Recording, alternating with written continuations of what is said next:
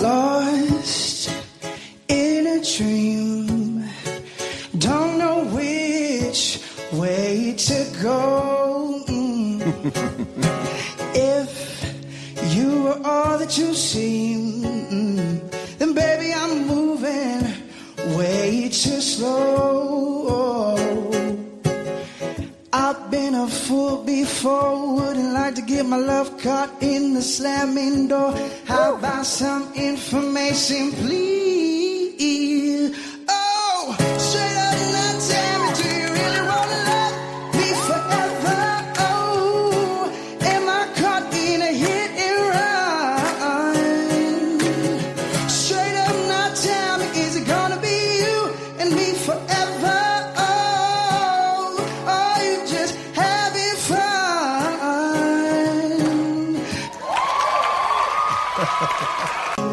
Lost in a dream, don't know which way to go.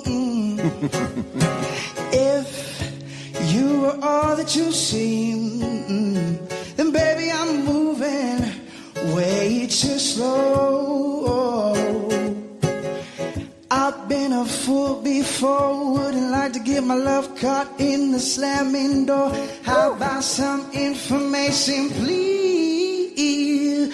Oh, straight up now tell me, do you really wanna love me forever? Oh, am I caught in a hit and run? Straight up now tell me, is it gonna be you and me forever?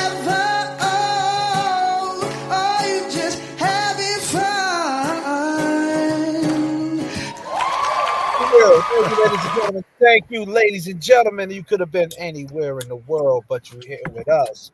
I go by the name of J.F.K. I go by the name of James Jackson. And I go by Kevy Kev.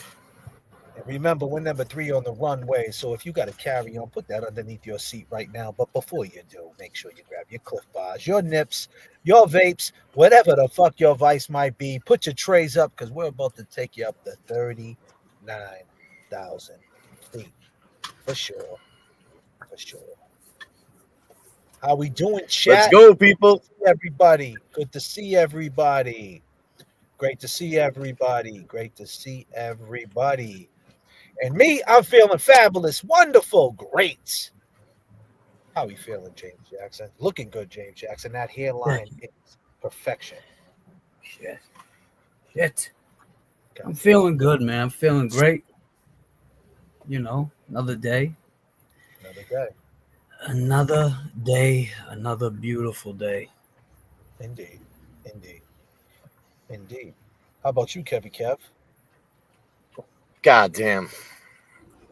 I feel simply marvelous. Simply marvelous. Y'all looking great. Thank you so much. I want to say what's up to Miss 808.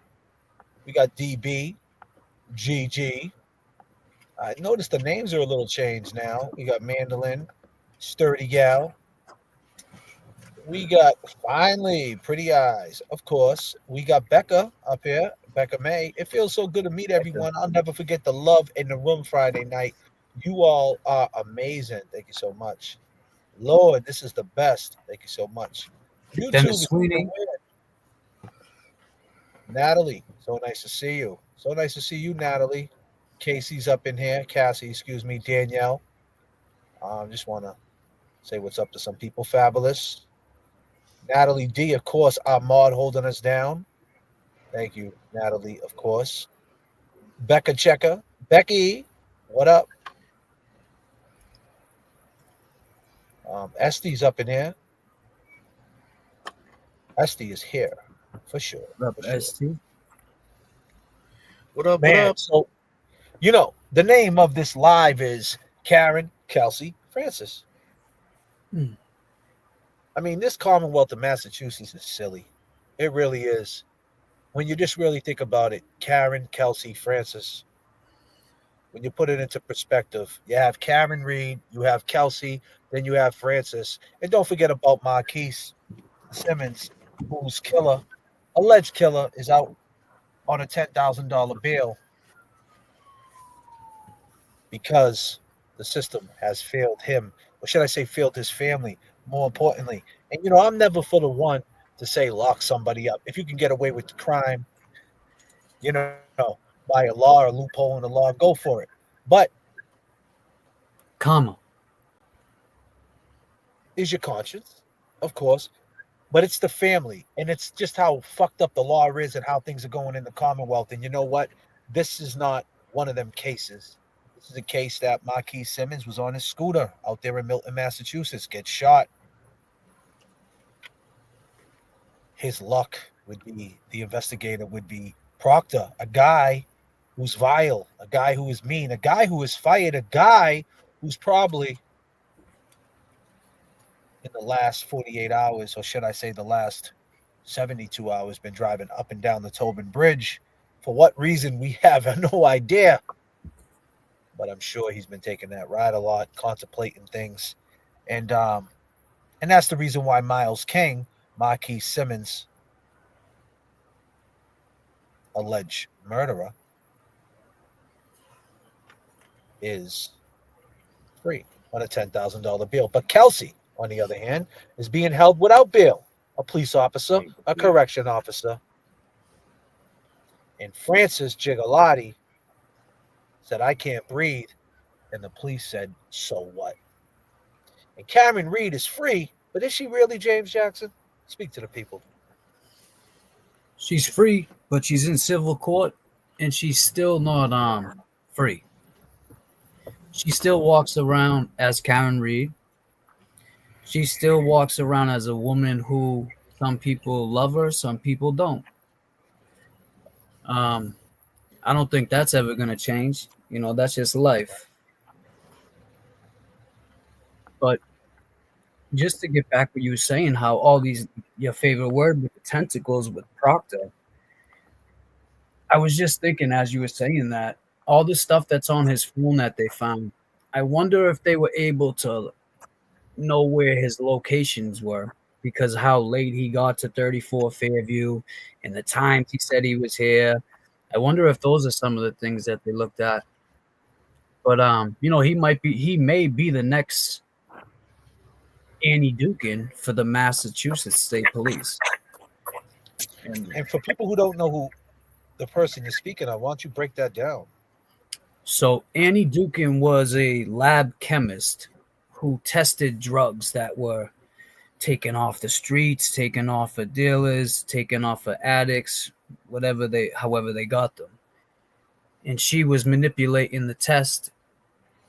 So I would say thousands of people that had drug cases got out. Any test that she got caught. She got caught, and I think she ended up getting time for that too, didn't she? She went to jail. I forget exactly what her situation was, but I know what she did. But a lot of people walked, and a lot of people got free. And now you got the same thing with Proctor. You know what I mean? This gotta go. Hey, do me a favor. Get this person the fuck up out of here. Please. I don't even want to see it. James, please don't look at it. Get this person up out of here, please. Thank you. That's the most disrespectful shit. That's so disrespectful. R.I.P. Lauren Barry. Let's be clear. The fact that you're making a name of a deceased girl that you don't even know the story, and there's no story. The story is pretty simple and pretty plain. She had an issue and she passed away. And the fact that you're saying James and trying to create some type of false narrative is insanity. It's fucking pure insanity. It's like, what level does it go to? Because what level is it going to go to? That right there is so disrespectful, that you're taking a girl's picture who's gone and creating a profile and saying that to James, all because of what? Because of what? Think about it. Because of what? But that's okay, because the person behind it, whoever the person's doing that, best believe sooner or later bad things will come your way. It's bad karma. It's not a good look. It's stupid. It's dumb. You don't like us, fine. But doing shit like that is ridiculous. Sorry. No, I James, appreciate it. if you could still speak Yeah. about Andy, what's her name again? Annie Dukin. Dukin. Yeah. So she screwed up, and I think she was doing it for somebody. Like she was helping out people, or she was either on a payroll or whatever it was. But she manipulated tests. Sorry, buddy. She served 2 She years served and 4 2 months. years and 4 months. Yep. So, but she was she worked for the state police, and she was a chemist. She did the test on the drugs that went to the lab. She tested them. And a lot of people came home. A lot of people came lot of home. people. A lot of people who thought they were going to do 5 to 7, 7 to 10s, or even was in there doing a 7 to 10 on some drug case, ended up coming home. And this is what's going to happen with Proctor. And this is why they don't want to lose any case. And this is why they're letting Marquis Simmons come home on bail, because they're trying to get ahead of it. They figure, hey, if we get him out on bail, right, we can get him back on the streets, get him back thinking that we're working with him. And then when we come to him with a deal, he'll take it. Because we don't want him to take it to trial, because chances are if he goes to trial, he got to bring Proctor on the stand. Yeah, and they don't want that smoke. They don't want that smoke, and technically he can walk for murder. Right. So pretty sure Scapiccio is in his ear like, listen, we're taking this all the way to the hoop. You're going home. You're not doing no time. They're trying their best to say, hey, listen, take this 5 to 7, this 7 to 10, and call it a day. Believe me, that's what they're trying to do, and that's the reason why he's home right now. And they're acting like, they're on his side, but they're only doing that to save face over there in Norfolk County, because they know what's about to happen, the shitstorm that's about to happen with Proctor. And I mean, this dude, Brian Walsh, who chopped up his wife, whose wife's not found. I mean, I'm not saying one murder case is worse than the other, but his name's attached to it. Say what? Proctor's name being attached to it doesn't look good going in front of No, they don't. I mean, when I say that not one murder is better than is no person is better than anybody else, meaning when I say that Miles King he did it, it was a witness, even though he expired after he said it, his declaration before he passed. But with his wife, there's nobody to say it. They don't have no body. They have nothing. They just have speculation. So when I say that, I mean, dare I say he might be able to walk faster than Kelsey? No, faster than Miles King. Miles? Yeah. Really? Yeah. I mean, think it's about it, because weird. Miles King, Marquis said Miles did it. Who's saying that Brian Walsh did it? I mean, they got him coming out of Home Depot. They got some evidence and they got some things like that, but they don't have a body. Yeah, so they got some things on his computer or something, right? Like how to get rid of a body or something. I mean, that's two major. I mean, think about them cases. You got Marquis, who got killed, a 25-year-old kid, right? Poor kid. His parents must be beside themselves. And then you got Brian Walsh, who took his own wife out. Karen Reed just walked. I mean, this is crazy. You want to speak to that, Kevy Kev? It is crazy. I mean, and what I think that, what doesn't get recognized is, like you just said, Marquise's family. I mean, this is like, you got to think about this. Like, you got a Massachusetts state police officer that fucked up. And now this family gets a phone call saying, hey, this is going to start all over. There was some misleading evidence, blah, blah, blah.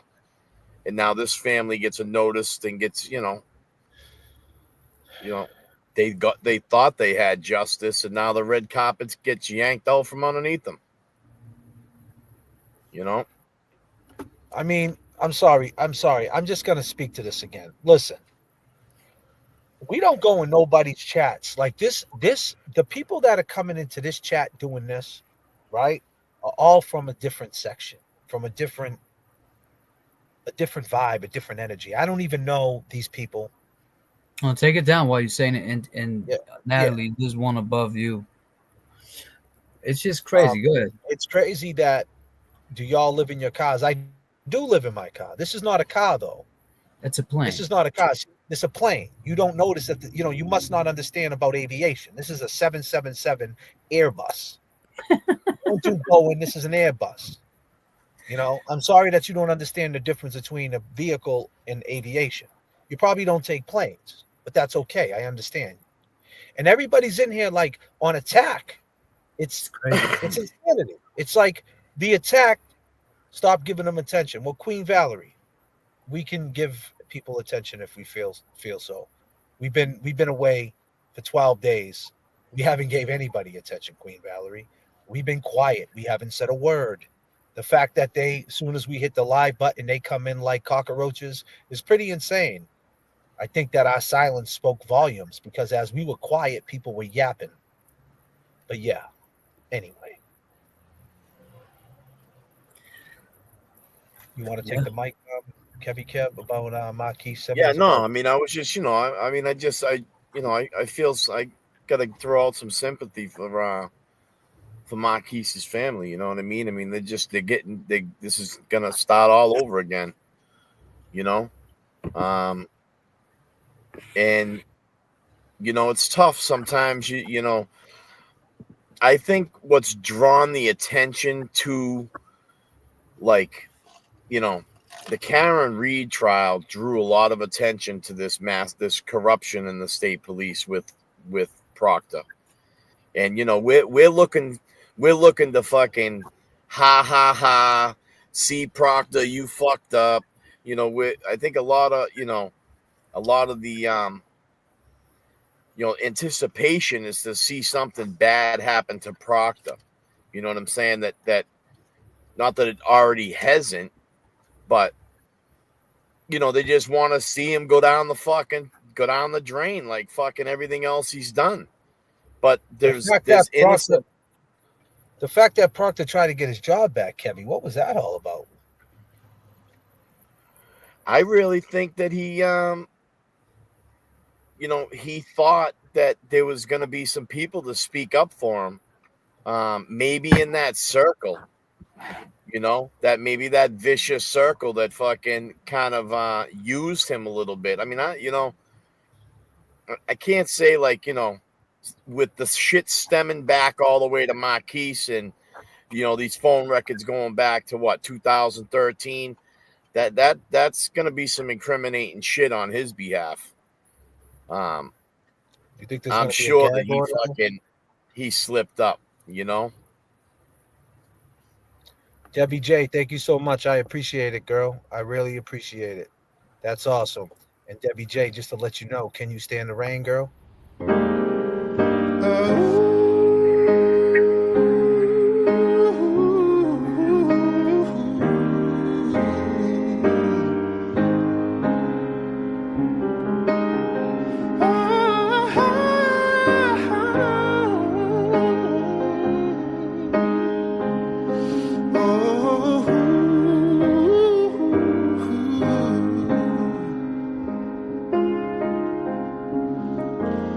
On a perfect day, I know that I can count on you. If that's not possible, then tell me, can you weather a storm? 'Cause I need somebody who will stand by me through the good times and bad times. She will always be right there. Come on. Sunny days, everybody loves them. But baby, tell me, can you stand the rain? And storms will come, this we know for sure. Can you stand the rain?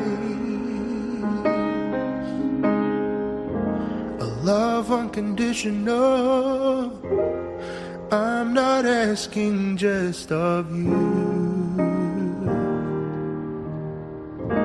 And girl, to make it last, I'll do whatever needs to be done. But I need somebody who will stand by me. When it's tough, she won't run, she will always be right there for me. Sunny days, everybody loves them. But tell me, can you stand the rain? Can you stand storms may come? This we know for sure. But can you stand the rain? Can you?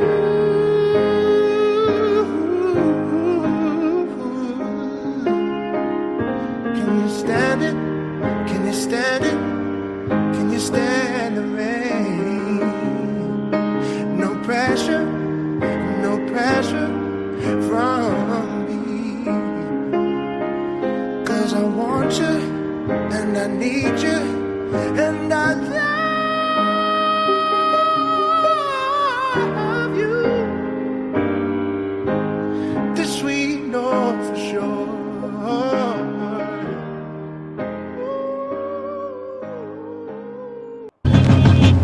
Static selector.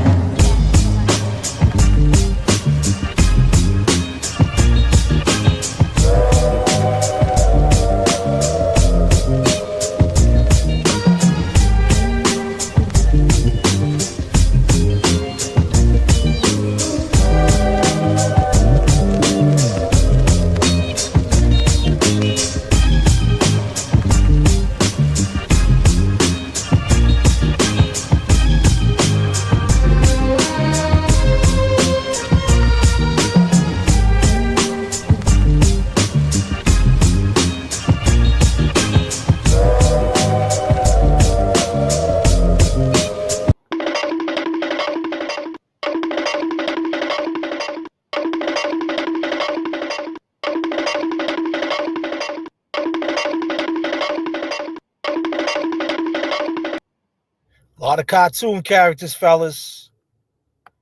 A lot of cartoon characters. Man, it's like, you know, it is what it is. Great It party is. we had. It was a great party. Let's go there. So Proctor tried to get his job back, right? Let's stay there for a second. He tried to get his job back, and then so as he's going to get his job back, he had this horrible past, right? Knowing that this past is there, he's finally kicked out. Then we find out today that the Boston Police Commissioner, right, the guy who said 7 times, seven times he said Karen Reed. Who Karen Reed? I don't know nothing about Karen Reed. Karen Reed. But he never mentioned one name, James Jackson. He never mentioned John O'Keefe. And who was John O'Keefe? Was he a Boston police officer by any chance? Yeah, he was a Boston cop. He actually worked for the sex unit at the end. Took us a smaller job, I think, to be closer to home. And he never mentioned his name once. And then come to find out, in 2024, the FBI sent a letter over to the commissioner and said, we've been talking to your rookie, Devers. And he said, I had no idea. Right when they sent that email, the very next day he had a meeting with Devers. And today, Nick Rocco said, last night, there was going to be breaking news. We already knew about the news because you know why? My name is J.F.K. How do you know I haven't talked to Karen Reed? And my name is James Jackson. How do you know I haven't spoke to Karen Reed? And my name is Kev. And how do you know I haven't spoke to Karen Reed? So we knew what was going down. And, it's a beautiful day because Alan, our boy Alan, he's our boy. He's your uncle. Actually, my uncle. Yeah. Well, he's got a lot to say pretty soon. Best believe that. You better believe that. can you stand the rain? Is the question. Oh man, they ain't gonna be able to stand that rain. Oh no, God damn! What do you say? I don't get nervous. I make people nervous. Oh yeah, and, he said it on a show too. Oh yeah. He said it on a show. Huh. I wonder why he said that. I don't But know. anyway, you know, and they said you got to get on that Tom Brady list. You know, the real TB, Tom Brady list. There's only one TB in Boston, and that's Tom Brady. And there's tuberculosis in jail. That's another TB that, you know. But anyway, they put him on the Brady list. They want to put him on the Brady list. That came out today. He's a fucking liar. Proctor's a fucking liar. But the question is, I'll swing it around the room. Why isn't the feds coming through to arrest anybody? Throw some handcuffs on the people, shake some shit up. 2026 is going to be a pretty interesting. I'd say it's coming soon. I would say like Christmas time.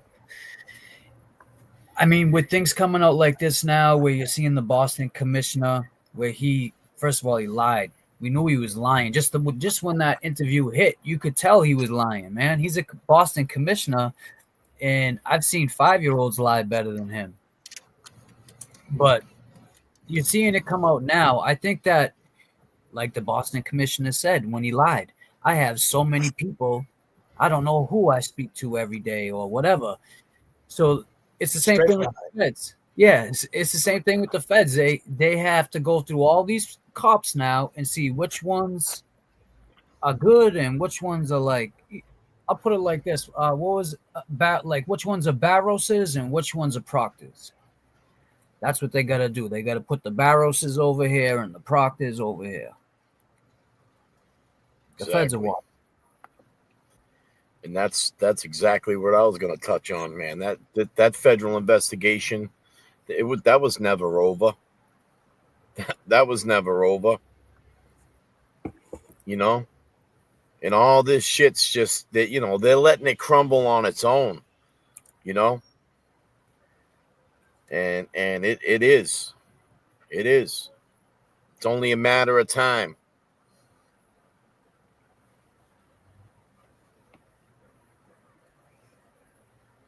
Yeah, that's why they get the highest conviction rate, as we all know, because they take their time. They don't want to have to go through the bullshit of doubling down twice and going to court twice and all that. What up, Josie? It's good to see you. Josie Lou. Yeah, her name. Josie everyone. Lou. Yeah, the ice cream Becky man G. is coming.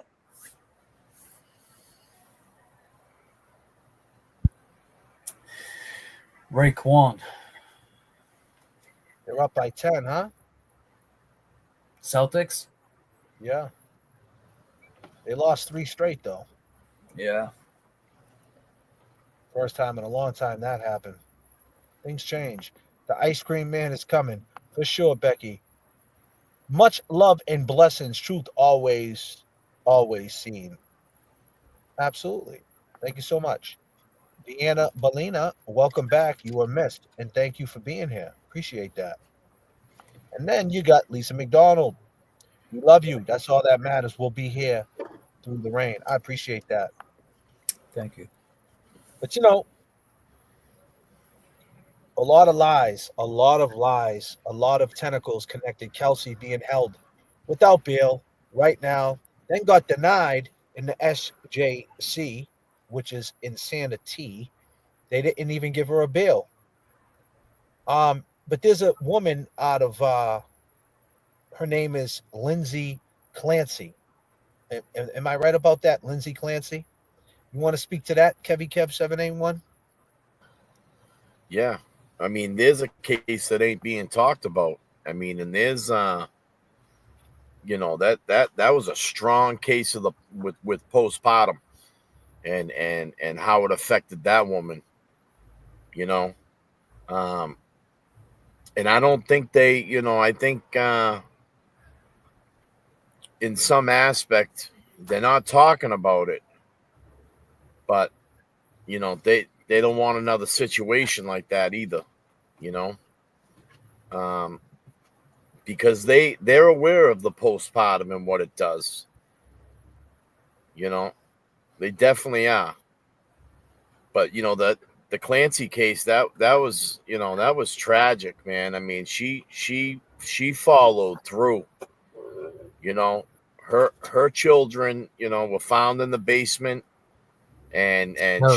she dove out the third floor window, or the upper level of the house, and she survived.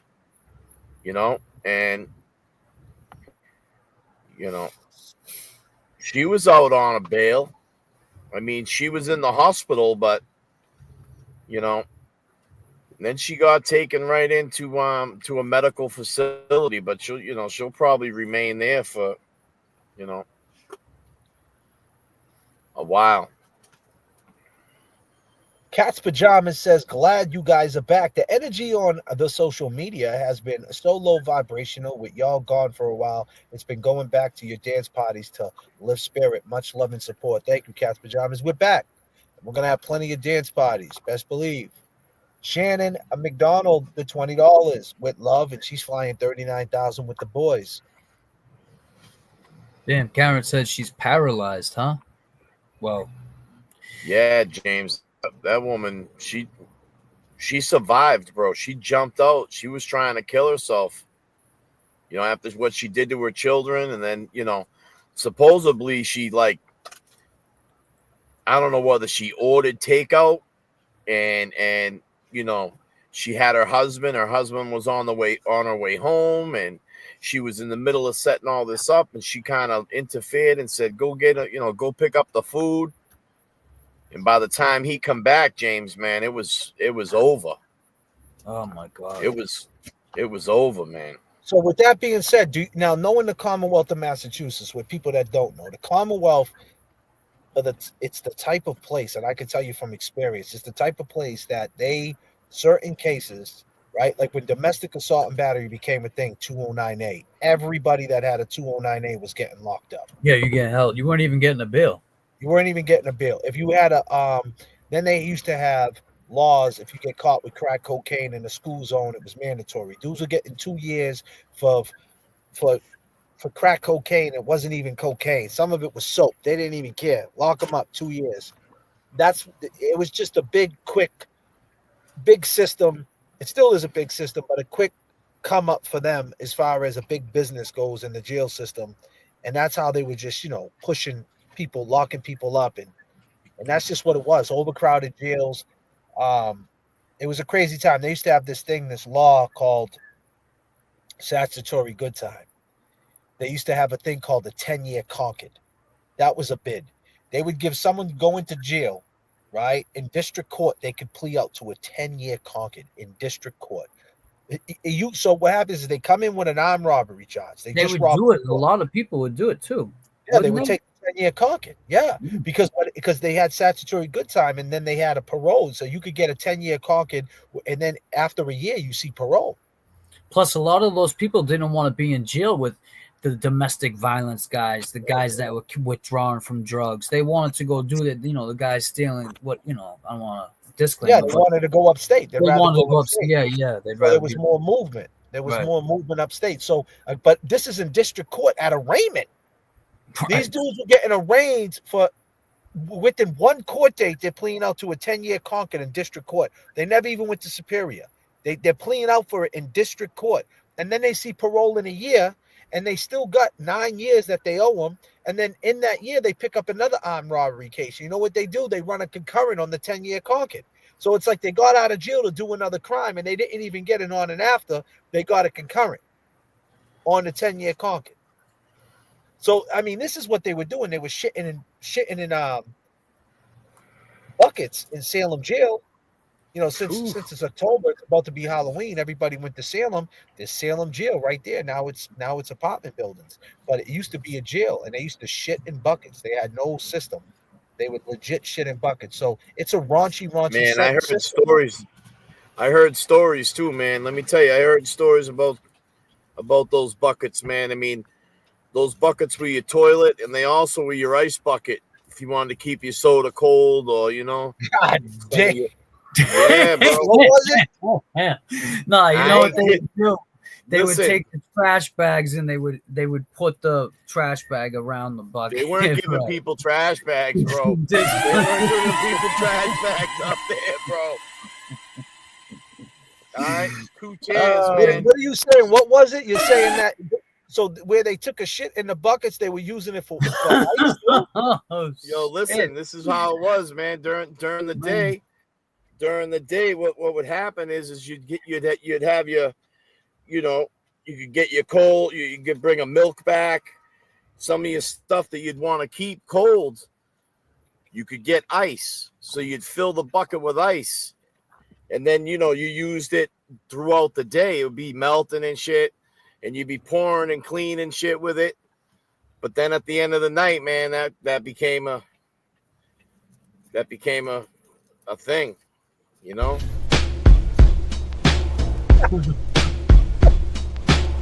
I'm God damn, what type of thing you talking about? who's throwing down on a mill?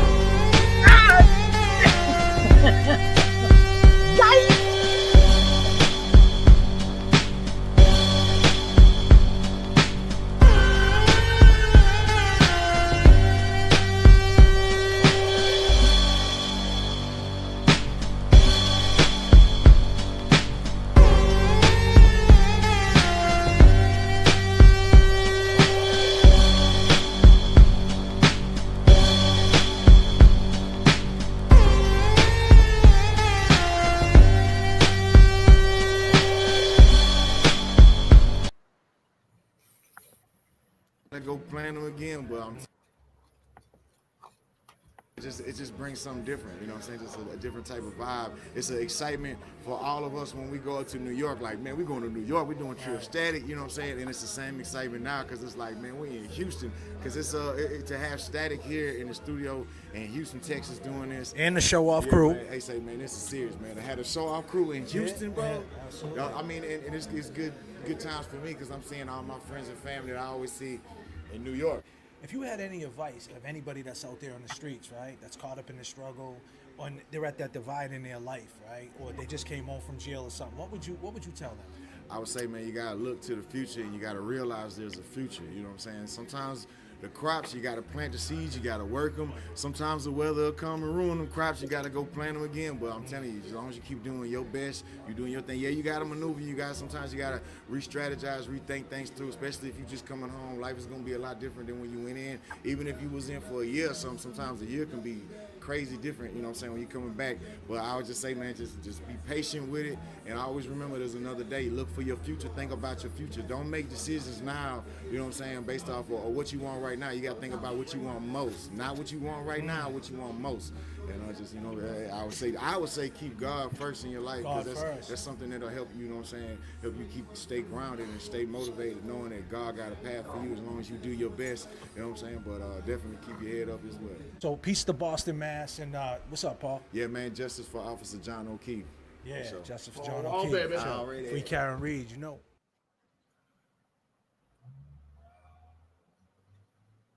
Yes. Paul Wall. Paul Wall, baby.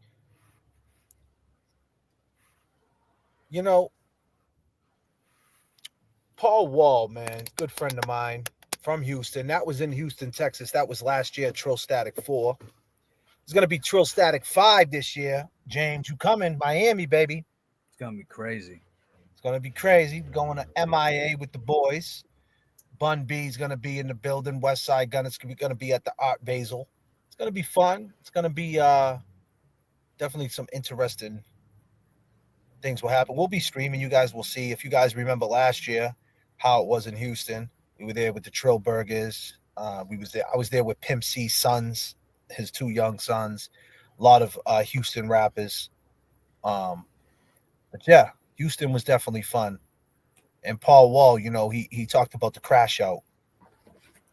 And, the crash out, you self-sabotage. A lot of people are manic out there. They think they're high, but they're really low. They're running their mouth.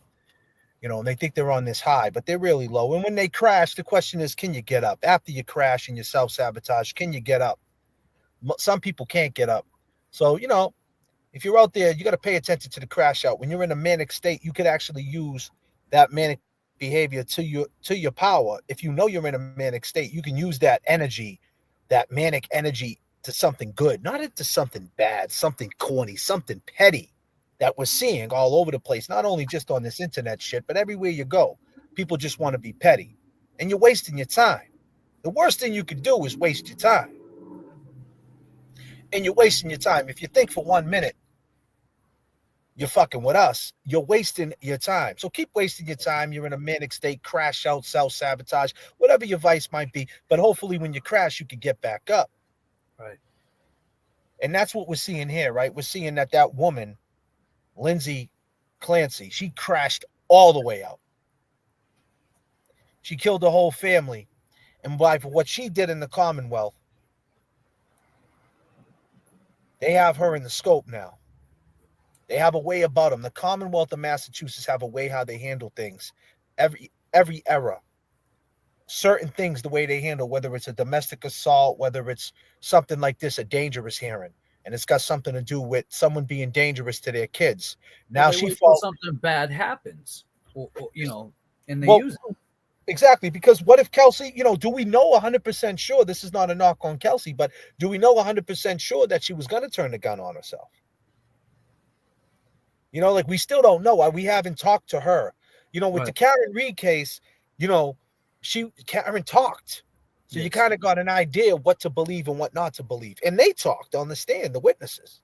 So you see their lies. Well, I think this is also a good example of when you're fighting a case from behind the wall and when you're fighting a case from how Karen was able to fight hers and have the internet and have the people that out here to support her and show up to the courtroom 50 to 100 deep with supporters. When you come in there in shackles and handcuffs, the judge already looks at you a certain way, and that might be something that they take into consideration too. So you gotta. That's a great point. If she was out on bail right now, I'm sure she would have already spoken. She did a little bit. She did say that, just wait, the truth will come out. But like you said, it's like a gag order, right? Yep. Lock her up. So this is the way they can lock her up. They just say, hey, maybe they come to her with some type of deal. It seems like they don't want no smoke in this situation because they don't want another Karen Reed. And then in the same county, Essex County, they have Francis Gigalotti. I mean, they got their hands full over there in the Commonwealth. But do you think her being held without bail has anything to do with Lindsay Clancy? Do you think that's like what their baseline is? Well, look what happened to Lindsay Clancy. That's why we got to hold her without bail. Do you think that's the reason, Kev? Yes, because I'm almost positive that Lindsay Clancy, she was seeking help. She was in therapy. She was in, she was being medicated. I mean, her doctors were aware of her, being on edge, with the postpartum and everything.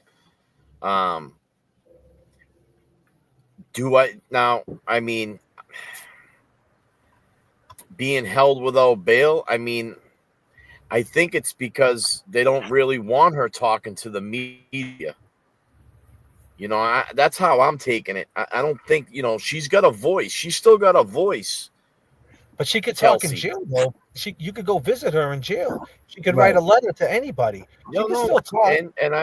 And she does write letters and stuff, and I get it, but I don't think they want the standing on the courthouse stairs and right. I don't think they want that. I don't think they want that again. Right. Well, if they can prevent it, I think they want it being they are really publicized. Yeah. They're holding her without bail. I mean, that's insane. I mean, this woman was a corrections officer, and then brought into being a police officer. Go ahead, not to bounce back, but like how James just said it. I mean, This is a big issue with this, is that she's got to fight this case behind those bars. She has to wait for a phone call. She has to be brought, woken up in the morning. Oh, that's the worst. Get your folder. She's probably got a stack of papers this high. Bring them to the, bring them to the visitor right center. now. If she don't have them right now, she will.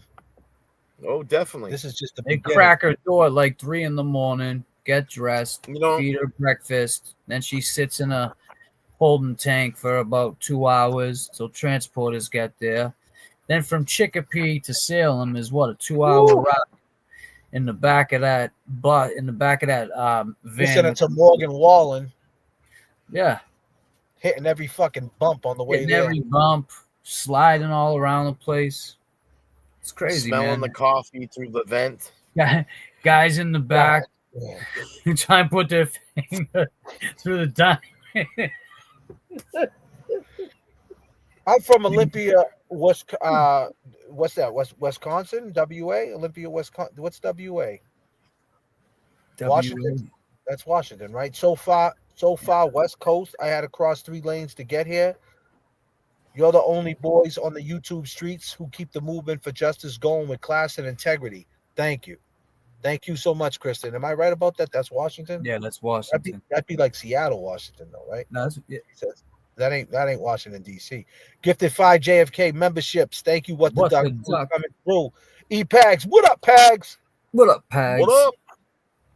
Shari Murdoch, keep flying above the noise, guys. You're doing good work, and we try to do the best we can. You guys are looking great. Nice to see your faces, voices on the big screen again. E-Pags, it was good to see you, girl. E-Pags was looking good that night, man. She had the black shoes on. No, she had the red shoes on. No. She had red shoes. She had the red shoes on. Damn. And then she had the lace socks, like the knee-high lace socks, man. It was a nice little fit. I ain't gonna lie, I really like that. Pags was stunting on him. Pags, we seen you, Pags. We see. God damn, those red shoes. God damn. Oh God, you need a. What about them red shoes? She had the what? God damn. Oh fuck. J.F.K. I'm raw hustler, get your baking soda. Terminology. We can take it higher than that. J.F.K. I'm raw hustler, get your baking soda. Static selector. J.F.K. I'm raw terminology.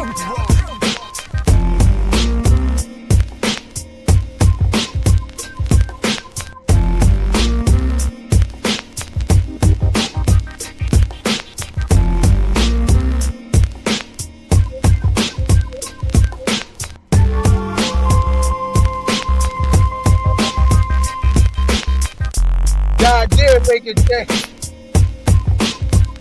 God damn, making changes.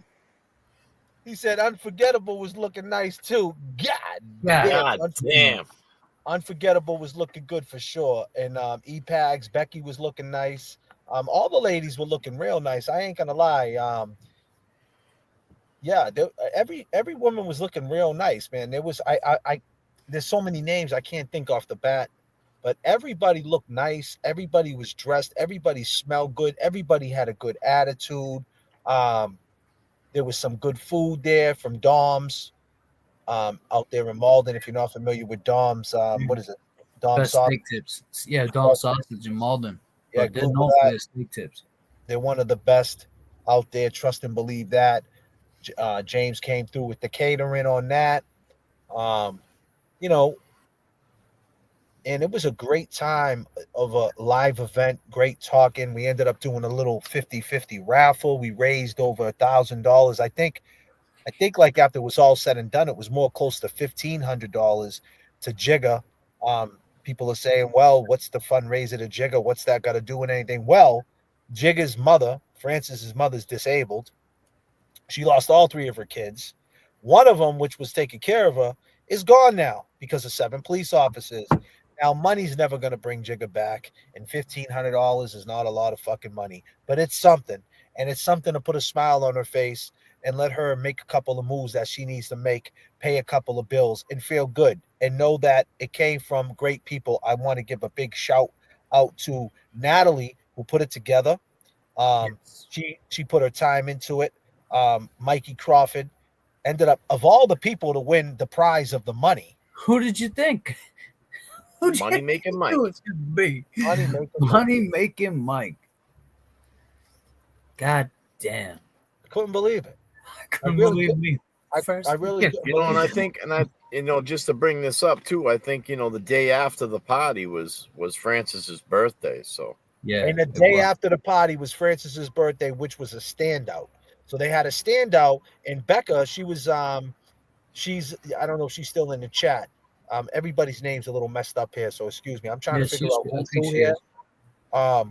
But Becca said it felt real good putting money in her mailbox, so to speak. And LTL matched it. He matched 250. We Yeah, Richie Schiffer, Dennis. Yep, Dennis, Richie Schiffer donated money. So I think like she walked out of there with like $1,000, and then I think someone donated some money in the fundraiser. So there was some money put in her pocket the next day at the fundraiser. I mean, at the standout, excuse me. And yeah, Becky felt real good about that. We felt real good about that. Um, and we had a nice intimate conversation. We got to know Mikey a little bit better. We got to know Nan a little bit better. I found out Nan actually started her journey in life in the BX and then went to Jersey. Actually found out that she actually tried a couple of murder cases, and we asked her some good questions as far as like what's the perspective of a lawyer going into a murder case in the morning, knowing that someone like everything you just explained about Kelsey coming in from Chicopee, like your client is coming there, and then you got to put on this game face. Like, how do you approach that? So we learned a lot of stuff, right, James? Yeah, absolutely. Learned about her. Opened up too with LTL. Shout out to LTL. Yep, LTL. And just learning more things. I mean, trying to think what else. It was just a good time, man. It was a real good time. If you were there, you had a good time. If you watched the live stream, you had a good time. It seems like everybody did. And Becca's on and Becca were up on there talking about Francis. Yeah, Just a lot of love, man. yeah. And it was, and And don't get it twisted. I know there's rumors out there saying that there was 5 people there. Best believe there was probably about, at the end of the day, there was probably about 100 people at one point. Some Maybe people more. yeah. Yeah. And then a lot of people from the other party. There was another party. Yeah. A lot of people left that party and came to our party. Right. So there was people coming in and out. Shout out Jay Grant. What's his wifey's name? His girl's name? Allison. What's the other girl's name? The TikToker there. Boozy Beauty. Boozy Beauty was there. She definitely is a beauty. Boston Brandy was there. And shout Boston out to Brandy was Ross. there. Yeah. Ross was there. Like you said, Dennis Sweeney. Dennis Schiffer was there. Sweeney. Yep. His wife. Yeah, we're just naming familiar people that you might know that Cynthia was there. Lynch was there. Cynthia Lynch, yeah. What the Duck was there, obviously. What the Duck for sure. She held us down. She actually was being a mod on the stream, Yeah. watching our live show, which was she was doing 2 jobs. She was looking around, helping people out, and doing the live stream. So it was cool. Everybody came together. We couldn't have did it without you guys. The live stream is on members only. If you're not a member, go become a member. Check it out. We did the best we could with it. But yeah, it was definitely good times. And yeah, Making Changes was there. Patrick was there. yeah, the one thing I like, it was nice. What the one Brandon thing one thing I wanted to mention on that too was that, it was a, I don't know if you want to call it, a party. I mean, it was more or less like, I mean, it was our live show. It was a live show. yeah. And the best experience is that a lot of people that were in our chats and people that have been along this run, you know what I mean, these plane rides, they were there. I mean, that's something totally different from a party. Hold on one second, bro. Maurice, hello. The membership question. I know I just had it up there. I'm sorry, Maurice. I don't know. I don't know why it's saying that you can't become a member. I don't even know. Send me an email again if you don't mind. If you don't mind, send me an email again with exactly what you're talking about, and I'll check into it 100% tonight. Because I really not, I'm not picking up what you're putting down, the context of it. But send me an email, and I'll try to figure it out. I'll Google some shit. But I appreciate that you're concerned. Some And there's some sure. kinds of there's some different format with that though. If you're on an iPhone, you gotta like back out and get in the browser, and it Yeah. offers a better way Oh, to that's pick what it is. the memberships. Yeah, I don't know how an I did Android mine works. from my laptop, actually. Yeah, it's Yeah, easier if you have a laptop. It's harder on the iPhone. If that answers your question, Maurice. If that answers your question. Yeah, it was a live. It was a live podcast. That's what a live streaming. It was. We were live streaming, and there was a lot of good content there. Like we asked some great questions. Mikey, we asked him about Peggy O'Keefe. Like, do you think that could maybe? Because this is where we're at. We always said the pivot. You could go Yeah. back to all our lives, but somehow or another, we're getting caught up in this ecosystem that we're just all about this other thing, right? We're just talking about wiretaps, and that's all we talk about. And we're out to take people down, and we're dividing people. All this narrative, which is all bullshit. It's all lies. That's what it is, people. It's all fucking lies. Because you could go back to our live streams, right? Because a lot of people talk about the word receipts, and they do all that. I'm not even in the mood to do all that. Listen, I could do all that all day long. I could create a show explaining this and that and this and who said this and who said that and how this one contradict this one. And that shit is boring. I'm not doing all that. I don't even want to hear some of these people's voices. Right.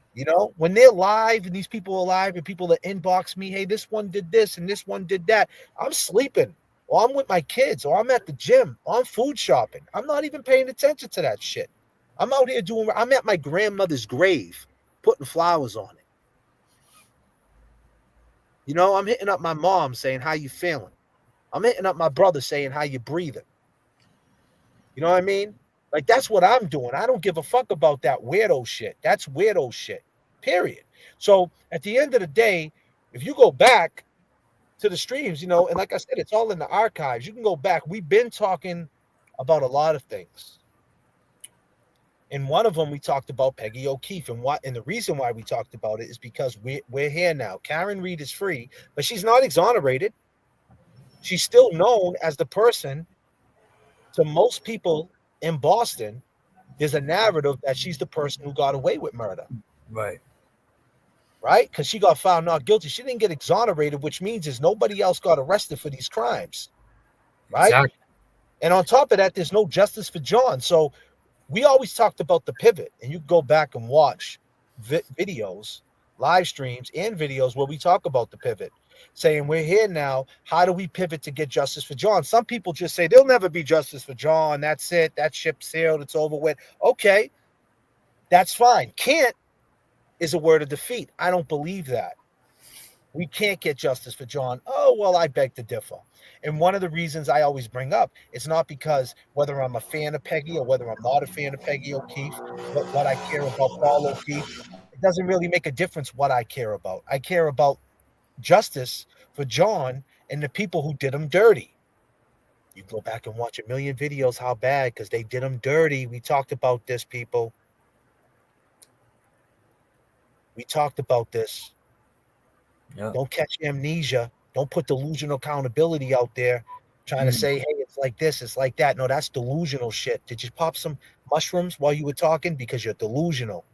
We've been talking about the pivot and how we can get justice for John. And one of them on stage, just like we'll talk about tonight, could we, if we could get Peggy up here to show a waterfall video, to have a conversation and say, hey, give us the reasons why. Some people would hate it, but how do you know? How do you know that James Jackson, Kev, J.F.K. couldn't make her say, hey, you know what? That's a good question. And could that start the justice for John O'Keefe? It's just a question. Is that going to happen? It's I don't his know. mom. It's Did we think it? Exactly. Is it going to happen? I don't know. But that's his mom at the end of the day. If we were to sit up here and say, just for an example, does John just the heel toe? Have you ever seen John do that move before? You know, something as simple as that. Do you think he was getting upset or getting himself worked up when he did that move? I don't know. I don't know if she's seen all this stuff. You know, I would imagine she's seen some of it, but there's some mothers out there, like such as Francis's mother, who don't want to see shit like that. There you go. And why I don't know you talk to that? Well, like when we spoke with her that when we went out there the first time, we was talking about, we were talking close by her about the video, about how things went down, and her sister auntie had to take us to the side and say, you know, she hasn't seen the videos yet. I don't want her to know, and that's just her choice. She chooses not to see that her son going out. That's his last, you know, her way of seeing her son. So some mothers may just not want to watch that. You know, they just may not have the stomach for it, or remember them that way. It's true. It's true. You know, I mean, I'll tell you. I mean, she was kept. I mean, we're talking about a good 4 or 5 weeks, probably a month of not really being able to see, you know, not wanting to see that, not speaking to anybody, not reaching out to anybody, and you know, to go back to Mrs. O'Keefe, you know, has anybody, you know, offered her you know, a comfortable platform to speak? I mean, you know, has anybody, you know, offered to hear what she has to say? No, I don't think so. I mean, maybe they don't want to talk. I don't think I've heard anybody, you know, because it was back to that mentality of she's whatever another person thinks of her, and that's just what everyone else had to believe at the time, or that's what everyone else. See, and here's another thing. I don't mean to, it just popped in my head. Like, we just got confronted with the video of the new arrest. Well, I mean, the arrest of Karen when she was getting upcharged to murder, right? And she was trying to talk to the cops, and they did she see that? Did she see that? So the whole time she's being told, oh, she had no compassion. Karen didn't want to talk. Karen, you know, Karen was acting standoffish and this. Yeah, but did you see that? Did you see that in the cell when she said, hey, I got your daddy on the phone right now. Well, we want to talk. We want to tell a story. We want to tell you something. 4 months, 120 days in 2023. She's telling him, June of 2023, I want to talk. No, we don't want to talk to. We don't want no statement. No. Don't worry about it. And then here we are now. Here we are now. The pivot. Did she see that? Sometimes you got to go back to go forward. Mm-hmm. You know, and I mean, we all do get it that she's, you know, she's got this civil case going on, and, you know, I mean, she might not want to speak on things, you know, until things are over or whatnot. But I mean, you know, what about John's father? You know, what about, you know, even his brother? I mean, he's had a fucking rough run through all this. He lost his sister too. Second, my brother. We got Josie coming through. And when you guys were away, I'm sorry, guys, some turbulence coming through for the fellas. When you guys were away, I kept seeing an anxiety. Baby, come back in the shower, full lungs. I love you all. God damn. I think we just entered somewhere. You're now entering Groove Lounge.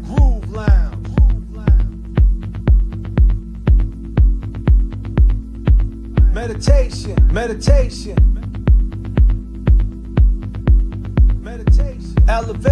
Elevation. Dedication.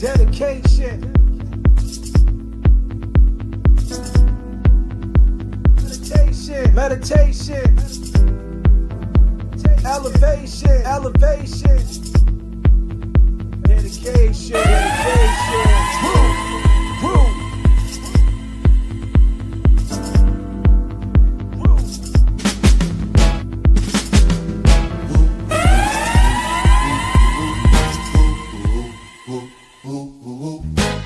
Yes.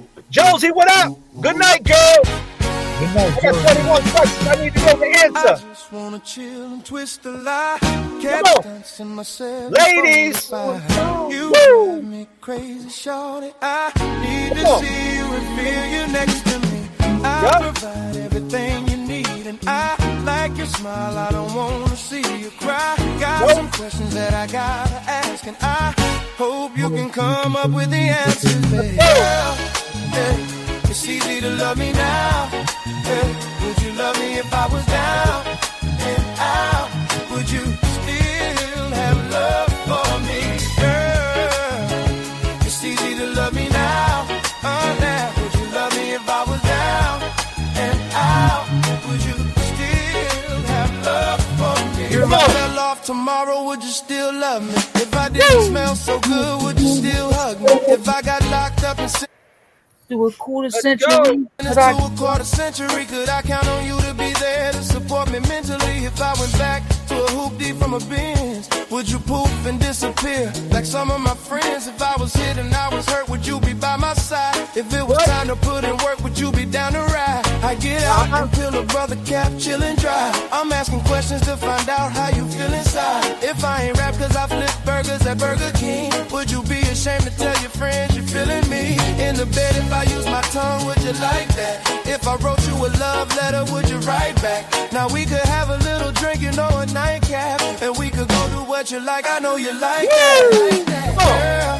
Girl, it's easy to love me now. Oh, now, would you love me if I was down and out? Would you still have love for me, girl? It's easy to love me now. Woo. Would you love me if I was down and out? Would you still have love for me? Now would you leave me if your father found out I was thugging? Do you believe me when I tell you you the one I'm loving? Are you mad cause I'm asking you 21 questions? Are you my soulmate? Cause if so, girl, you a blessing. Do you trust me enough to tell me your dreams? I'm staring at you trying to figure how you got in them jeans. If I was down, would you say things to make me smile? I treat you how you wanna be treated, just teach me how. If I was with some other chick and someone happened to see, and when you asked me about it, I said it wasn't me, would you believe me or up and leave me? How deep is our bond if that's all it takes for you to be gone?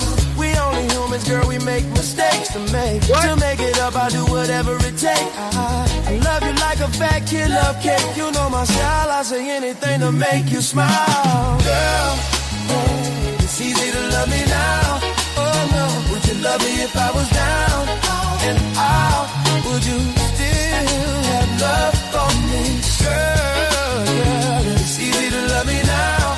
Oh, would you love me if I was down and out?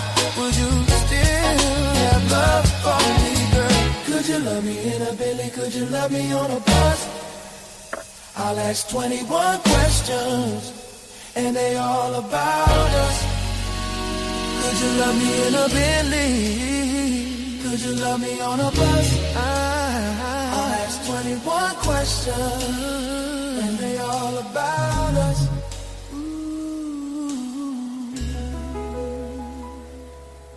God damn. Dang.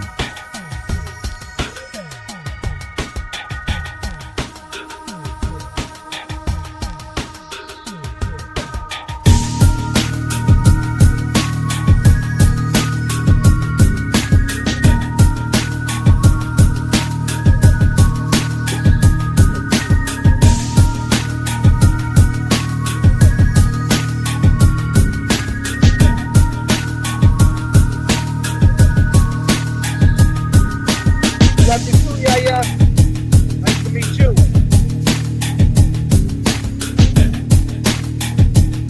We back. Feels so good, doesn't it? Like you Feels never so left. good to be back. Like you never left. I go by the name of J.F.K. And I go by the name of James Jackson. And I go by Kevy Kev. Woo! Please pass the Show us yeah, pepper. people.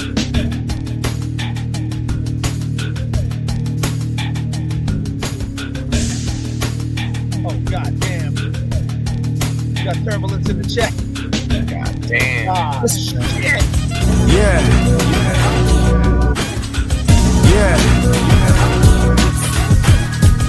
Yeah. Turbulence in the chat. Turbulence in the chat. Can you hear me? Can you hear me? Boston. Static Turbulence in the selector. chat. Yeah. Turbulence in the chat. Boston.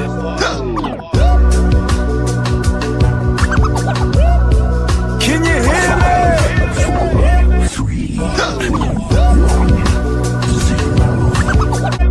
Can you hear me? Static selector. Yeah.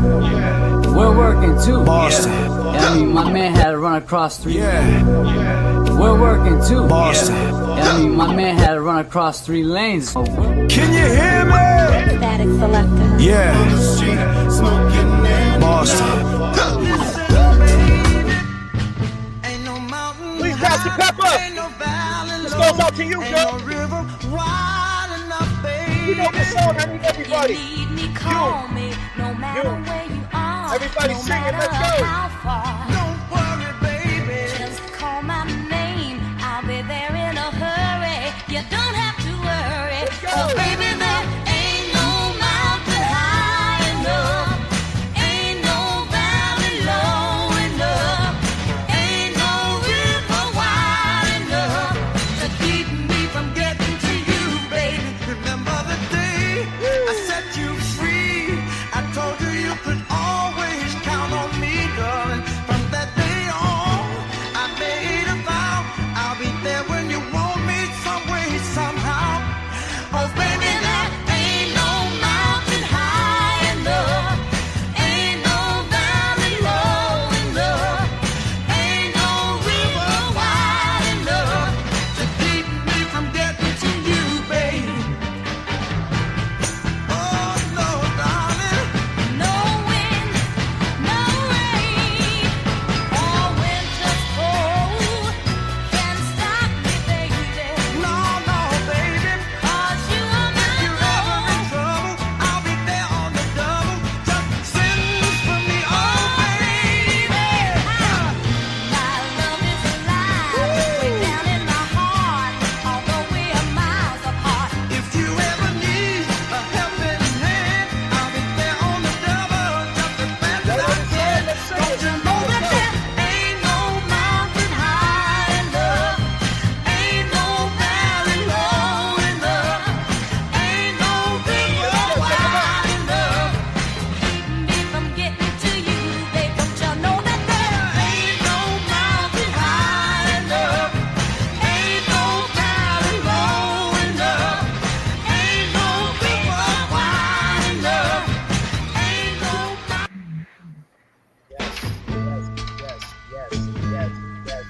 Yes.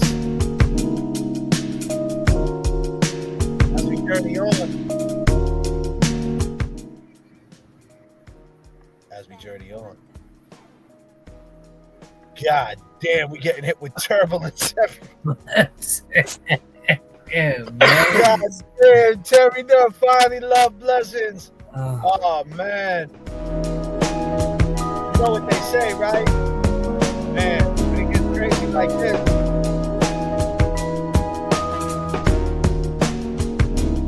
You gotta let the music play. Woo! We back! How we doing, chat? God damn.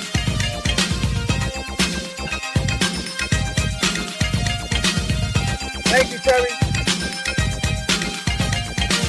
Let's go. Into a groove. As soon as we started to move, the music played while our bodies displayed to the dance. That love picked us out for romance. I thought it was clear the plan was we would share this feeling just between ourselves. But when the music changed, the plan was rearranged. You went to dance with someone else. We're coming in now. We started dancing and love put us into a groove. But now he's with somebody new. What does love want me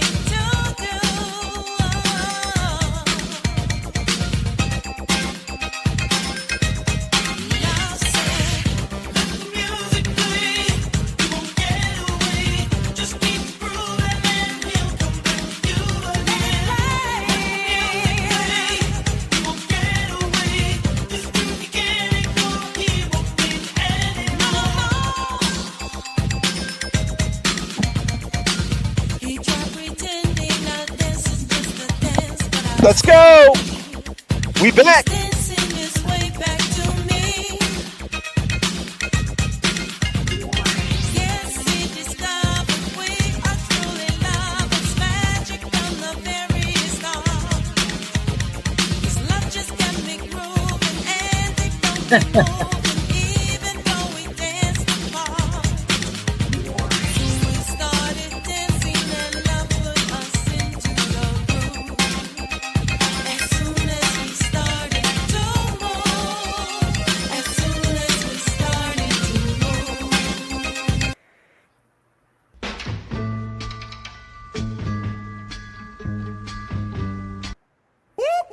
That's the sound of the police. Whoop, whoop. That's the sound of the beast. Whoop, whoop. That's the sound of the police. Whoop, whoop. That's the sound of the beast.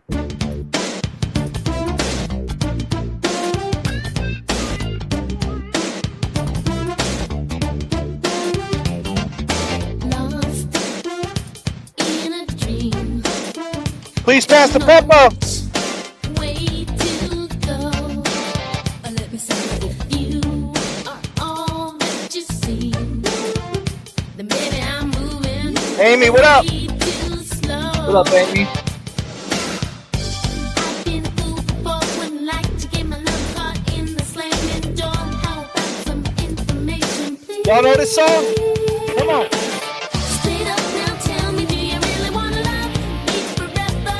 Oh, oh, oh. Or am I caught in a hit and run?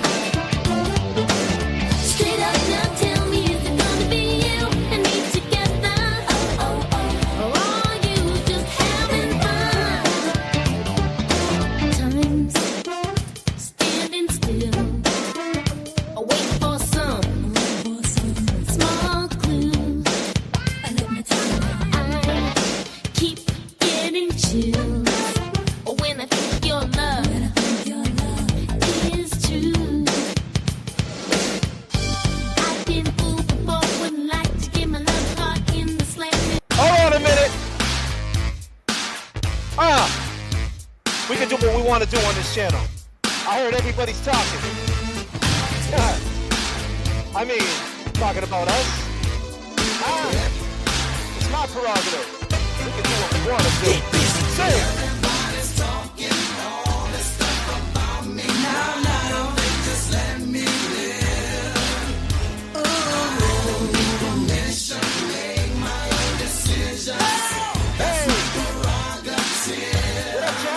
They say I'm crazy. I really don't care. That's my prerogative. They say I'm nasty, God but I damn. don't give a damn. Getting Oh, girls is shit. how I live. Some ask me questions. Why am I so real? But they don't understand me, or really don't know the deal about a brother trying hard to make it right. Hey, Not long ago, sing everybody. I win this fight. Everybody's talking all this stuff about me. Why don't they just let me live? Tell me why. I don't need permission, make my own decision. That's my prerogative. It's my prerogative. It's the way that I want to live. It's my prerogative. Let's go. It's my prerogative. I can do just what We could do what the fuck we feel. I feel. It's my prerogative. No one can tell me what to do. Nobody could tell us what to do. Are you crazy? It's my prerogative. 'Cause what I'm doing, I'm doing for you now. Don't get me wrong, I'm really not suited. Ego trips is not my thing. All these strange relationships really gets me down. I see nothing wrong with spreading myself around.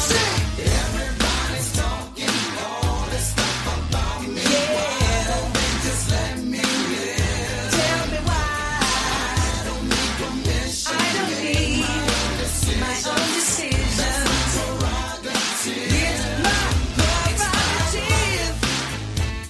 I can do what I want to do. It's my prerogative. Now, Can live my life.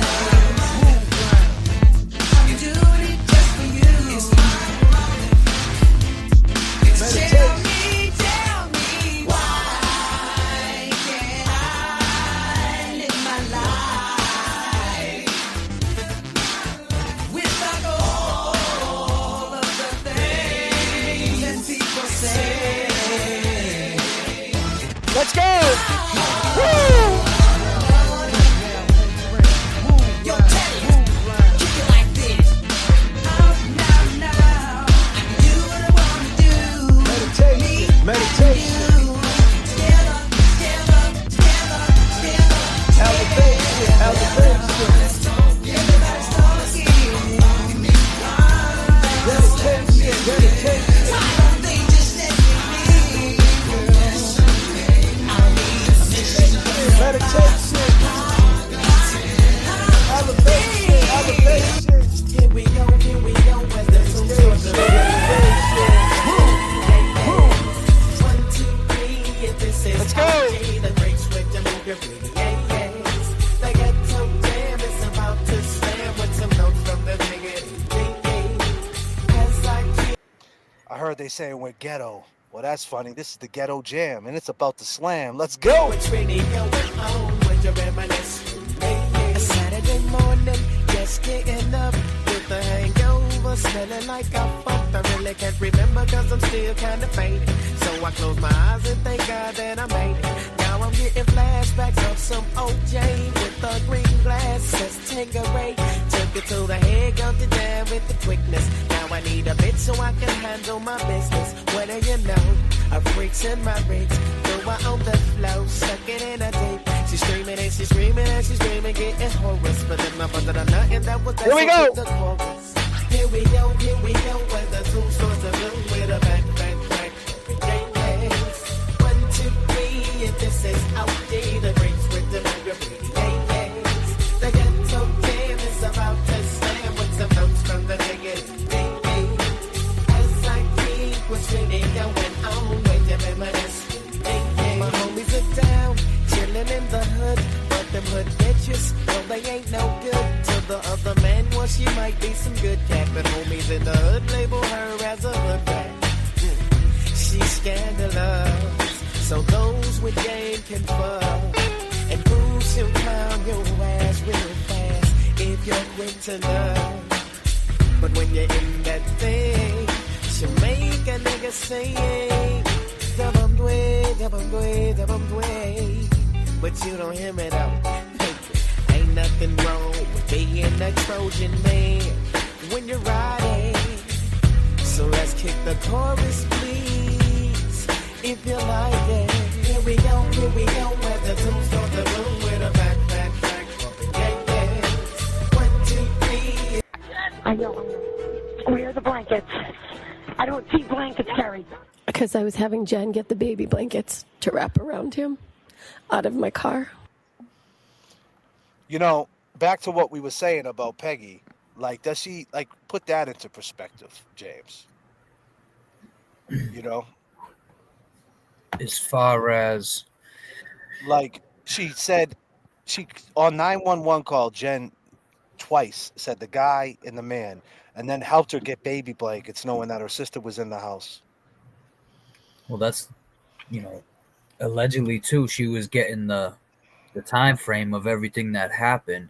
She didn't hear that recording, I'm assuming, until they went to court, but she heard it. I mean, that she definitely heard, and I wonder how she felt. I'll tell you, the time when I went to court and Jen McCabe was in there, after seeing Alan. Well, hold on. So you was in court with Karen Reed during the Jen McCabe testimonies. Please speak to that. You have to. Yeah, it was crazy because not just were the jury making faces, but you're not really supposed to look at the family, look at the jury, just keep look straight ahead, But it was hard not to, especially when Jen McCabe was up there, because she definitely got some PR from the last time she was there. But or maybe she just worked on it more.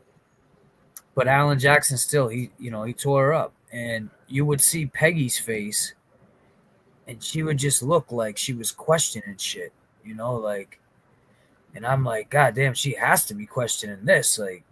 They would play the phone call like that. What we just heard, they would talk about the man, and you would have to question, why didn't you say the officer?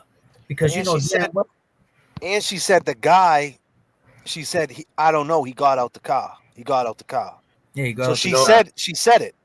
Yeah, because you know, and we've said this before. If Jen said, Officer John O'Keefe, he's a Boston police officer, he's just laying there in a snowbank. Fucking the cops would have been fucking swarming that place. Yeah. All surrounding cities. I mean, a Boston cop.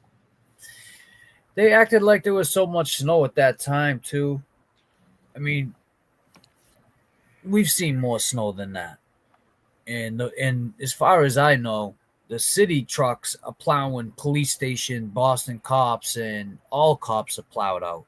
If they're not, there's another vehicle they can use that's plowed out, that's heated up. They're not going to get in a car with snow on it, is my point. Let's listen to the 911 call real quick. What's going on? There's a guy unresponsive in the snow. 34 Fairview Road in Canton, Mass. There's a man passed out in the snow. There's a man passed out in the snow. There's a guy unresponsive in the snow. There's a man passed out in the snow. What any conversation do you have with her then? She proceeds to scream my name multiple times, that John didn't come home. She left him at the waterfall. Just woken up. I was, what are you talking about? And then she, told me that they had gotten into a fight and she left him there. I remembered that Chris Albert had still been at the bar. Maybe John walked home with Chris because Chris lives close to the waterfall. I told her that I was going to call Julie and see if John had ended up with Chris. And what did you do then? I called Julie Albert. Oh. She did not. Did you have any conversation with your husband Matt around that time? Yes. He, had kind of shot up out of bed when Karen had called. Then he was, what's going on? And I said, well, I'm calling Julie because what are you talking about? We saw them outside of your sister's house. And then I'm not sure if I called Kaylee back. And then I'm not sure if I called Kaylee back or if Kaylee called me back. Yes, I get Karen. Kaylee called you back. I mean, you called Kaylee back. You called her back. The biggest mistake that night was Karen picked up that phone call, took the phone call from Kaylee. The biggest mistake that night. Get in touch with Karen again, and I say, Karen, we saw you outside of my sister's. You knew that the first time she called, though. Right. Jen, you knew that the first time. She didn't. John didn't walk home with Chris from the waterfall to One Meadows Ave. You know that's a fucking lie. And what was her response? She told me that she didn't remember going there. And this is when she said this. I don't know what. What did you say, Jen? He got out the car. And what did your uncle say, James Jackson? Was that you? No, what he said. What did you just say? Yes, it was. That 911 call? Yes, it was. And what did you just say? I said, I don't know. He got out of the car.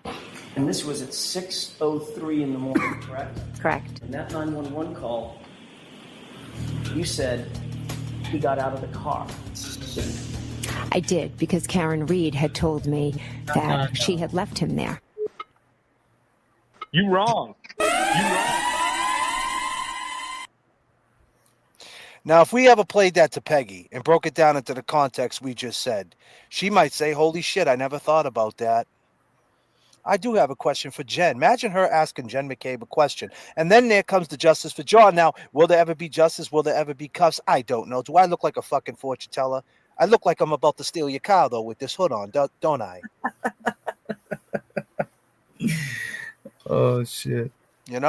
But you can't even do bits nowadays. When you talk about polo in the bag, people really think we're sticking polos in the bag. But don't mistake, in 1995, we definitely were sticking polos in the bag. But that was 30 years ago. 30 years ago. They'll hold it against you, man. 30 years? They'll pull God it up. damn.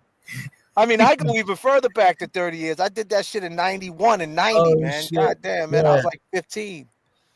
Man. But anyway,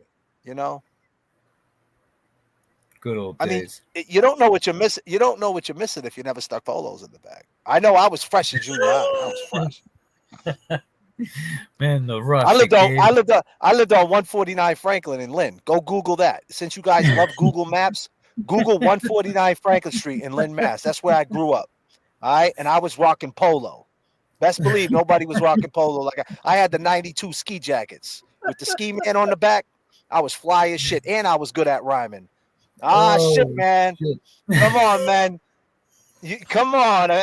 Come on. Oh, man. But yeah, if we had Peggy up here or Paul up here and we broke it down into that context, it's all about the way you deliver the message. Right. And it's all about timing too, But it's all about I timing. think- That's a great point, James. That's a fact. That's big facts. Yeah, Go man. ahead, Kev. Yeah, no, I mean, I was just trying to keep up with the chat a little bit. Like, so I seen somebody say, like, you never know. I mean, it could be time for Mrs. O'Keefe to speak on things, or maybe even just, I mean, have we ever had like a full, other than her testimony, but like what type of person John was, what he did he, you know what I mean? Did he like skiing? Did he ski? I mean, did he like polo? Did he ice skate? Yeah. Did he put polos in the bag? We know he had an old car. He probably busted a couple of people downtown Boston putting polos in them bags. Clotheslined a few. Yeah, he closed on a couple of people right at downtown crossing. Yeah, Kevin, you and him would be able to talk cars. He liked old antique cars. And yeah, he had the old whips. Yeah, he had the old whips. Yeah, I mean, they used to be. I could have seen him at a car show, like hitting the Natick spot and shit like that. You know what I mean? Like, it's just crazy, man. You don't know. I mean, we don't know these things. You know what I'm saying? We don't know what type of person he was. Did he? There's a car show every day of the week in the summertime. You just got to drive to it. He was a Sagittarius, so his birthday's coming up, right? December, November. That sucks. So he died right after his birthday? Yeah. Damn. I still can't believe what's written on his stone. This is all a movie or something. Yeah, it is too. It's just like a movie, Sad.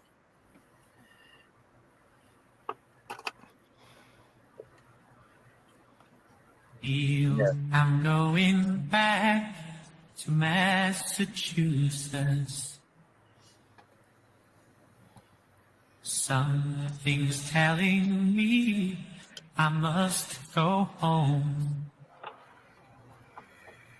And the lights all went down in Massachusetts the day I left her standing on her own.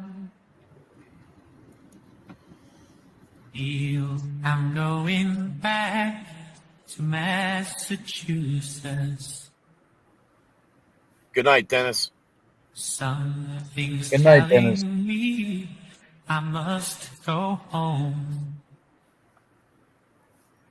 And the lights all went down in Massachusetts the day I left her standing on her own. Yeah. Here we go, here we go. Yeah. Like we throwing down, but I had to do this set out to you. Why you my web band? But it's going to let us go. Hey man, wanna talk shit on internet? Then you call me homie, and you don't even know me. You see this dude on your screen, think you know the real me, man. You can just blow me. You all in your cute little studio, act like you on the streets, call me bro. Wanna be some big YouTube star while I'm keeping it real. Hell man, I'm here in my car, fighting the fight, doing it every night. Fight fiction with fact, we ain't pulling no curtain back. Think it's all about us, no man is bigger. Tell you right now, it's all about Jigger. Fighting the fight, doing it every night. Fight fiction with fact, we ain't pulling no curtain back. Think it's all about us, no man is bigger. Tell you right now, it's all about Jigger. Someone's hurt your feelings, man. Well, at least wish you could feel, man. Jigga got his life snuffed out, you know. There were 7 of them po-po. He was just walking, man, was having a spell. Didn't know what was happening, man, couldn't even yell. Put him on the ground, the only sound was I can't breathe, let me up, but not too damn corrupt. How it is, 7 on his neck, you don't figure. That just may be, you're gonna kill Jigga. Fighting the fight, doing it every night. Fight fiction with fact, we ain't pulling no curtain back. It gets all about us, no man is bigger. Tell you right now, it's all about Jigga. Fighting the fight, doing it every night. Fight fiction with fact, we ain't pulling no curtain back. It gets all about us, no man is bigger. Tell you right now, it's all about Jigga. Hey man, you wanna talk shit on internet, then you call me homie. Man, you don't even know. You see this dude on your screen, think you know the real me. Man, you could just blow me. Fighting the fight, doing it every night. Fight fiction with fact, we ain't pulling no curtain back. It's all about us, no man is bigger. Tell you right now, it's all about Jigga. We got a link up in the chat. We're going to take one person up at a time. You guys want to come up and talk to us. And we're going to do this fast. We're going to try to talk to everybody. We got NY Chimmy up in here. Now, I might have to keep Chimmy up here because NY Chimmy, she's pretty damn good at what she does, man. So NY Chimmy, I don't know. She probably can rock out for a little while. But that's just because she proved herself. But that's no disrespect to anybody else. But I'm going to try to keep everybody in line tonight. So let's see. Yeah, Chimmy is a star. I believe that. So let me see who popped in here. But we got NY Chimmy. What up, girl? Haven't seen you. What's up? God damn, girl. God damn. What's going on? What's happening, girl? How you feeling? How you been? I've been good. I just want to give you guys a shout out because your show was incredible. I watched it. It was amazing. Thank you. Also, just really proud of you guys for staying 39,000 feet. Let's go. And we keeping that exactly where it needs to stay. Right. And that's it. You know, very proud of you guys. You guys did your thing. Thank you. Thank you. So what you want to talk? You can talk about anything. If you feel like talking about anything, go ahead. This is your time. If you feel like getting anything off your chest. What y'all doing for Halloween? No, I'm just kidding. It's a spooky season. You know what I'm saying? So, you know. Right. No, you guys were talking about, you know, I love all the spiritual stuff, and you guys were talking about karma, and karma's your conscience. And that is 100% a fact. I don't think that people are aware that even if you think that when you do certain things that no one is paying attention to, even if you don't have, like, you don't use your actual identity, you don't know who's behind the people you're trying to diss, bro. Like, at the end of the day, you could be on an airplane and behind you is a fleet of invisible spirits behind you supporting you. You don't know who you messing with. Like, people really got to be careful. Like, everything that we do, you got to be careful how you move. And I really emphasize that because we're living in a time where, like, justice is coming swiftly for everybody. And we're seeing it happen in real time. Like, this Proctor thing is, I mean, where do you even begin? I mean, he had it coming. Like, there's just no other way to really describe that. He truly did. And he was given ample opportunity to do the right thing. And he just chose not to. And that's one thing's for sure. And two things for certain. Free will is one hell of a drug. Like, I mean, you can use your free will to do right, or you can use your free will to do wrong. And when you keep doing wrong, those opportunities will run out. And then at some point, you're going to have to face the consequences. So, I mean, I'm just really proud of y'all. Like, I'm happy that you're back on. It's about time. But, you know, I respect the hustle. I respect the silence because it is loud. And it also shows where you guys really are and the level of maturity that you do have. Because at the end of the day, this internet shit, who cares? Like, y'all have real lives. You're doing the Lord's work by bringing awareness to certain things. And that is what's important. So when you keep your eyes on the prize, you'll get to where you need to go. And there will be hatred amongst everybody and legions of them. But that's all right. It's all right because you got to keep doing what you're doing, you know? I don't even know if you call that hatred though. Like that's beyond it. Like the vile and the venom is just weird, man. It's weird shit. It's weirdo shit. You know what I mean? Like Mm-hmm. it's like there's a difference between someone who don't like you and then doing weirdo shit. For sure. But I think that, it's more of a reflection of who they are versus who you are. Because what I've noticed in life is that people often get hype when you trigger something in them that is refusing to change. So when you move in such a way that is a level above, and it's not to say that, oh, you're better than anybody, but you just have a vibe that's a little bit different, that's going to reflect the demons in others and it's going to irritate them. But you don't stop shining your light because someone else doesn't like it.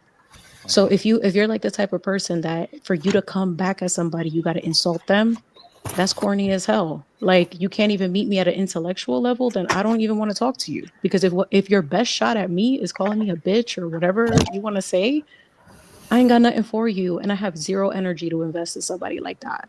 So you learn that in time and like just when you move with wisdom, you just learn to just not engage with people who don't want to change and Right. people who want to stay where they're at. And if you want to be petty and you want to be vengeful, then you're going to keep attracting that. So you can't be mad when you find yourself stuck in the same cycle over and over and over again. That's just what it is. And it's up to you to choose whether you want to do better or you want to stay stuck. That's Hmm. on you. I could dig that for sure. Yeah, Mm-hmm. like I said, like the weirdo shit and this I seen a lot of things and and we took a break and I feel like in that break it was like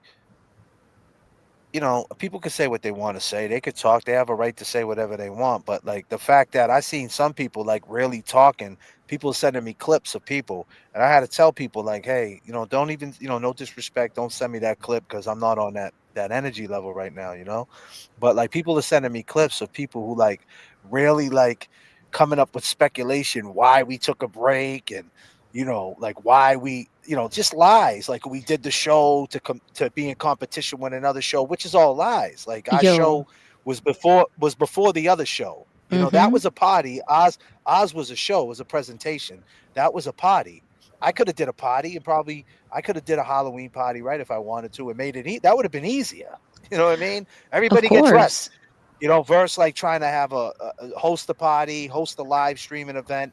And then I heard people talking shit saying, oh, the place was run down. It was beat up. Let me tell you something. DJ Premier, if you don't know who he is, I know you know who he is. Primo, right, from Gangstar, one of the, if not the best to ever do it, one of the best to ever do it. He told me one time on a plane to Los Angeles, we were talking about venues. And, he said to me, he said, listen, JFK, man, a venue is a venue, period. Mm-hmm. And it's all what you do with it and you make the best of it. So like a venue's a venue, and things in Massachusetts, there's a lot of old things in Mass. I mean, some of the houses are in the 1800s. You're paying $2,500 a month for. It's just an old place, and some shit ain't updated. For the most part, the venue that we had was updated, but the staging area, yeah, they could have did better. But hey, it is what it is. We made the best out of it, and sometimes you got to sacrifice the aesthetic to get the content out. And that's no different than what I do here when I'm in the 777. Some people don't like airplanes. They say, it's not the right aesthetic. They want someone in the studio, set in with a banner in the back and the pretty lights and all that. Well, me, I'm flying the airplane. It gets a little bumpy, a little choppy, you know, and that's what it is. But sometimes it's not the aesthetic, it's the context and it's the content. Sometimes you got to Mm-hmm. sacrifice it. And I'll do it live anyway. I'll do it live at a coffee shop. I'll do a live in the airport. I'll do a live, in the streets in front of 100 people. It don't matter, just to get the content out if need to be. And the fact that people shit on that motivation, and that's the motivation I have, and that's what works for me. What works for me might not work for you, but I'm being Exactly. transparent. I'm being transparent. I'm not hiding behind of AI little logo and not showing my face, but yet talking about everybody else. Like, come on, how far, what's the long game in that? How's that going to age? Like, what's the end game? And that's what I want to know. Like all this vile shit that's going on, what is the end game of it? Like, what is the end game? So by me not saying anything and everybody's saying other things, it's like, okay, well, the preponderance of evidence, right? Is it likely that Mm-hmm. it's them, or is it likely that it's me? So, Well, here's you the be the thing. judge. You be the judge. I mean, look, I'll tell it to you straight. Like, this is a battle of egos, right? And everybody got one. And until you could sit down with your ego and be like, calm the fuck down, it's not going to. And when you got certain people so in their ego that they're willing to go online with, like, basically creating a certain type of energy or channel, like shitting on someone else for a career, that's your legacy.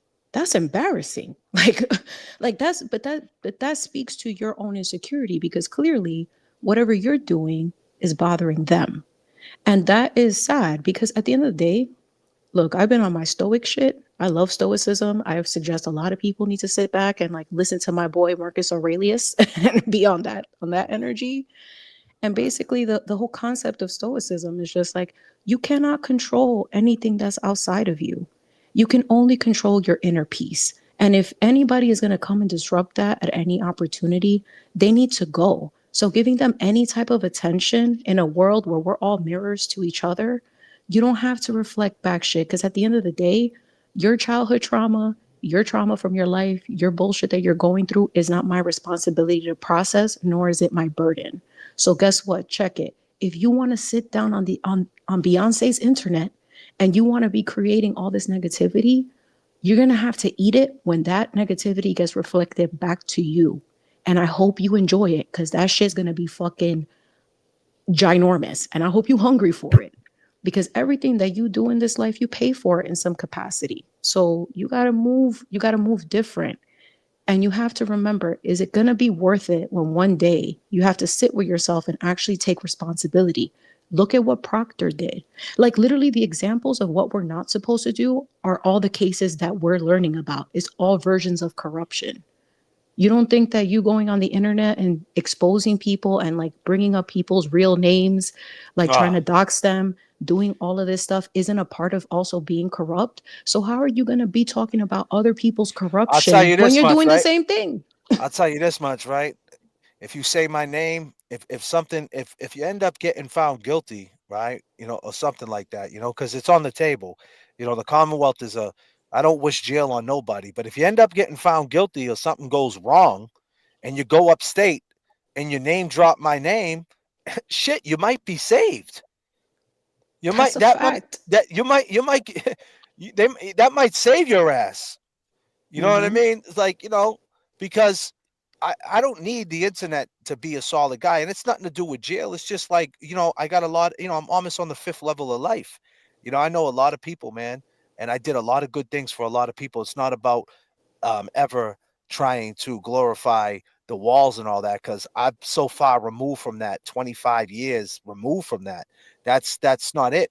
I think it's what it comes down to is, helping people that I see people messed up on the street, and I run up to them and I talk to them and they see I'm doing good. I seen a kid the other day. I was in Lynn. I was on Union Street.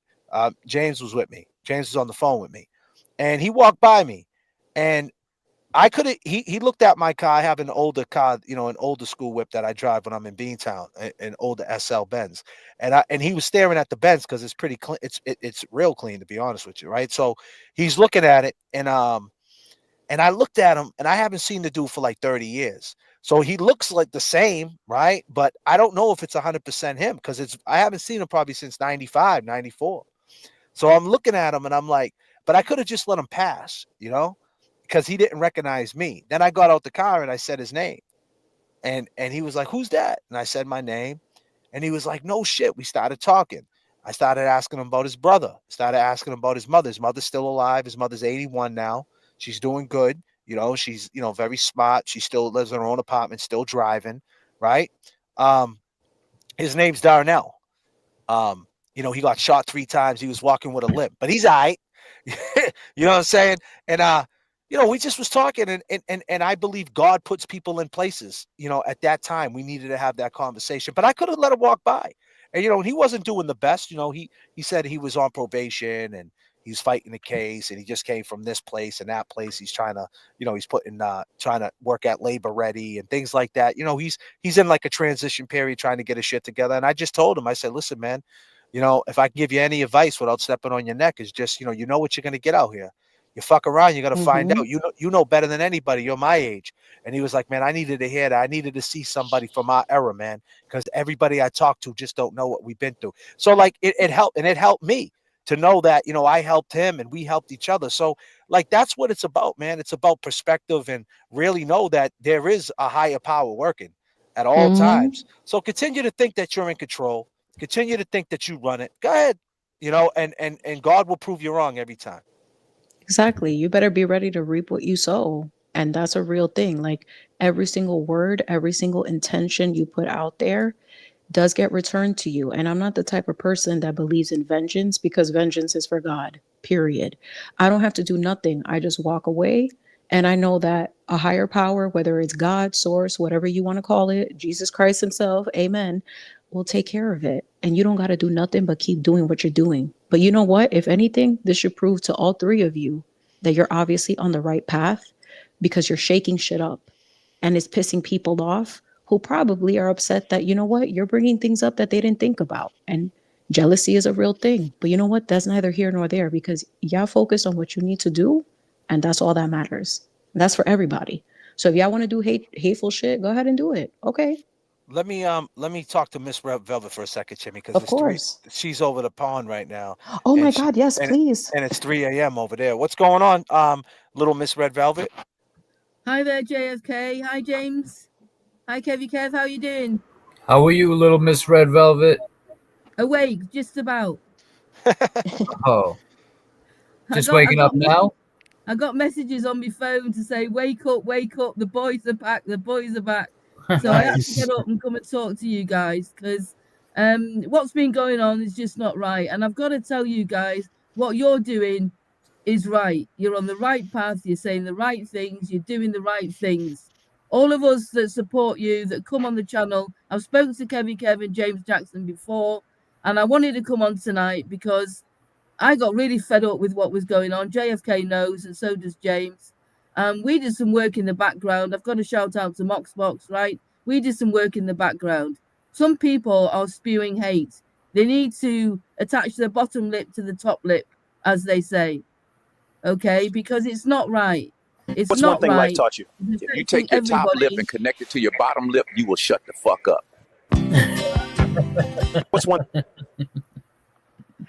Do you know what I mean? It's not right, JFK. And what you're saying, you're doing it for the right reasons. You're all doing it for the right reasons. And that's why we're here. That's why we're supporting you. That's why we're staying following you. You're doing it for the right reasons. So look at the chat, look at what everybody's saying, and look at the love for you guys out there. And stay doing what you are doing. Ignore these haters, ignore these people, and keep doing what you're doing. Because I'll tell you what, JFK, you have me up dancing in my PJs and my fluffy dressing gown at 3 o'clock in the morning till 7 o'clock.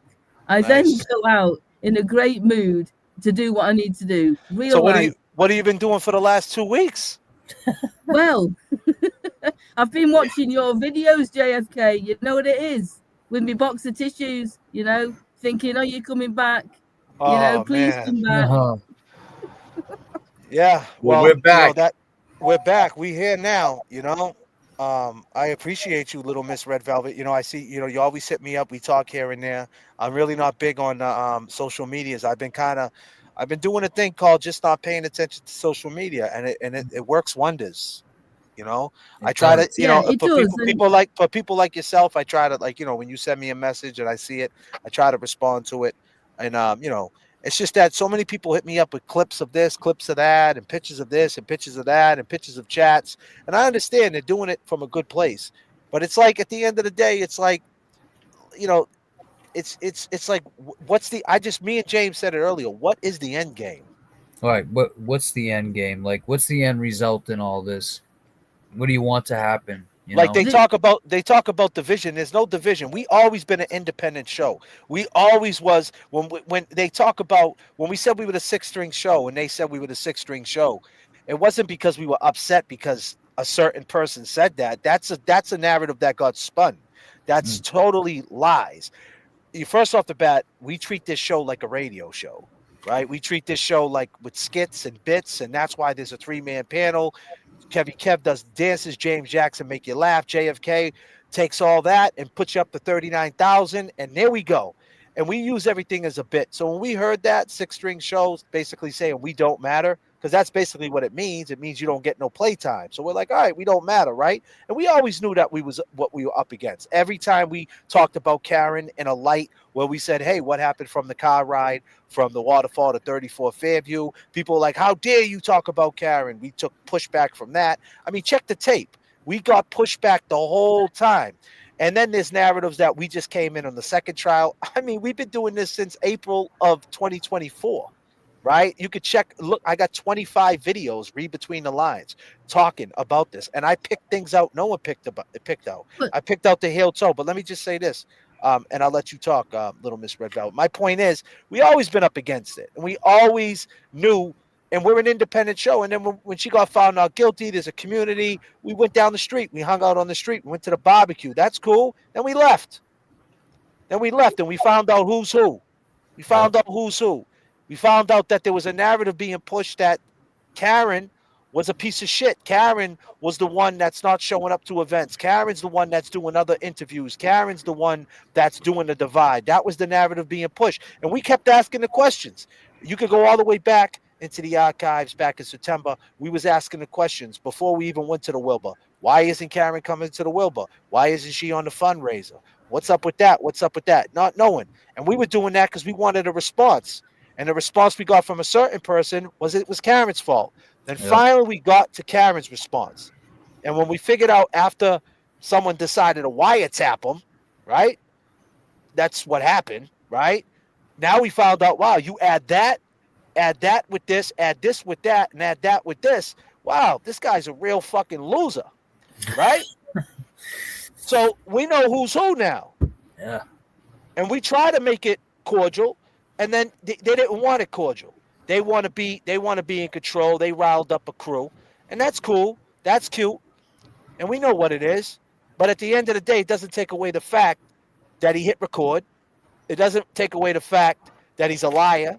It doesn't take away the fact that he did his time in protective custody. It doesn't take away the facts that he is who he is. And that's cool. You know, and he could do whatever he wants, but it doesn't take away the fact he is who he is. So congratulations. We know where we are. Honestly, J.K., you guys should not have to justify yourself. Okay, J.K., it's your channel, your choice, what you want to talk about, when you want to talk about it. You do not have to justify yourself to anybody. It's your channel. You run it how you want to run it. James Jackson the same. You don't have to justify yourself with these people. Right. We're not justified. We're not justifying ourselves. We came what we came with. We know what it is. They know what it is, and that's why they're mad, because they can't lie now to you no more. They can't say, hey, I talked to Karen today. Everything's okay. It's not okay. If last time I checked, this was the Free Karen Reed movement. Last time I checked, Karen Reed is what this whole story got it pushing. Two things could be true. People did some things for Karen. We get all that. We're not denying that. But, at the end of the day, we're here now. We're here at the pivot. We want justice for John. We want to know who's who. We want to know what's going forward. And what's going forward is people are in business for themselves. And we don't want no part of that. We're going to stand strong on the justice side and on the side of right. Some people might think we're wrong, but we're not out there calling people's names. We're not out there riling up chats. We took time off. We chilled out. We sat back. We chilled out. And our names was in everybody's fucking mouth. Right. And we chilled out. And it wasn't no plot. It was no plan. It was simple time off. And we hear things. We didn't react. We didn't go in chats and try to fight with people. None of that. But, it is what it is. And the question is, what's the end game? What's the next step? You already went to the step where you're saying people's full names. What's the next step? Keep taking them steps. Go ahead. Keep taking them. Go ahead. It's not right. Social media, it's not right what's happening. I deal sometimes with young people, okay, that are struggling with social media at the moment. Okay, they're really struggling with it. They can't pull themselves away from it. They can't pull themselves away from the phones. You know, I do some teaching and education, and they can't pull themselves away from the phones. They have to be on these sites. They have to be saying these things. And it's sad really, because they need to be looking at real life and doing things in real life. And I thank you. I appreciate what you guys do. I appreciate the music, as you know, JFK. Have worked in Ibiza for a while, and I love the tunes, man. And Kev, can I have that Coca-Cola clock? Really, you like that clock? I love that clock. I want that clock. I'll work on that for you. Coca-Cola clock. What you talking about? Oh, in your backyard? Yeah. I fixed the Coca-Cola clock. Yeah. Oh, okay. But can I honestly, I want to thank you guys. Honestly, I want to thank you guys. We all have a choice. We all have a choice where we go, what channel we support. Okay, I'm here. The Long Gamers are here. EPAGs, Becky G, you know, making changes. All the guys there. Moxbox, you know, my friend. We're all here. We made a choice. That's our There's no, choice. but that's that, and I appreciate that, you know. But you know, it's like this has been going on, you know. It's all about elevation, you know. And obviously, you know, I think people bought into the other channels because they thought there was going to be elevation, and there's not. They want to keep the shit going. They got vile shit going on. Yeah, I had about 100 people in here earlier just talking shit. That's not coming from these people. That's not coming from the long gamers. I can assure you that. It's coming from that other side of, and like I said, they say there's the division. There's really no division. We stand over here and then there's them. You know what I mean? And we're independent. Like, it's cool. Like, I got nothing against nobody. We're never going to stop them. We're not trying to stop them. People choose who they want to watch. We're not like trying to, like the narrative, we're trying to take people down. We want to see people in jail. That's all lies. That's a fucking lie. That's I don't far wanna from the truth. That's far from the truth. I don't want to see nobody in jail, and I don't care. But the fact is, you did what you did, and you're acting like, you know, the other guy starts to show off. Nobody gives a fuck about this. No one cares about that. Then say you did it. Then, Right. if you're gonna talk like nobody cares, then why don't you admit you did it? I can't do that because of this, because of that. Listen, man, there's no way of proving that. You know what I'm saying? Everybody knows it's watered down now. Now you can never prove who recorded who. So at the end of the day, why don't you admit that's what you did? And it is what it is, you know? But you don't, and you never will. But yet you want to act like it's nothing. But why'd you do it is the question. That's the question. Is it a malicious thing, or I mean, it is what it is now. Exactly, but they don't like it because you're asking the questions. That's why they don't like it. You're asking the questions they don't want to answer. What up, Cardi? He knows the answer. He knows the answer. He knew the answer before we asked the question. He's the one that went on the spaces for fucking 28 minutes arguing with a koala bear and a kangaroo. Everybody forgets about that. Well, it's more like, sorry, but first of all, I didn't even say hi to James and Kev and Little Miss Red Velvet. Hello. Good evening. Hello. I apologize for my rudeness. Good evening. But I will say that it's this whole rules for thee, but not for me. So it's okay for other people, for you to call out other people, but people can't call you out. Like, it's because even if you didn't do it with the wrong intentions, it still looks funny. Like, it looks wrong because it's like, yo, it's like being in a relationship with anybody and they're like secretly recording you. I mean, regardless of how the tapes were out or not. But he's a liar. He said that he doesn't record anybody. Here's breaking news. Clip this. You guys watching on Twitter, clip this. Breaking news. There's a guy who said, I don't record anybody. This is a fact. He says, That I I don't record. He says that I don't record anybody that I call. If they call me talking shit, I record them. Well, newsflash. This person called Karen. So he set the whole thing up. And then there's another person who, when she reached out to him and said, hey, you want to help me out with this situation? That same person, about a month prior to that, called her up bitching, saying, man, Karen, you're dividing the movement. You're dividing the movement. You need to speak out. You're going on Howie Carr. You're going on Bully Bush. You're dividing the movement. You're fucking it up for us. You need to speak. And this is the same person who was limping, the same person that went to court, right? Isn't this true? You know it's true. You went to court, you complained, you had to switch seats because you were complaining about your little bum knee. So they switched seats for you so you could stretch out your leg. Then you were snapping selfies in the hallway at 8:30 of a fucking murder trial, and people were telling you to calm the fuck down. What are you doing snapping selfies, bro, with everybody? It's 8:30 in the morning, and we're about to be on trial for murder, and you want to take selfies with the fucking lawyers. Right? And then on top of that, you're making demands with your bum knee saying, "Can I sit in the front? Can I switch up? Because my poor knee, I can't move." And then the whole time, the lawyers, you're talking and yapping. You know how it is in there, James. They're telling you to shut the fuck up. Yo, The trying to CEOs are telling them to shut the fuck up. And then he tried to take pictures with Karen, and Karen's like, "I don't want to take no pictures," and he called her a pussy. Right? Ooh. Isn't that what happened? Isn't that what happened? That's what happened. Look, I was not there. I was not present for that moment. Well, I'm just saying this is things that happened, Right. right? So like that's breaking news. So this is the same guy who's like, listen, these guys all they fucked this all up. That's what they did. What they should have did was they should have kept the grift good. They should have fell back, collect your 100,000, 50, 60, whatever you made walking out the Wilbur, continue to make your money and just leave her alone and continue to use her name to make money. But now when the book comes out, you're all fucked. That's all. Don't worry about us. Worry about the book.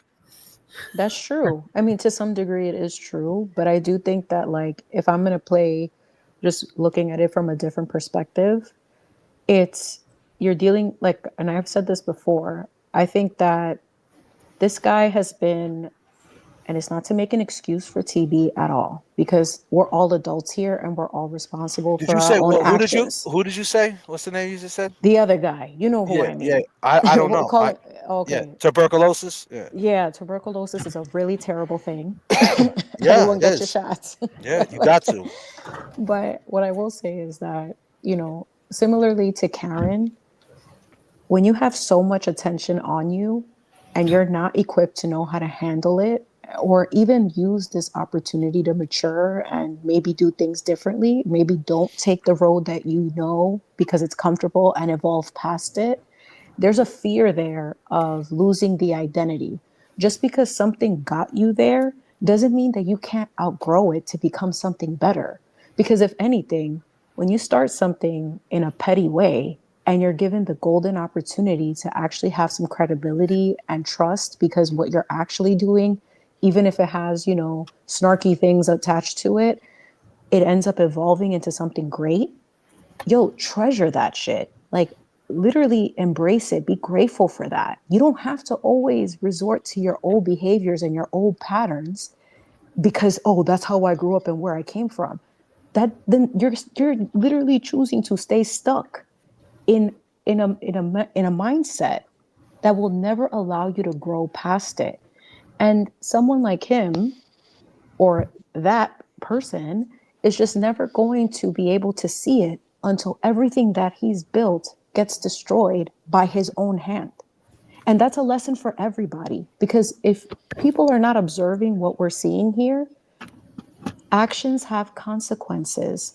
And these are all life lessons for all of us. This is a fucking movie. Life is a movie, bro. It's where what movie are you participating in? How Let are me you just say what's your this. role? Let me say this.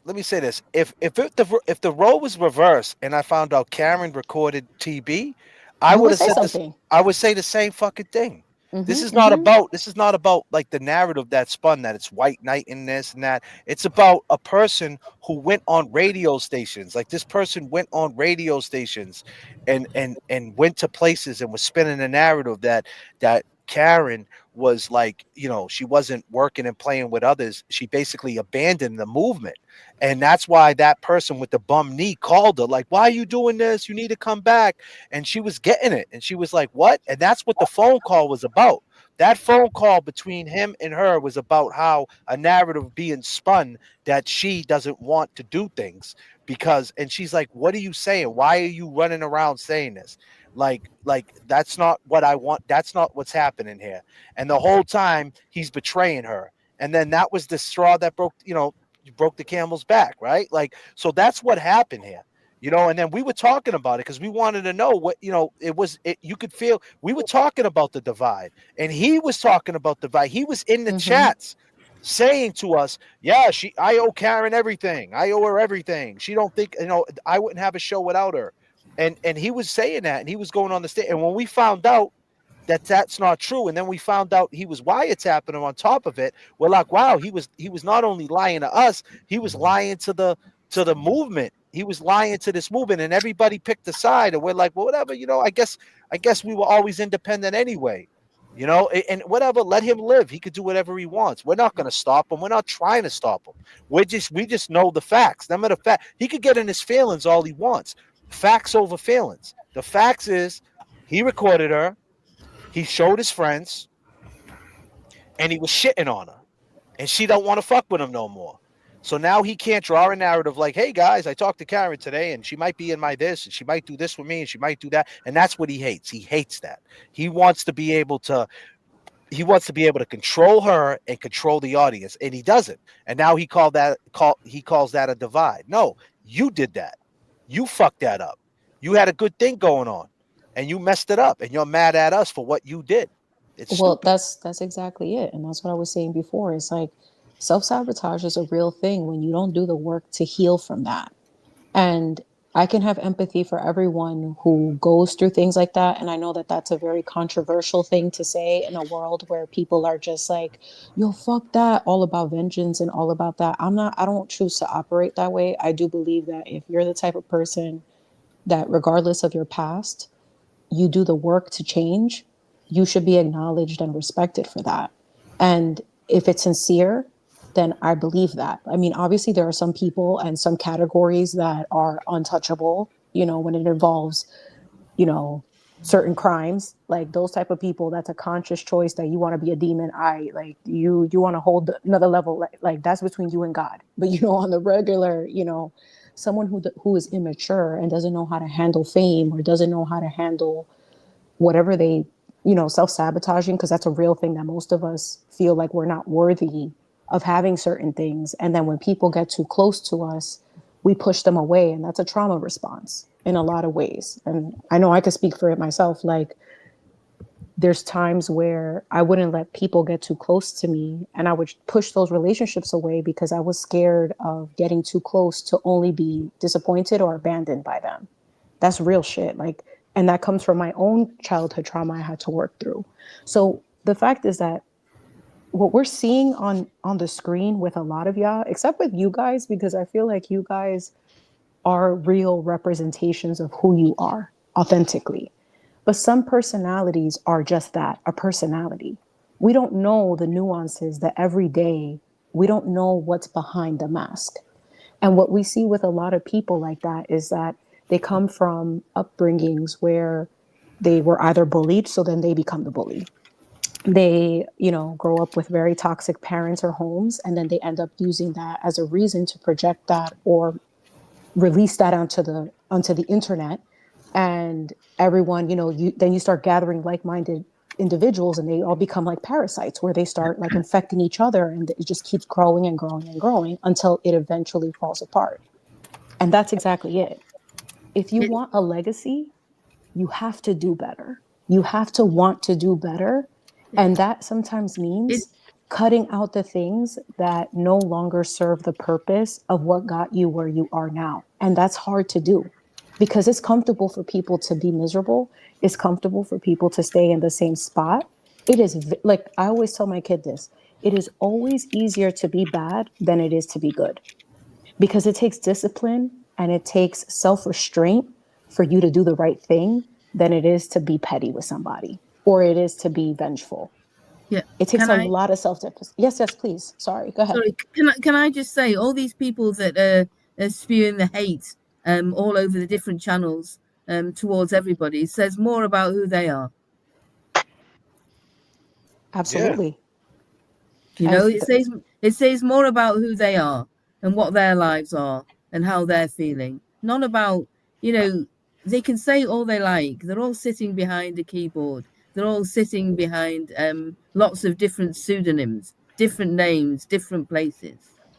They can say Right. all of this because it says more about who they are and how they're feeling and what they're going through in their lives. I've heard a lot of what Kevy Kev says, and really, people say ignore the haters, but I get where you were coming from, JFK, when you felt all of you had to take a break, and it was the right thing to do. Take a break, step back, because you've got your own life, your own family to look after, and it was the right thing to do to take a break for all of you. But can I just say, welcome back, man. Thank you. Yes. Thank you. What's going on, Maurice Studio? What's going Oh my on? God, I didn't even know that I was even on here right now. You're here. Um, What's up? What's so happening, I Captain? first of all, I just want to say that NY Chimmy, her voice, I could just like she just has the most calming, beautiful voice, and Oh I my just love the things that you're God. saying too, and like the of trying to put in the perspective of okay, you got to put these things out. Of your brain and like be the better person and this and that. I don't know, you spoke a lot of things that I could listen to all night, so thank you for that. Oh my God. Thank you so much And it's just for like that. trying to calm down the like let's see where's everyone at, all this like who did what and who did what. It's kind of like what's our main message here, and that you can't change people. You can only change your reaction to them. I mean, it's just that's true. It's hard for like as a I am a litigation attorney, so I have many times I get just start when someone does something that pisses you off. It's kind of hard to like not respond in any way, like you have that kind of personality that, and I think JK, you all have that, um of like, well, what the fuck, like you can't just be out here saying this shit like, oh God, I'm gonna take the higher road, but there's other consequences of it. But so it's hard to like toe that line, I think, between we don't care about this drama, but also like I need to stand up for myself. And you see it a lot as attorneys. I've dealt with so many douchebag attorneys that, and when you're sitting in front of a judge, like you just have to like be quiet and like not say anything, and like you just, so it's a hard position to be in. So I feel bad for you all, and I love you all, and that's it. So, what do you think we should do? You got any advice being an attorney?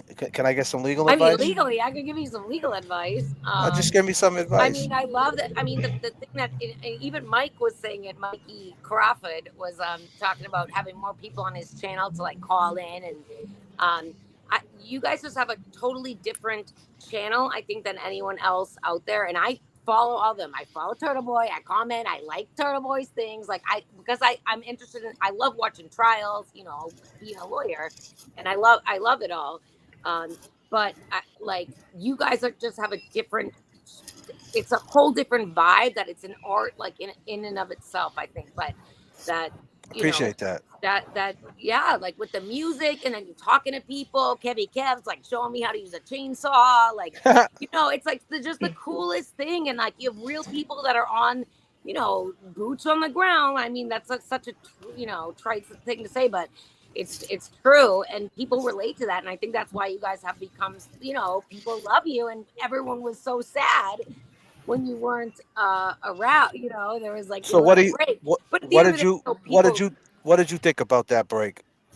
You think it was I called was for? bummed. I was like checking every day, and then just yesterday, I saw that on my Apple subscriptions that it was like, you can look and it says what's renewing, and then it'll be in red, like your thing's up on whatever date, and yours came up, and so did Samantha B's, and I tried to go on the desktop. I tried everything to get it back, and now I ended up joining yours from YouTube again, so I think I'm a member again, but it hadn't expired till November. It was kind of fucked up what happened with that. I'm like, anyways, I think that you guys just have a really unique, cool channel, and you need to just keep doing what you're doing, and like, yeah, not talk about it, but fucking be. You don't have to respond to everything they say. I mean, I don't want to give you advice, of what to do. I'm just happy y'all are back, and I think you got to keep going with it. I love everything about what you guys do, and it's just totally different than anyone else. So I think you should keep doing it and keep creating it, and not let this bullshit get you down. And know that there's room for everyone, but it's like, yeah, call people out for being a dick, but then what? You're gonna cancel? Anyways. I know I No, that's all right. Nah, that's fine. That's what you came up here for. No, I appreciate it. And like I said, I touch upon what I want to touch upon. I've seen a lot of stuff, and I went a long time on this live without even mentioning one thing. But when I got the people up here, my long game has come up. I mean, obviously they've been sitting back and they've been taking the brunt of it. They've been watching all this, and I'm sure they want to speak to it. So I'm not going to shy away from it. And that's what it's so hard. It's so hard. Like, how are you supposed to not say anything? I know in my personality, especially being like I know it's gonna be like, yeah, don't give them the space, don't give them time of day. But I'm the personality that's gonna be like, no, fuck you. Like, you want to like call someone out when it's hard. It's hard to. Well, it's lies. That's what it is. It's all a lie. It's all a lie. The narrative that they push that we're grifting, that we're criminals, that we don't care about justice, that we did shit on purpose to try to be in competition. We're trying to take people out. We don't care about this. We don't care about that. All these different things. We're fake. But then it's like, we're his bombs. We're reaction, slums. keep all doing these. it, and it's gonna be the same reaction on his end. But that's what I'm saying. It's like, and that's sanity is keep yeah. doing the same thing and expecting a different result. But it's like he hasn't. That he's never. These other people. He keeps saying the same. He keeps saying the same thing. But now he took it to a different level. Someone sent me a clip where he said my name, my real name. Now I don't care if you say my real name, but when you say my real name with a vile audience, right? You're saying my real name with a vile audience. Now they think that they could take it to a step. Yeah, I don't think I further. Know your real name.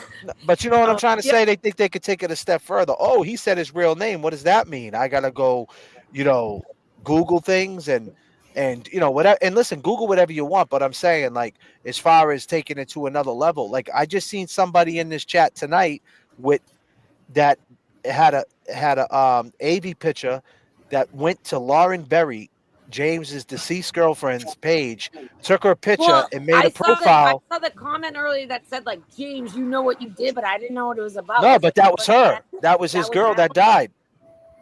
They took her picture and made her name. The one that posted it was the one I think you kicked her out of the chat because. Yeah, but what I'm trying to tell you is that the profile name was his girlfriend who died. Person, like, it's so fucked up that people would. That's crazy. Like that. So that's what you're curating. That's the mentality. That's what you're curating. Yeah. So every time you do this and you talk shit, every time you do this, you're curating you're curating the vile shit, and you think that's okay, and you're saying, that's all right. It's just a joke, but it's not. It's not a joke to everybody. You know what I mean? That's the next step. So now what's the end game? Because the facts are the facts. We can lay down all the facts. Everything's there. Like the whole track record. There's no resolution. The resolution is simple. Just we didn't talk for 12 days, 13 days. We didn't say a word. We did our party. We didn't say shit. You went to your party and decided to be me at your party. Like, oh, it was just a costume. It's all in fun. No, it isn't. You know why you did that? Because you should take that as a fucking compliment. But listen, but that's but no, it's not that I don't take it. It's like the old song. It's like, I get it. So obsessed with me. Yeah, I get it. I get it. That's not. But that's not. You're on his brain. I mean, it should give you some kind of like. No, but I'm not. I don't. That's cute. That's not what bothers me. That's cute. I don't care if he dresses like me. If he dresses like Kev, that's cute. I don't care about that. That's whatever. That's not. He cares what you're saying. But listen, what I'm saying. That's not what I care about. I care about. That's a good thing for you. That's all. What he does is, though, it's the people that he curates. Now he does that. He's letting people know that it's open season. You can make accounts now. You can invade their chat. You could talk shit to them. Because look at me. I'm saying it's okay. So that's what he does. And he fronts like that's not what he's doing. He knows exactly what he calls it. Doing. They say I do the whistle, yada, yada. Yeah, that's what he does. He knows what he's doing. He knows what he's doing, and that's like, come on, stop bullshitting. To him. I mean, so I just feel like it's almost like I would be kind of like you know, like the emoji that's like the smirk face. It's like, oh, we got to you a little bit because he's like mad every day about y'all. So you must be doing something right if he's getting broadcasting about it and getting Yeah. mad about it. So, you know, and maybe he does see that as, I mean, a competition, or you know. So I don't know. I just I He's hope got. that you guys don't like stop doing it in that 2 I week don't feel period. that. Like, I don't I hope feel. they're not. I hope they're not stopping doing this because of fucking anybody, any other social media people like are have made you the point you like didn't want to do the show anymore. I hope that But that's that's not possible. crazy. It was only 2 weeks, and people are saying the crazy. Imagine it Yeah, was but you three. okay? But you shouldn't Imagine it just was dump 3 months it. though. We'll be Imagine it back. was. Yeah, But I'm saying it was. Imagine it. No, I said I'll see you down the road. I didn't say I'll I I'll know. see But you down the everyone road, and thought with all the I goodbyes didn't on say. it was like goodbye forever. You know, Nah, I mean, but that's what we you were all call worried. Yeah.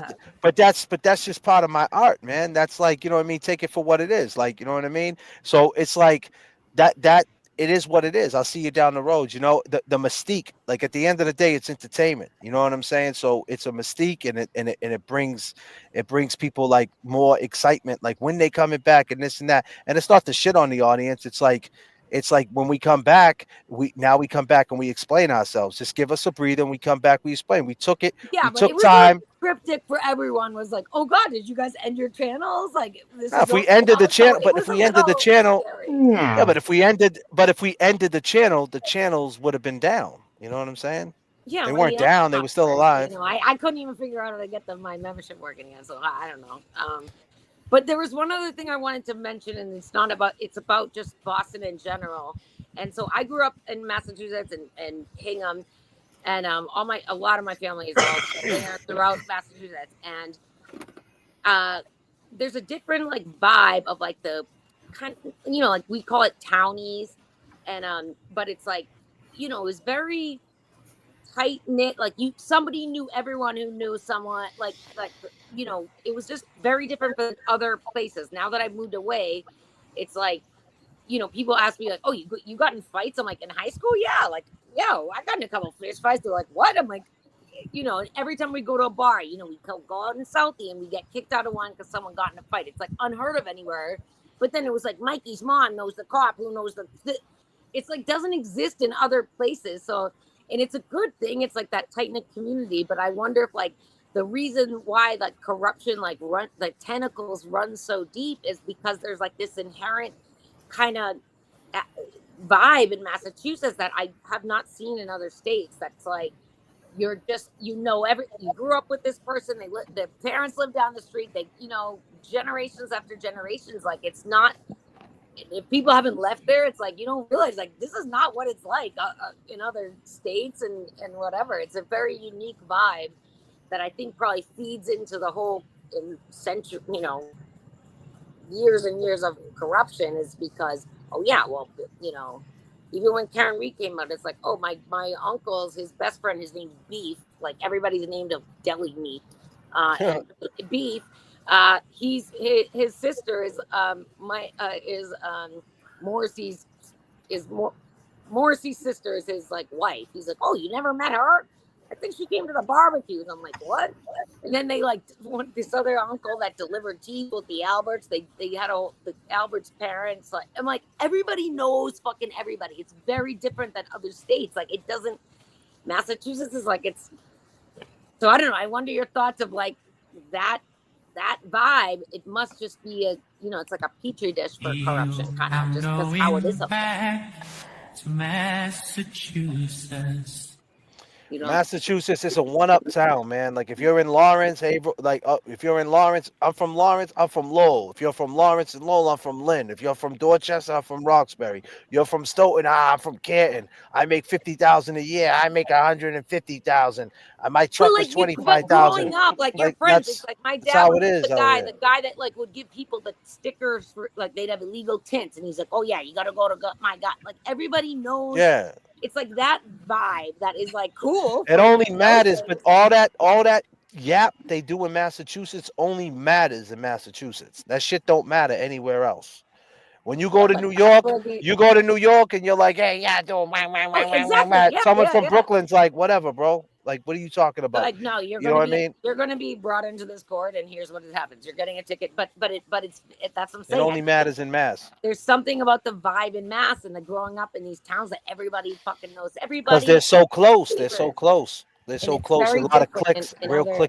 clicky. Yeah. Terry, what you got to say, girl? Terry, Can you hear me? I can hear you.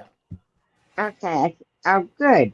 Um, this whole thing has got me like, I can't even believe this crap is going on.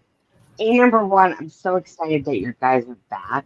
Thank you. But I sit back as a little mouse and I watch all the stuff that's going on. And I'm going to be frank, if it was my kid at the ages that the people on the opposite sides are, they would all get the wooden spoon from the Italian woman. I mean, it's just, I think they thrive on it, and it's like, and I don't think it's them. I think it's the chat, and and chat can call me out all day long, but I watch the chat nonstop, and these people either they can't go to bed at night, or they have no life, but they spend their life just like pushing the chat to the point that they all go crazy. I've never seen anything like it. Like I sit back and watch it and go, "Oh my god!" I mean, unforgettable. You get right. What chat you talking about? Be more Chat, clear. all chats, like every chat, like unforgettable. You get me. I go to every chat. So I what get chat? it. What chat? I What chat?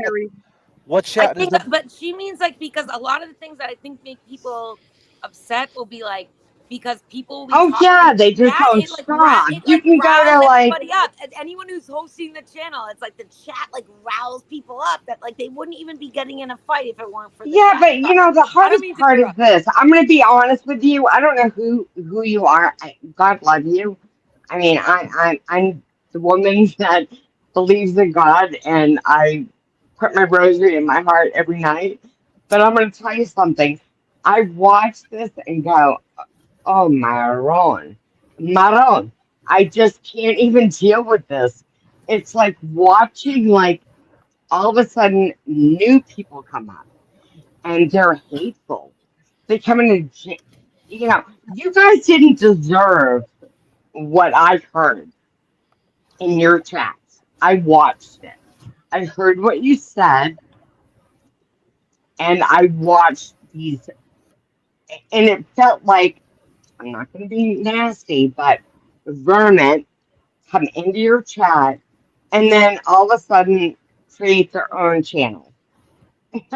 And they're nasty. I mean, these are like, I look at them and go, do you guys have nothing better to do with your life but to sit behind a computer and make stuff up and be nasty? I just don't do that. I think it's stupid. And they actually make everything worse. I'm just being honest. You can't have ugliness in your life without it making more ugly. I Sorry. agree. Sorry. I mean, there,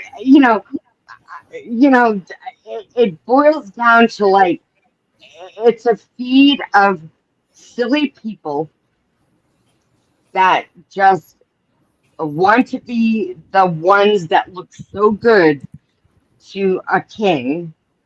And I'm not mentioning kings, but I've watched everybody who has no balls.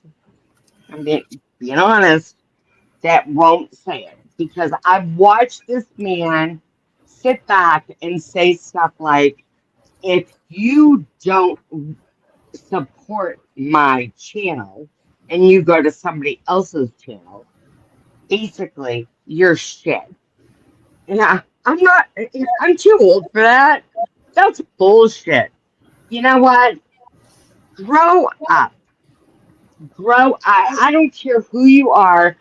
JFK, Kevin Kev, and James Jackson has never said, do not go to another channel. No. Oh, ever. And I'm going to be honest with you. I'm so upset tonight to think that these fools are out there and he's got an army and they're afraid of him because I watched it. Oh, we don't want to cross the line with him. Oh, with him? He's a little man who has ridden this. I'm sorry. I'm sorry, chat. Please. But I'm just speaking my truth. He's a little man that rode the ride with Karen Reed. And he has not done another journalist thing since the time that happened. I respect the fact that he went to jail. I respect the fact that he's done whatever he's done. But I'm going to tell you, he's taken more people down on the interim. And that's sad. But like, what And is that like any of your people? Because like, why do you care? I mean, like, I guess I know. why do I? Why Why do you are you so care? mad So, about like, random Turtle Boys? but Like, why do you this? care? I don't. I mean, do you know him? I No, don't know him that's for what I'm fucking saying. Like, Adam. people that get so infuriated about like someone else's injustice. Why are you But guys you're arguing? Why do you care? That's all. What? What are you arguing for? All right, I'm not. Terry. All right, Terry. Just shut up. I'll I'm mute. not. I'll shut up. Goodbye. All right, I'm gonna mute myself. Bye. Oh man. Jesus Christ, Amy, shut up. Oh my God, you sound like my Aunt Mary for Portuguese real. princess. No, for Where real, you? no one can talk. God damn. Yeah, Can't Portuguese get a princess. word in edgewise, man. God God damn. damn. Portuguese princess is done with the bullshit. Okay. What's going on, Portuguese princess? I'm done. You're done? Let me guess with the bullshit. Like, Go ahead. I'm done with everybody trashing you guys. Okay. Like, I get into fights on Facebook because of you. Oh goddamn. God damn. Ugh. Don't do that. No, it's not right because We don't want to. I We mean, don't want to promote to any fights at all. no, listen.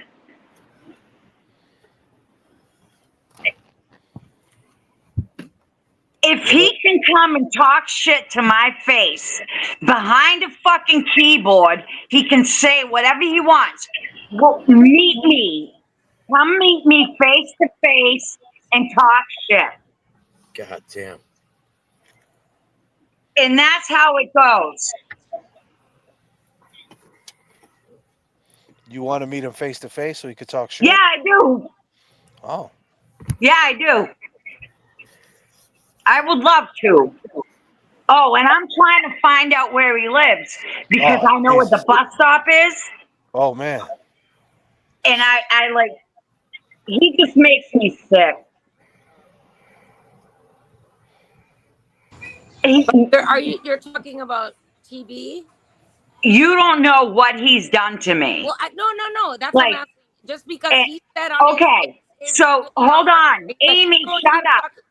Oh, It's my turn. We're gonna. Shit's getting wild, huh? Again. So Yeah, we're gonna have to I go gotta around. go. Jay, I text you, Jay. Everybody have Got a you. great night. It was great being back. Love is love.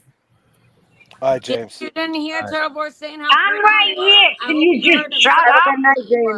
He's like, James? whatever. He's good looking. He's James, funny. can I just say good night and thank you for all you're doing? Yo, Amy, what are you on? I'm just telling James what TV said. Yeah, I heard him. Bye. It's Good someone night, sent it to Amy. me. Like a micro bit of mushrooms. If you want to know the list. I got my hat on. Mm-hmm. What's up?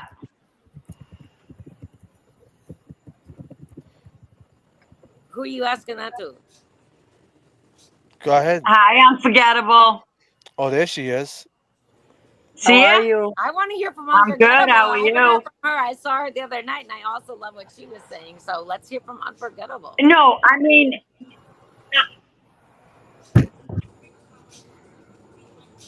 Or What's not? happening? yeah, and like I'm just I don't understand. Like I grew up, and if you're gonna talk shit to somebody, I grew up too. like Okay, come continue. knock on my door. And I feel like the disrespect is on like another level. You know what I mean? Not a yeah. I know. JFK. It's on Yeah. another level. And I have Matt, like you guys have, done a good job handling it, because I don't think I would have the patience to do that. You know what I mean? I understand. And maybe that was your break. You needed to like calm down, because I can imagine the desire to like immediately be like, "Fuck you, this is wrong," and to like take a minute and breathe and think about it, and then the next time you come out, you're doing something cool for Who Jigga. the fuck is There's a good talking? message. God damn. I Let me don't pass. even know can't who's No, talking. actually, do Oh, give me. I am gonna knock at your door. I'm gonna be up Like there in I the basement. can't So hear your motherfucking nothing. address. you can't hear nothing? Jesus Christ. Yo, so Unforgettable. Yo! Hold on. Like, yeah, this is where I stop being a liar. Like, Yo, Unforgettable. What's up? What you want to talk about? Hi guys. yeah, let's I'm get so some What's up, happy. girl? What's unforgettable. up, Here Hey, we I'm so go. happy to see Unforgettable? you guys. I'm so happy to see Kevy Kev and James and J.F.K back up and on the go. Mm-hmm. I saw you on Friday and I told you, I said, good, you took a break. Everybody needs that break. Everybody Yep. needs that mental break. Step back. He knows, JFK knows. I told him, it's good that you take a break. Sometimes you step back. Yep. I don't know. And hi, Jimmy. Hi, everybody that's on here. I Little got Miss hi Red girl. Velvet. Hi girl. Tell me Maurice, everything. everybody here. I don't Hi, know. Unforgettable from the UK. Nice to hear you. Nice, nice to hear you too. Listen, I had a wonderful evening on Friday. With you guys out there, it was fun. So for y'all that didn't attend, it was a good event. It was beautiful. I met a lot of the people here that are on the chat. It was beautiful. It was a wonderful time with good people. It was humble. There was more than ever humility, peace, and it felt good just chilling with people and just being chill. You know what I'm saying? Everybody was having a good old time and just, getting to know each other from the chats. It felt amazing. That's all I'm going to say. But like meeting people Another, from the chats, like, was it funny? Like, someone that you communicated with, and then it's all of funny a sudden because seeing their everybody knew who I faces, was. you're like, Everybody was wait, coming what? up to me. You're whatever the. Yeah, everybody knew who I was. They're like coming up to me like, oh, okay. So, but it's because they saw me here, but I didn't know who they were because I can't see their faces through Yeah, the yeah, screen. yeah. So That I'm must have like, been here. okay. Yeah, I would have It was like fun. lost track of everyone's names too, but that must Girl, have been. I had such a blast. Let me tell you, I just want to say this, and I said it on Mike Crawford's channel tonight because he loved the fact he was dying for me to get on that channel tonight. He's been dying for me to go on his channel, and then finally he put me on I there. mean, I'm sure a lot of guys are dying for you to get on their channel. Yeah, But no, not like that, not in that way. What I mean is, you. hey, I talk wisdom, baby. I talk wisdom. Wisdom is key. No. I know. I You know, was and I giving talk you. back. Yeah, so I went on there. It says it doesn't matter these guys started to raise money for Jega, and it became an amazing event. There was tickets that were sold. All the tickets were sold. When I got there, I didn't get to even buy a ticket. There was all the tickets were sold. So that's what I'm gonna say for the raffle. And it was amazing. They just started raising money for this family. I finally met Becca. She was wonderful. The aunt was there. She was wonderful. And at the end of the day, it doesn't matter. Nobody should be giving explanations to nobody on where that money is going. If you already No seen that control they yet. And that's like what Jimmy was saying was like, let's all just remember, this is what we're in this for, and you can't control these other people, and like, those, no, the it was joys being that questioned. It was being that's what questioned where the money Happy Cap. What's up? it was being questioned where the money went. Like, let me tell you something. First of all, and what it was for. Well, obviously, this poor mother, and I call her Mama Jiggalati, No, but right? I call I her. didn't mean like to explain yourself or Can, anything. No, Yeah. no, can no. I I'm just just breaking it can I down for just the say guys. bye to everybody? I'm gonna hop off Go and ahead, let little Miss somebody Red else Velvet. come Go up. ahead. Go ahead. Go ahead. Go Bye, ahead. Miss Red Yeah. Velvet. Can I just Nice say to meet So, thanks, you. JFK? I'm Thanks. Sorry, just I thought that Go was ahead. Good night. Jay's Go princess ahead. saying Kevin bye, Kev, and I was I'm gonna hop excited, off but it and was a let little somebody else come velvet. up. But All thanks for right, your little Miss. honesty. Thanks for Thank your you. channel, and keep have a doing good what you're night, doing. Thank you, little little Miss Miss Red Velvet. Velvet. Peace and love. So Yeah. what I'm trying to explain is that was being questioned, and obviously people were asking where did this fundraiser come from because it was never posted on the flyers. It listen, it's always said when you're gonna do something for somebody, you don't have to do it. You don't have to announce it publicly. You know what I'm saying? But if his family did announce, When Mike started advertising it, and I don't remember if I saw one on JFK's or whatever, but when Mike first mentioned like the 24th at Malden, and y'all were mentioning it too, but Mike was saying every time he announced it, like it's going to Jigga, going to Jigga. Anytime he announced it, like was talking about it on his channel before I even saw like the well, flyer. people tend to forget. Like they are so that was like People tend to forget it was something. known. Oh, because on one post it doesn't say Jigga, like, oh, that's not what it's for. Like Right? So people tend to forget that this family is James like fighting. rented a plane on it on the money. Like, come on, like Girl, calm down, Maurice. Give me 1 minute. Girl, stop cutting me off. I'm trying to finish. Wait a minute. Give me a minute. Give me 1 minute. Thank you. So listen, they were putting it out there like, oh, where's this money going? Jigga's dead. And, God rest his soul. Because I don't mean that in no disrespectful way because I'm repeating it. The thing is, they don't understand everybody's here to fight corruption like everybody else. Jigga was murdered by police, which is corruption. So that family needs to get counsel fees and like legal fees. People are not understanding. And Mama Jigliotti, Mama Jigga, I call her Mama Jigga, she lost 3 kids. And if you guys listen to her correctly, when JFK, that he did the interview with her, she said that she was waiting on him to bring her some stuff. Dude, So she shut up and let her talk. what the fuck, girl? Let She's making. unforgettable talk. She I is am the one talking. talking. She is talking, honey. She's talking. What's wrong with you? I gotta mute you up, Portuguese, because you just talk. You're talking when you're talking crazy. Hold on. Go ahead. She is talking. Unforgettable's talking. Go ahead. Oh, someone hopped off. The other girl God, hopped off. The other girl hopped there off. is a God. Hold on a second. Hold on. Just let Okay. Unforgettable talk. Go ahead, Unforgettable. You there? I think she glitched out. I think she paused up. Unforgettable paused up. She's pissed. Nah, she ain't pissed. She paused. Her shit paused. You know, I want to speak on that. You know, I mean, you know, what people don't understand too is that we didn't throw a live party for a fundraiser. We didn't throw you know, we had a live show. And you know, there's been plenty of times that we throw the link up for, you know, the Justice for Francis page. And if you can donate or support in any way, do it. I mean, we had things, you know, in memory of Francis there, that the family ended up getting. In that, you know, that, I mean, I don't know why we would have to advertise. I mean, you know, it's like a live show tonight. I mean, if we post the Justice for Francis page right now, you know, you can go there and donate too. Amen. Amen. I don't know if you can hear me or not.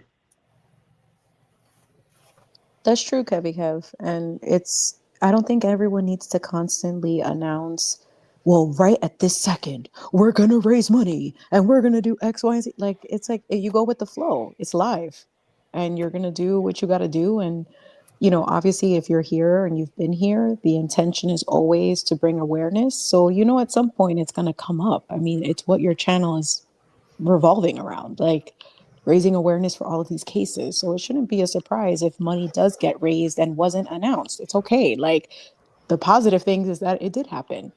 And not for nothing, too. I mean, the other thing that I wanna bring up and make clear is Francis Gigalotti's family was there at our party, at this live show. They were there. They attended. Mm-hmm. I mean, that should speak volumes too. Mm-hmm. They were comfortable to mission out, come to this live show for the people, and they had a good time. It We all certainly had a good does. time. Yeah, and it does speak volumes because they could have been anywhere else in the world, but they were there with you guys. Right. That's And a that fact. is just their appreciation because you guys have been talking about this for a long time. And I remember you were like, well, why aren't you guys talking about Jigga in this case? No one was picking it up. And you guys just kept pushing it and talking about it. And then now, thankfully, more people are aware of what was going on. And here we are. So that's kudos to you guys for that. And I know the family is grateful for that. Obviously, they went to support you guys because of all the support that you've given them. So that's great. Exactly. And I'll tell you this though, right? I'll tell you this. Back to what you said about the family being there, right? Like, how disrespectful that here we are doing all this stuff for Jigga's family, right? And doing the right thing, right? Put all the we didn't have to have a homicide report. We didn't have to excuse me. We didn't have to we didn't have to see the report to come out if it was a homicide. We didn't have to see, the cause of death and all that shit. We seen what we seen, and we went to Haverhill. We pounded the pavement. We talked to the people. We knew what we seen. We seen 7 cops on the guy's neck saying, "I can't breathe," and they didn't get him up. Period. I didn't have to see nothing else. Other people, I need to see this. I need to see that. All the different things. Okay, cool. And we fought, and I feel like that's what happened, right? Because we talked about the community being divided and the gang mentality behind the Jigga stuff, because there was fights between this creator versus this creator, and they're spending 3-hour lives talking shit about each other. All the while, there's a video being posted all over the internet of a man in Haverhill, Mass, with 7 cops on his neck saying, "I can't breathe," and dies, and no one's talking about it because of the stigma of drugs or whatever it might be. So I think mental health and the drugs. But here's the point. So here we finally that one of the police officers decides to take their life and what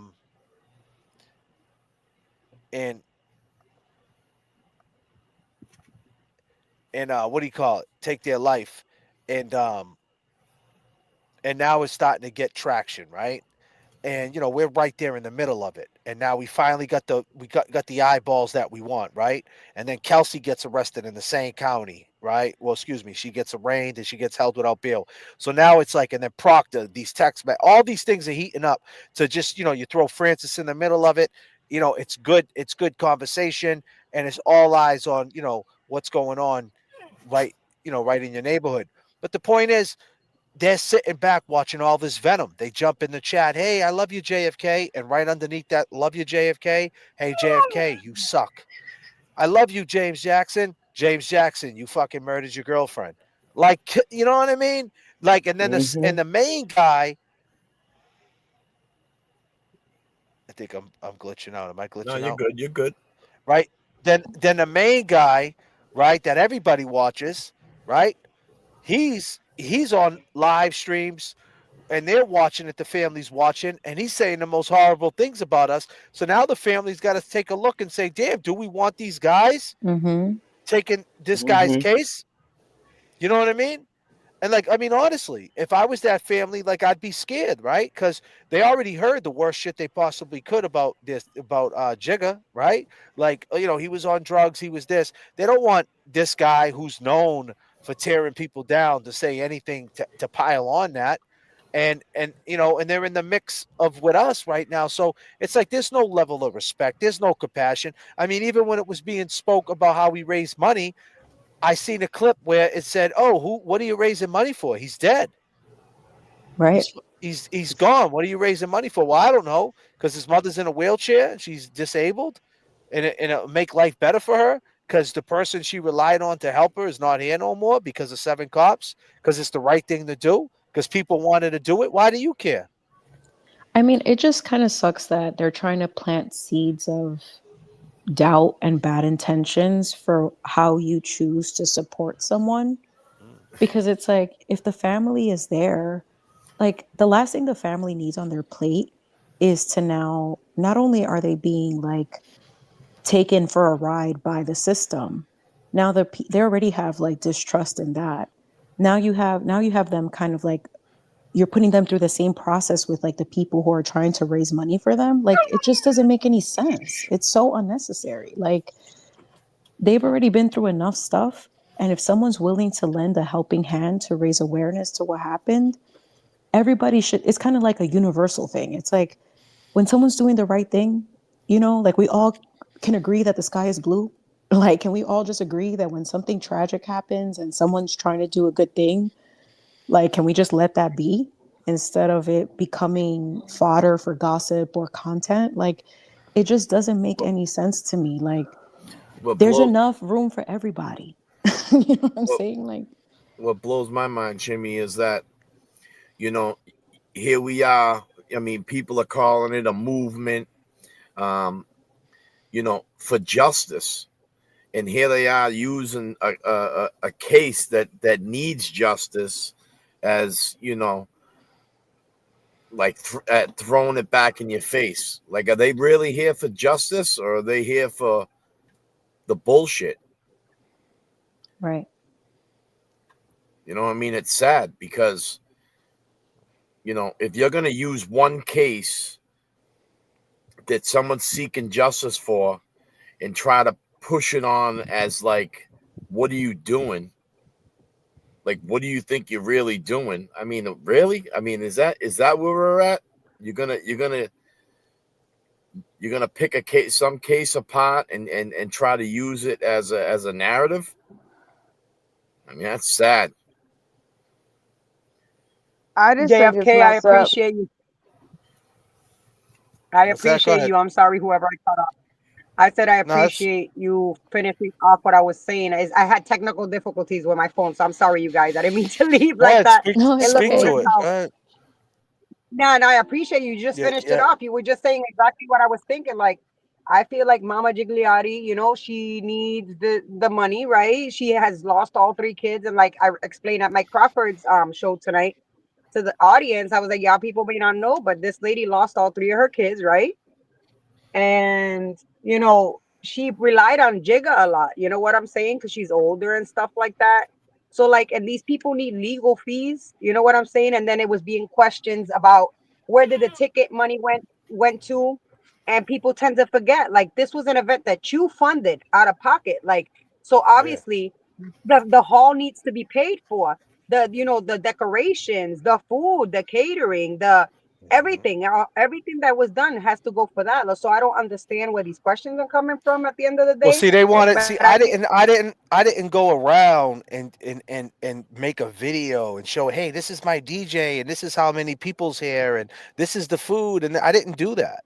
You know what I mean? Like, I didn't even. My mind wasn't like let me make sure I get all the receipts. You know what I And you mean? and should I don't feel and like you it's and you supposed to shouldn't be have a had to. competition. Yeah. I But don't that's feel like what it's a that's competition either, well, that's what they because want, like though. That's what they want. That's what. Well, I'm it's not gonna like, say oh, there was they. only like 50 people over there and 70 people over here. I don't think it was about that. At the end of the day, if there was people that went to that party and enjoyed themselves, God bless them. If there's Yeah, but people that this went to been your going. party, We announced the party September 13th. We announced the party. We announced the party right after the Wilbur. We announced the party. There was no beef. There was nothing going on. We announced the party, and he even said we had our party before his party.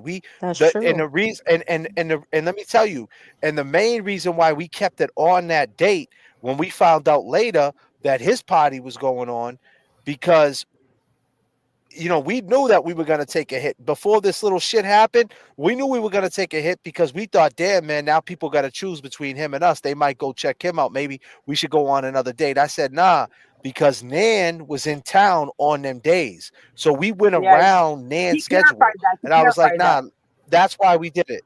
Yeah. So we went around Nan's schedule to get Mike, to get Nan, and beef up the roster and have a show. And we said, hey, if we do 70 people, 80 people, 100 people, we're cool with that. Like, you know what I'm saying? We're not looking. This is not Listen, what we know. It ain't the fucking TD even Garden. if there Like, you was know what I'm saying? Like, they 30 want to make it. people in there, They want to make it seem like that's what I'm saying. They talk, but what I'm trying to tell you is they always talk shit about my rap shit, right? Oh, he's a fake rapper. He's washed up. He never did anything, right? Unfortunately, you're a I'll good let you rapper. tell. You know what I'm saying? Yeah, yeah, but that's cool, right? That's cute. But what I'm trying to say is that they say that all the time, but yet and they talk shit about it, but yet they want every venue to be like a style of a hip hop style. Like, what do you want? A big sound fucking stage? You want the big speakers, the DJ in the back, like it's a Drake concert? Like, yo, bro, that's not what the fuck it is. You know what I mean? It was a live podcast at a venue. Was the venue top notch? Nah, but it's a venue and and It's and we held it, and it was what and it was, and that's it. And it takes proper preparation to get everybody together, to make sure everybody's safe, to make sure everybody ate food. Everybody there got to play the food. People came in. You got to understand, it starts at 7 o'clock. There's traffic. It's a Friday night in Boston. I mean, the traffic out in B-Town, if you're coming from Dedham, from Norfolk County, it could turn, and a 45-minute ride could turn into 2 hours. And these people don't Yeah. eat. We made sure they got fed. We made sure they had fun. We made sure we entertained. We made sure we took pictures. And most off, we made sure they were safe. And all that just gets destroyed with You, you negativity know, that they you know curate. what's And the that's the shit I don't you know what's the understand. sad part, JFK? I'm gonna explain something to you. You know what's the sad part? It was being said on another stream that we all look like the methadone clinic patients party. I'm like, what the fuck? Yeah, First of that's all, I take that to that's offense, great. and I'm gonna tell you why I take that to offense. I take that to offense because I've made you guys aware before. I have a little brother that's a drug addict, and he's on the streets. All right. I take that to offense because I love him very much, and I've tried to help him, but you can't help somebody that doesn't want to be helped. Okay. You can't stay here and call people methadone addicts or whatever the party of the methadone addicts. So they don't know me personally. They don't know the next person personally. They don't know nobody's story. They don't know, and it'll be the people that probably have been through addiction and probably have family under addiction that be talking shit like that. That was some fucked up shit. And another thing that bothered me that you raised awareness that I heard you say once I rolled in, I was very bothered by a comment that was in one of the chats. Bro, it came to the point that I withdrew myself from the stream, and I unfollowed immediately because I'm done. I didn't like the fact that, listen, you could have your beef all day with James Jackson. You could have your beef all day with JFK. You could have your beef all day with Kevy Kev. Whoever the fuck is that you beef with, you keep your beef there. But taking it to another level to mention James girl, his baby mom, on the chat and say, why did you let your baby mom or your girlfriend overdose? Why did you do that to her? That was some fucked up shit. That was my last straw, I could say. It was not right, bro. You can have the beef you want with people. Other people don't have fault with the beef you got with that person. You cannot be, there's boundaries, bro. I'm sorry, there is boundaries. You cannot cross those boundaries. You cannot cross the boundaries to children, to family members, to mothers. You cannot bring all those people in the mix, bro. Your beef is with one person, not with the dead loved one or whatever. You feel me? And to call us all methadone addicts, these are all the methadone clinic people. Look at it doesn't matter what people think at the end of the day. It would have been 30, 20 people. At the end of the day, there was humility, there was peace, there was fun. There was people enjoying themselves, and that's all that matters. It doesn't matter how many people went to one or the other, because there was people spewing that on X, and there was people spewing that on Facebook. I saw it all over the damn place. It doesn't matter. It doesn't matter. As long as everybody enjoyed themselves, it doesn't matter if they chose to go to Turtle Boy's party. It doesn't matter if they chose to go to your party.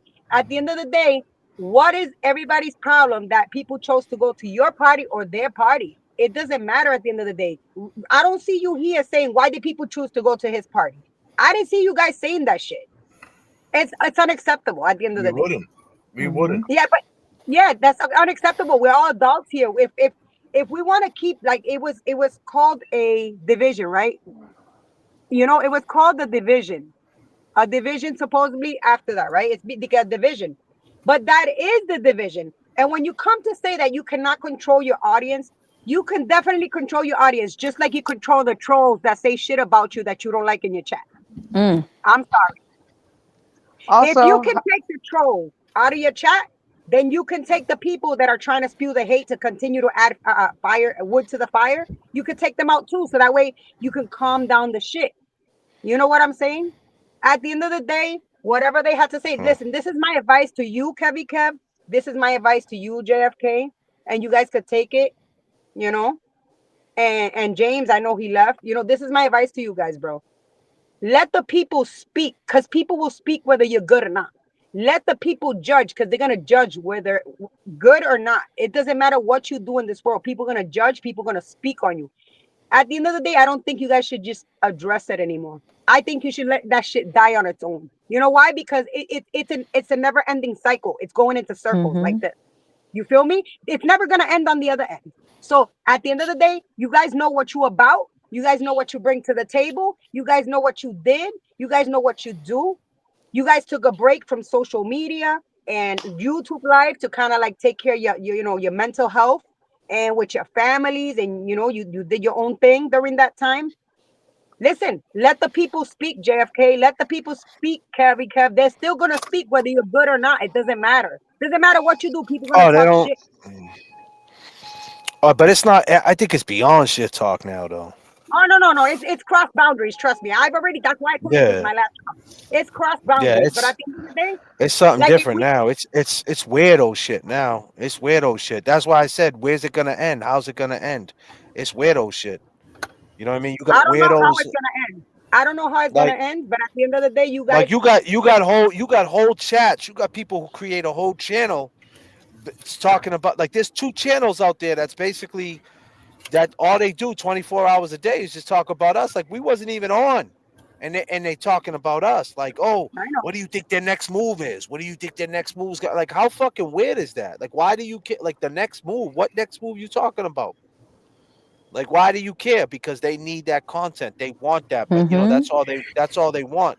And it's crazy. And like these are grown ass people. Like these, like it's nuts. Like we did a show tonight. I opened up the phone lines. Obviously, we're talking about it. You know what I mean? And I don't mind talking about it because I know that you guys been not here and you guys been taking all this. You guys go into other chats. You guys are listening. You guys are paying attention to what's going on. I'm not afraid to shy away from it. At the end of the day, like I said, like this all started because there,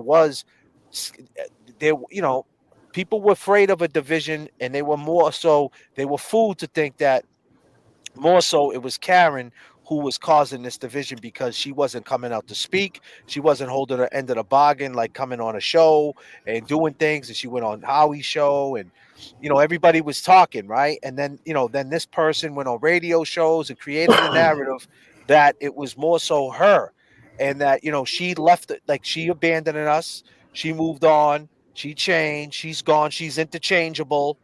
And now it's about me. But no, that's not what it was, right? And especially after, wiretaps and recording and showing people and doing fucking scandalous, shady shit. You add that with this and with that and different things from the past, you realize, wow, this is my neighbor, huh? Maybe I won't when he comes out to warm up his car in the morning, I won't say hi to him because he's a piece of shit.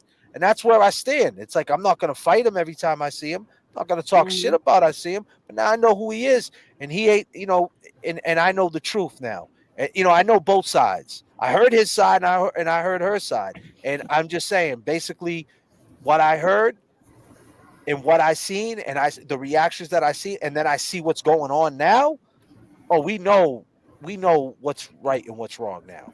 The hate that's spewing to Karen is really awful. There's Yeah, so and they're much hate killing towards Karen. Karen They're right now. killing Karen. The same They killed people her. They that are killed her. staying They free. killed her. Yeah, the same perp that say free Karen Reed, and that's what I said. I said on the live show. I said, well, now they talking about Kelsey. So the same. What now? It's like free Kelsey, free Kelsey. So what if Kelsey, right? She gets a bunch of money raised for her, or she becomes on these shows and she starts becoming like this person, and then she gets found not guilty and she decides not to do a show with you and she decides to walk away. And we got to And don't fucking forget that no one knows Kelsey because we wouldn't know Kelsey without his attorney Tim Brado. And with that being said, Bullshit. Jenny, I forgot you was even here. I'm sorry, Jenny. What you want to That's talk okay. about? I'm sorry, girl. Go ahead, take the mic. No, I just wanted to say, I mean, how do we know who's ever at his party's not on methadone too? You know what I mean? Right. Like, how are you gonna put us on methadone, but you don't know who's at your party, Right. or who's I at your just want to party and not clarify, it wasn't on him that certain said that. It things? wasn't I him mean, that said it's that. just messed up. It wasn't him that said that. It was another channel that likes to spew the hate. Yeah, but he also said that too, actually. Oh, I haven't. Well, he said it. He calls us the 100%. Suboxone twins. Oh yeah, I heard that. I heard that. Exactly. It was the There other we go. channel. Yes. Yeah. But here's the funniest thing, right? And I'll be clear, and I just say this for the record, which I don't have to, but I don't do them type. I never did them type of drugs. That's number one. But number two, the funny thing is, this dude is on Adderall, and I ain't got nothing against anybody on Adderall, but too much of anything makes you an addict. So maybe the dude's taking too much of his medication. I'm just saying, like it's funny that you're gonna talk about somebody that might be taking Suboxones for their addiction or methadone for their addiction, but yet you're on Adderall. But in what's reality, the difference? What's the right? difference? In reality, he could be double dosing. We don't know. That's what I'm saying. I mean, I'm not knocking Yeah. anybody. Like everybody's sobriety's different. You know what I mean? Like I'm old school. I think sobriety more so is if you don't do any drugs. But in today's day and age, there's so many different drugs out there. Hey, if you got to take fucking Suboxone not to do fentanyl, then do that because the fentany's gonna kill you. You know, Exactly, but you could also just you could be on Suboxone saying that you're sober on that, but then you're sober on whatever, but then you could be drinking or you could be doing other, what I mean, right. And other that's what things. So and are you really that's sober? No. right. But that's how it got watered down, right? Like sobriety got real watered down. Yeah, it It's did. funny I because it's agree. like, you go to a AA meeting and shit, and it's like that's why it's scary, right? Like with people, because like if you're somebody, say you're like a young kid and you're smoking too much weed, right? And then you're taking Xanax and you go to get help and you go to an AA meeting and you say, yeah, I'm smoking weed every day and I take about 5 Xanax a week. You know what they're gonna say? They're gonna say you don't even have a problem. You're all right. Right. You're good. We're all smoking weed and taking Xanax here. You know what I mean? Exactly. Yeah. So it's just like it's so how do you get treatment? Because because the fentanyl is crazy and all that other hard shit that's going out there. But it's just like I said, man. I don't judge anybody's sobriety. And that was a tough thing for me. Coming from where I come from to like understand that until I seen right around 2013 that fentanyl hit and see it just like wipe out my everybody I know basically. Yes. At that point, I was like, listen, man. When I see one of my boys on the street, I'm not gonna step on his neck and be like, "Yo, what are you doing, man? Like, you should just stop that shit." Because it's easier said than done. I don't hate I don't hate the addict. I hate the disease, But it's a learning process for everybody. And obviously, the people who are saying these things don't understand that. And that right there is just ignorance. That's 100% ignorance. And I'll give you an analogy that I thought of while you guys were saying this. It's how people come for drug dealers because it's like, oh, they're dealing drugs on the street. Okay, fair. But then what's the difference from a high level criminal who steals, your grandma's pension and lies to her, or insider trading, or any of these other things? A crime is a crime is a crime. Like, what doesn't matter what the context is that society has labeled, like in this particular example, that, if you're doing it on the streets, is dark, is sketchy. But it's the same as doing it behind people's back in a corner office on Fifth Avenue. You know what I'm saying? It's like people See, just like I'm to. sorry. I'm sorry.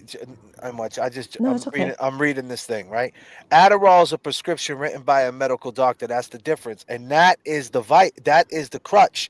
It doesn't matter if it's written by That a is doctor. not the difference at Wait a all. You minute. can take as much as you want if Fentanyl it's is prescribed. too. Fentanyl is prescribed too. That's a medicine too. They And the give you, doctor they give you. Listen, when you go do a fentanyl fuck, patches.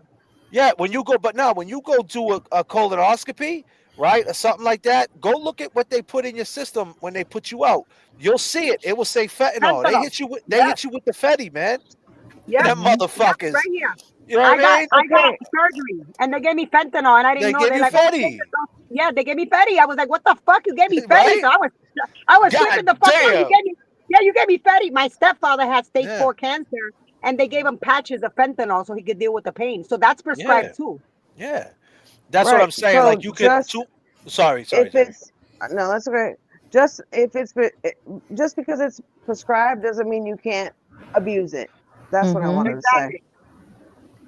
That's That's true. it. Yeah. Any Too much. medicine that's addicting, you can abuse it. Any medicine that's Yeah, addicting, you use too much of it, you can abuse it. that's what happened, man. And That's if what you're happened not on the. prescribed it, you can find it. Yeah, and that's the problem. So like, and that's the thing. Like, and that's where it could get dangerous because now, if you are prescribed Adderall and then you abuse it and you run out of your script, you go hit the street to get it, and you think It you're could getting have some Adderall, fentanyl in it. and then you take an Adderall and it's fetty, and now you're on your floor dead. You There you know, go. one Yep, pill, exactly. one pill can kill. Mm-hmm. Yep. Yep.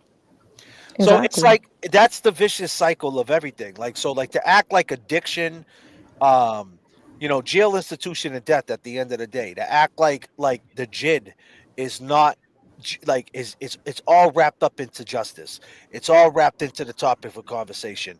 To shit on an addict is to shit on somebody that's wrongfully convicted. You know what I'm saying? Like that's like you may as well just say Karen Reed is guilty and this dude's a meth muppet. Like it's the same thing. Like you're shitting on someone on methadone, but yet you want to say this person's not guilty for a crime. Like they're caught up in a system, an ecosystem. Everybody is, whether you're fighting the law for a crime you didn't commit, or whether you're a young kid that skipped school too much and now the school system's feeding you to the court system, or you're a fucking person who got addicted to drugs, or you're a person with anxiety and go see a doctor and he's like, all right, here's some clonopins at 18 and take 5 of these. And then you do it for 5 years and you're a fucking zombie, right? And now, and then Exactly. you got to get off them. Benzodiazepine is worse than everything. It's worse than everything.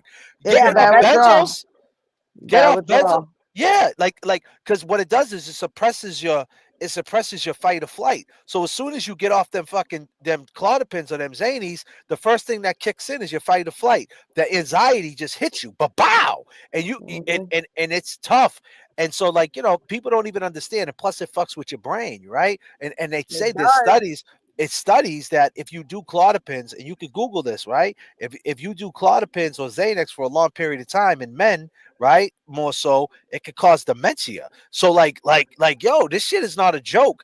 And so these are all the things, like it's an ecosystem. So you think, hey, I'm just prescribed Xanax because I got anxiety. Yeah, but now you're in the system whether you like it or not. You're taking a prescribed drug. Now you're in the narcotic game. You're in And this now system. you're always waiting for your refill. Yeah, Yeah. you're wrapped up into that. You know what I'm saying? And like Yeah. so the Wrapped. fact that you're trying to disconnect, saying, "Oh well, prescription drugs is not the same of street drugs, and street drugs has nothing to do with a criminal case." It's I all almost feel like wrapped up into one. I almost feel like prescription might be worse. That's how Yeah. majority of people start the addiction with prescription drugs. Have nobody noticed? Your Yes. friends start like that? Yes. Yes. There Agreed. was That's a how it. doctor. Let me tell you something. That's how my little brother started. He started Yeah. with Mm-hmm. prescription, Because you're like like, doing oh here my, and you're like, there. oh, my doctor's giving it to me. It's fine. Well, there was a doctor that came out in the news like a few years ago in my area. Too He was close. actually my grandma's doctor, and he got arrested at a very old age because he was overprescribing a ton of people and collecting a kickback. So there is a wide systemic problem with like drugs, and then people getting addicted to them and abusing them. And people see doctors, some doctors, not all, see a vulnerability in that and see it as a way to make money. And the people who are addicted don't even understand that they even have a problem because they're like, oh, well, my doctor gave it to me and I have to take this. So Right. they're inadvertently becoming addicts without even realizing it.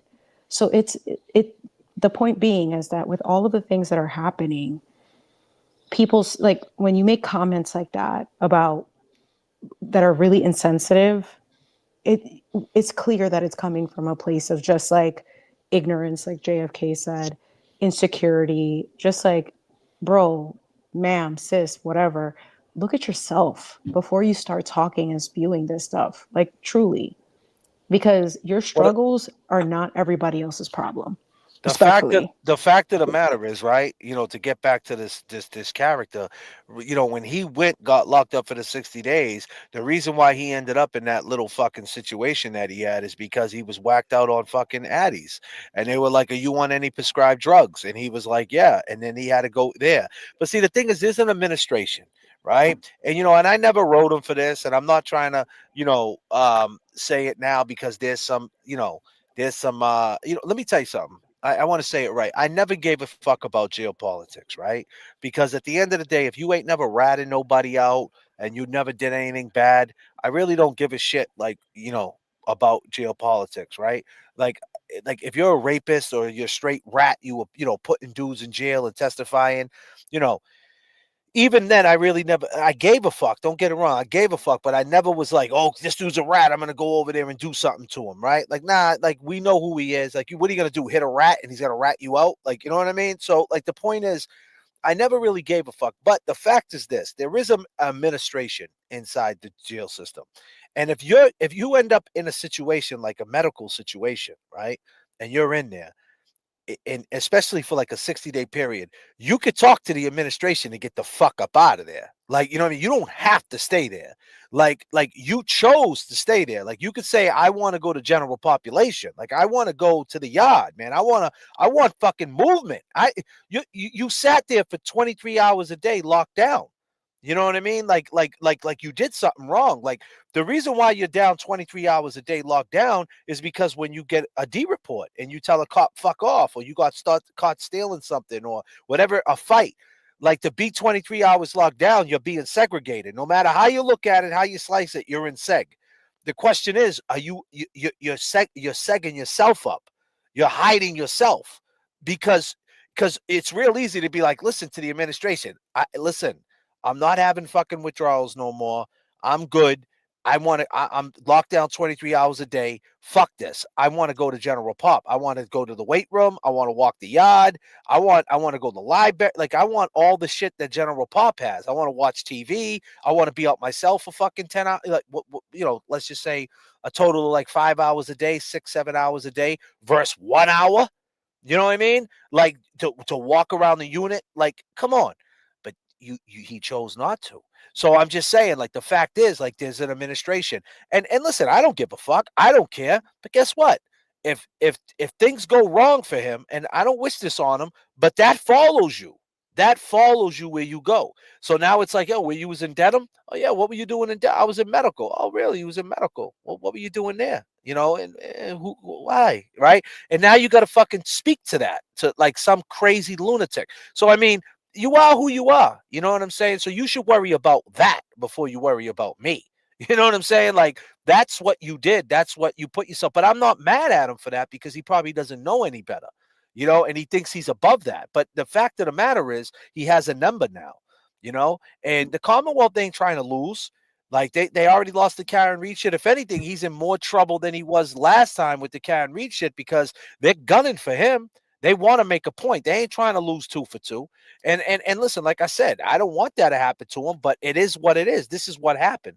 And they're trying to even get Karen wrapped up in it. That's why she's scared. She's thinking they're trying to indict her for conspiracy for witness intimidation. She still thinks Cosgrove, her phones are still there. She thinks they're going to try to get that and do it because that's how fucking, how hell bent they are on doing them dirty.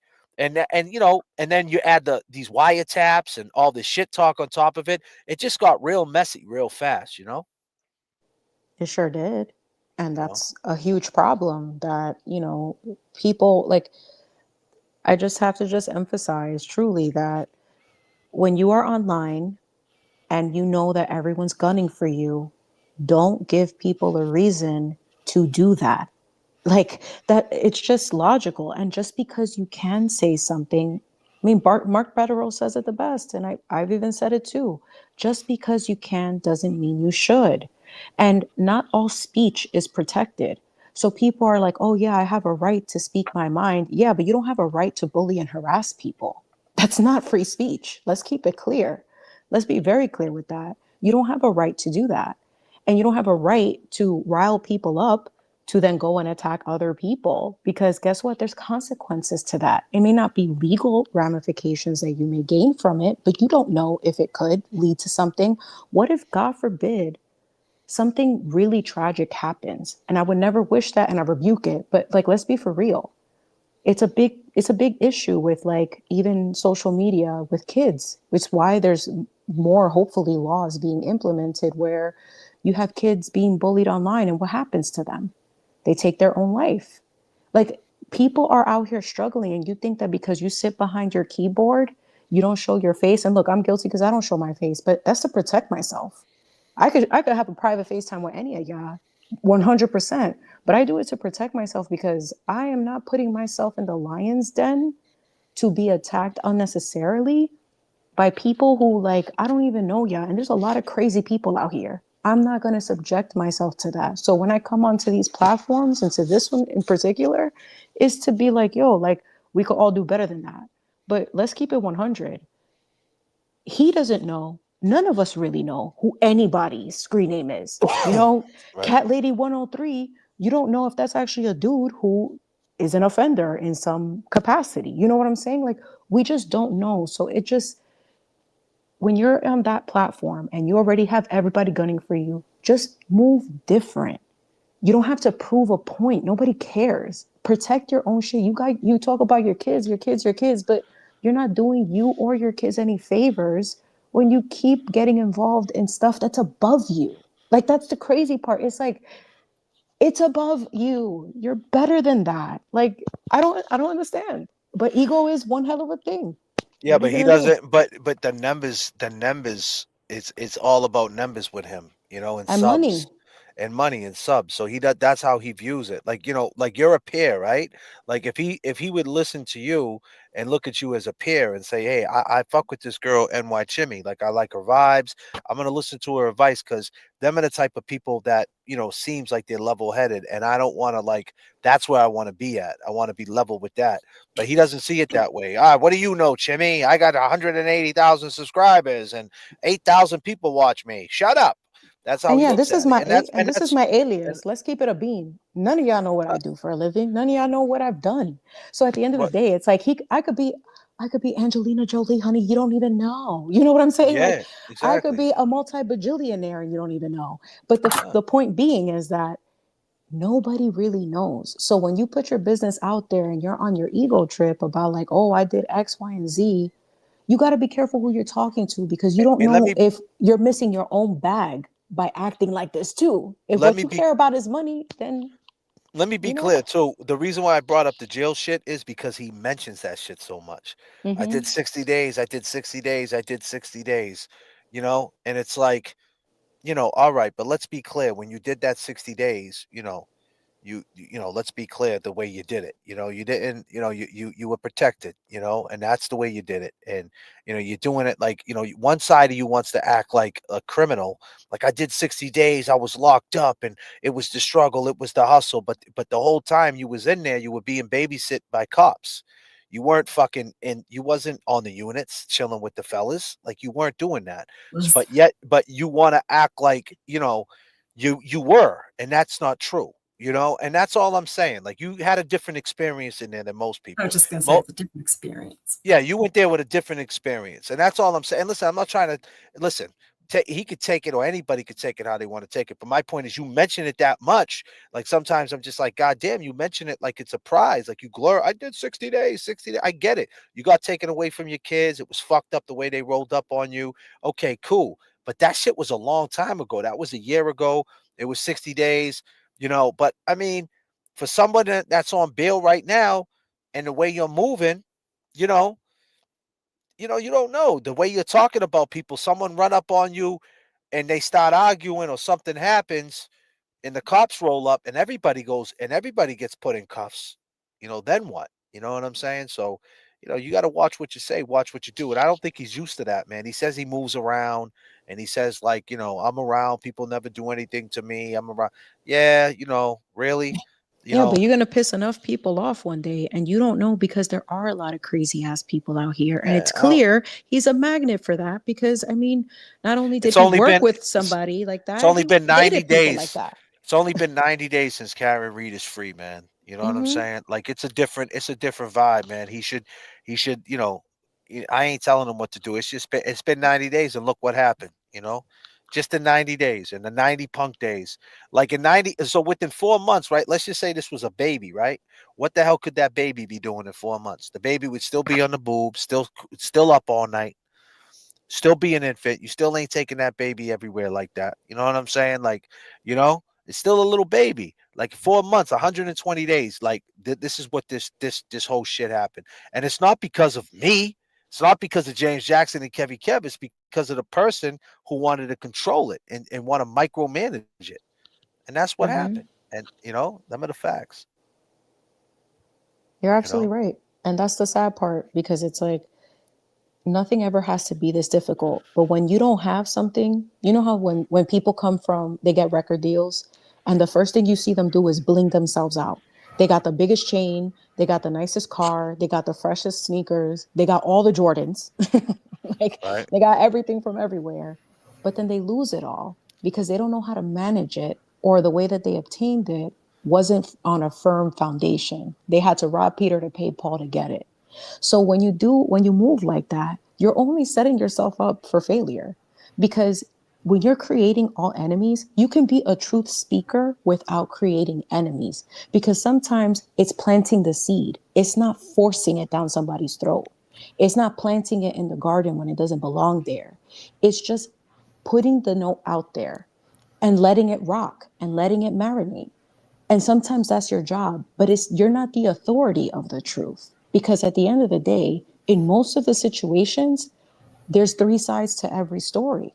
And even me, I don't know him personally. I don't know anybody really personally. So I try to have perspective to see it from all different angles to be fair. But when you're only there to just only push a certain narrative and think that because you've obtained a certain level, you know better than everybody and you have a right to criticize, send your minions over to these people and do whatever you want. But then when that energy is sent back to you, you're like, oh, how dare you touch me? You can't have it all the ways.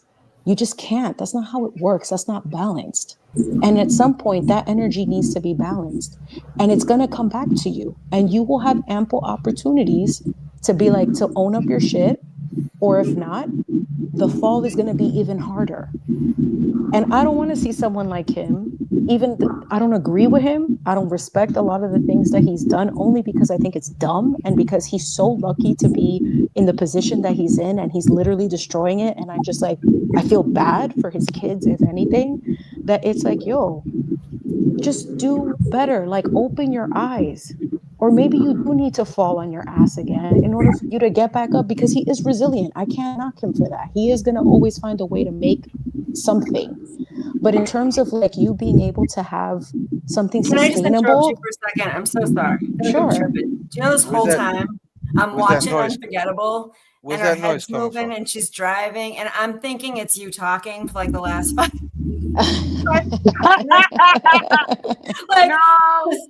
the street's going by and you're kind of like like your head's moving almost the way she's talking, and I just realized it wasn't even you talking. How No, am I it was doing? it was Chimmy. It was Chimmy. It's been a long day. I know it's because me and Unforgettable, we're kind of cut from the same cloth. You know what I I'm can't. I'm saying? like, That's my girl. oh yeah, that's not even her talking. It's No, because I yeah. took you guys on a ride with me. I took you guys on a ride with me. I I love noticed. it. I love it.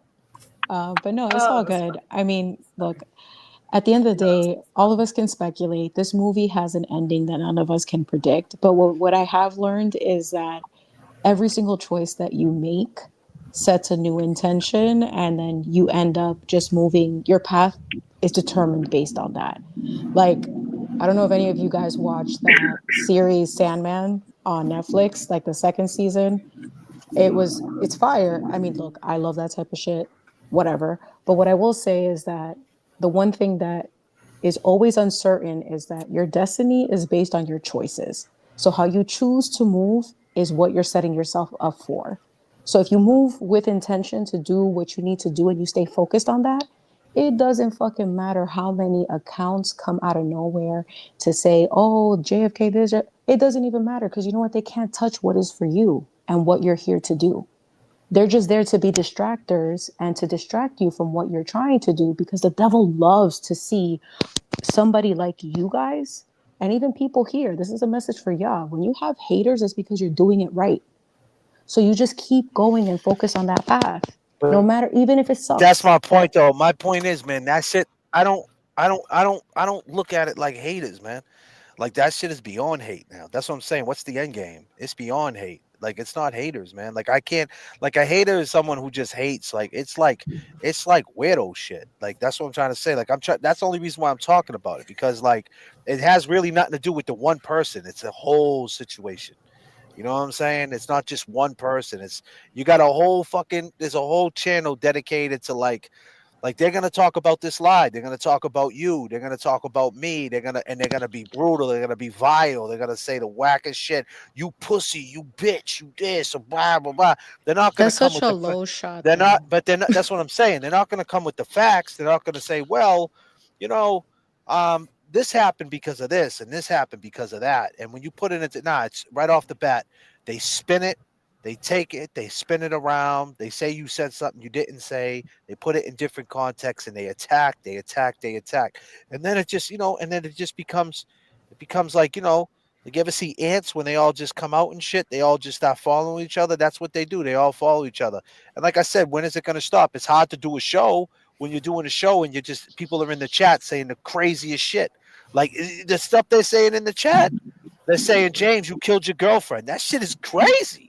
No, You know what I mean? it's vile and it's That's wrong. crazy. It's wrong on every level. Venomous. I agree. Venomous. That's crazy. Like, how the fuck are you supposed to like get your mind right, like to do a show and like do a show at beginning, and middle, and end? That's what he curates. So, like, what's the end game, man? What's the end game? And then people say, "Ain't you sick of talking about this, JFK? Don't you like you should take the higher road?" Okay, we did. I mean, I You could have took 12 days off. That's what I'm saying. Like I took 12 days off, and now I'm talking to my people, and they're like, we're just saying, like, I'm just trying to figure out what the end game is. I'm just trying to figure it out. I want to know what it is. Like, this is what it's going to be now. They're going to say something. I'm going to not say nothing, or say something light, and then say something else, and go back and forth. Then what? What's the end game? What are we doing here? Are we going to take a walk? What are we going to do? We're going to go walk to the park? I mean, that's not going to happen. Y'all ain't going to shoot the fair one. You say you're not gonna. You're really not going to do that. I can guarantee you that. You know what I mean? So, I mean, what are we going to do? You have a choice. You have a choice. What's the end game? You have a choice there. And it's, as much as it's like you want to suss out what he's going to do, I think he's pretty predictable. He's going to keep this going because it's going to keep generating numbers. And what happened in those 12 days when you guys took a break? You let them speculate because it's clear. People are starting to see more clearly that everything that they were spewing before, the truth is starting to slowly come out. And I've been looking at the chat as we've been talking. People are like, oh, I'm tired of this person because this person, he went too far here. He did this. And like, I don't understand. It's precisely that. You're doing exactly what you need to do at this exact moment. You let people show their ass, and even as vile as they are, at some point, all of that is going to stir up more nonsense for them than it is for you. And that's why I tell you, it's so easy to be bad. It's so easy to choose to react. What's It that? is harder. What's that dude's name that's talking all the shit, man, from Dallas? What's his name? Little Ralphie? Ray. His name's Little Ralph? Ralphie, right? Little Ralphie? Ralph. Hold on a second. Whatever Hold the on. hell that name is. Everybody got to be quiet for a second. Somebody sent this to me. This. Hold on. Don't talk. Someone sent this to me. Monty. Hold on a second. Hold on. I got to mute you up for a second. I'm sorry. Someone sent this to me, man. He's a MC. He's a rapper. He's out of Brooklyn. He calls himself Loco. Out of Brooklyn. He talks about a cat named Little Ralphie. He said he did time with him and shit. Little Ralphie from Dallas. Check it out. Yo, Ghetto trap house, they calling us bums. Ghetto trap house, sorry we grew up in the slums. Transparent with our journey, look what I become. We are the long gamers, we are not dumb. Grown man scared to show their face, screaming and yelling. Heard you was a rat, that was always telling. Snitch house media, them fools are jealous. If you are a chat rat, long gamers is the repellent. Show your face, Ralph, what's name player? Heard you was a sex offender, let's peel back the layers. You was in loose, stare at no one with J payer. In the North Tower, labeled a faker, I know you can't take it. Valerie called you a bitch, you went crazy. You really hate women your whole life, you were lazy. Chasing cash apps, your whole life is shady. They called you ugly, you really hate the ladies. They ran you out of Atlanta, you can't go back. Thought you were an animal on a beach, Riverdale. Thought you were whack, now you hiding in Dallas, eating honey buns, getting fat. Heard you almost died on your live of a heart attack. Let's take this walk, but you need a doctor's note. This is real life, not a soap opera, bro. You don't wanna fight and you're afraid of soap. Go take a shower, talk to your sponsor, yo. You're a rat, so it makes sense how you love a turtle. Name drop his name so much, you're real widow. J.F.K was left, made your show before that you were a zero. Say thank you, J.F.K is your hero. Show your face, right from Dallas, or should I say Ray? You're scared to death, it doesn't matter anyway. Valerie called you a bitch, you scared to show your face. Everybody knows she put you in your place. You a bitch, Ray, Valerie says so. She seen a bitch in you, little Ralphie from Dallas. Yo, a real bitch, little Ralphie Ray. It doesn't matter anyway, you hate women. You a bitch, Ray, Valerie says so. She seen a bitch in you, little Ralphie from Dallas. Yo, a real bitch, little Ralphie Ray. It doesn't matter anyway, you hate women. Scared to show your face. Everybody knows you a bitch. You a bitch. Yeah, yeah, yeah. You a bitch. Yeah, you a bitch. Yo. Here we go. Let's listen one more time. Ghetto trap house, they calling us bums. Ghetto trap house, sorry we grew up in the slums. Transparent with our journey, look what I become. We are the long gamers, we are not dumb. Grown man scared to show their face, screaming and yelling. Heard you was a rat, that was always telling. Snitch house media, them fools are jealous. If you are a chat rat, long gamers is the repellent. Show your face, Ralph, what's name player? Heard you was a sex offender, let's peel back the layers. You was in loose, stare at no one with J payer. In the North Tower, labeled a faker, I know you can't take it. Valerie called you a bitch, you went crazy. You really hate women your whole life, you were lazy. Chasing cash apps, your whole life is shady. They called you ugly, you really hate the ladies. They ran you out of Atlanta, you can't go back. Thought you were an animal on a beach, Riverdale. Thought you were whack, now you hiding in Dallas, eating honey buns, getting fat. Heard you almost died on your live of a heart attack. Let's take this walk, but you need a doctor's note. This is real life, not a soap opera, bro. You don't wanna fight and you're afraid of soap. Go take a shower, talk to your sponsor, yo. You're a rat, so it makes sense how you love a turtle. Name drop his name so much, you're real widow. J.F.K was left, made your show before that you were a zero. Say thank you, J.F.K is your hero. Show your face, right from Dallas, or should I say Ray? You're scared to death, it doesn't matter anyway. Valerie called you a bitch, you scared to show your face.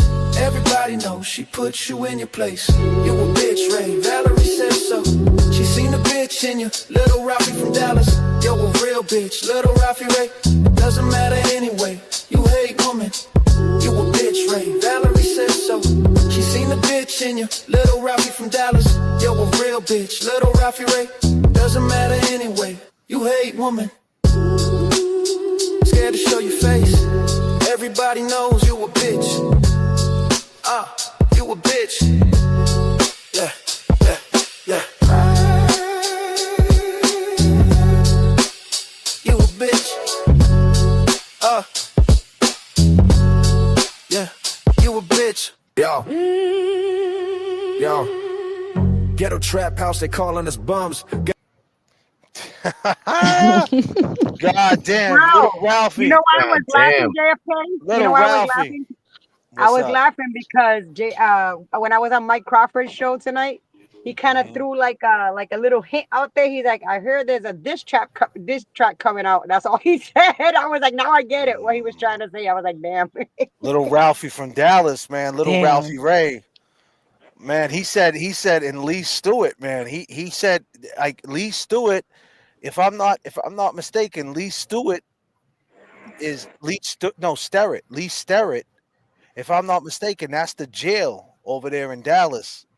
So he said he was in the North Tower.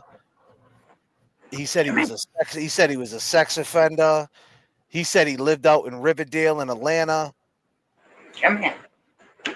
He said he was an animal with the beats. I don't know what that means. I mean, I don't know, man. I There's a call lot that. of. He said, "Little Ralphie." He said Valerie put you in your place. Valerie called you a bitch. You lost your mind. Little Ralphie. Yo, Little Ralphie. Little Ralphie from Dallas. God damn, Little Ralphie. Yeah. That's his Little name. Ralphie Little from Ralph. Dallas. Little Ralph from Dallas. Would you believe it? That's called Would alchemy. you believe it? God That's damn. alchemy. That's alchemy. That's You take something bad and you turn it into something positive, or you turn it into something creative. That's alchemy. That's what you need to do. Every single opportunity, you just take that and you turn it into something creative. That's what it is. Or let the people do it. North Tower, Lou Sterrett. Yeah, that's what he said. His name's Loco.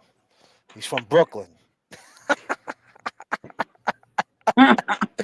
Yo, he said, "Yo, it's funny." They said a trap house. Hold on, how does he start Ghetto it? trap house, sorry we grew up in the slums. Transparent with our journey, look what I become. We are the long gamers, we are not dumb. Grown man scared to show their face, screaming and yelling. Heard you was a rat, that was always telling. Snitch house media, them fools are jealous. If you are a chat rat, long gamers is the repellent.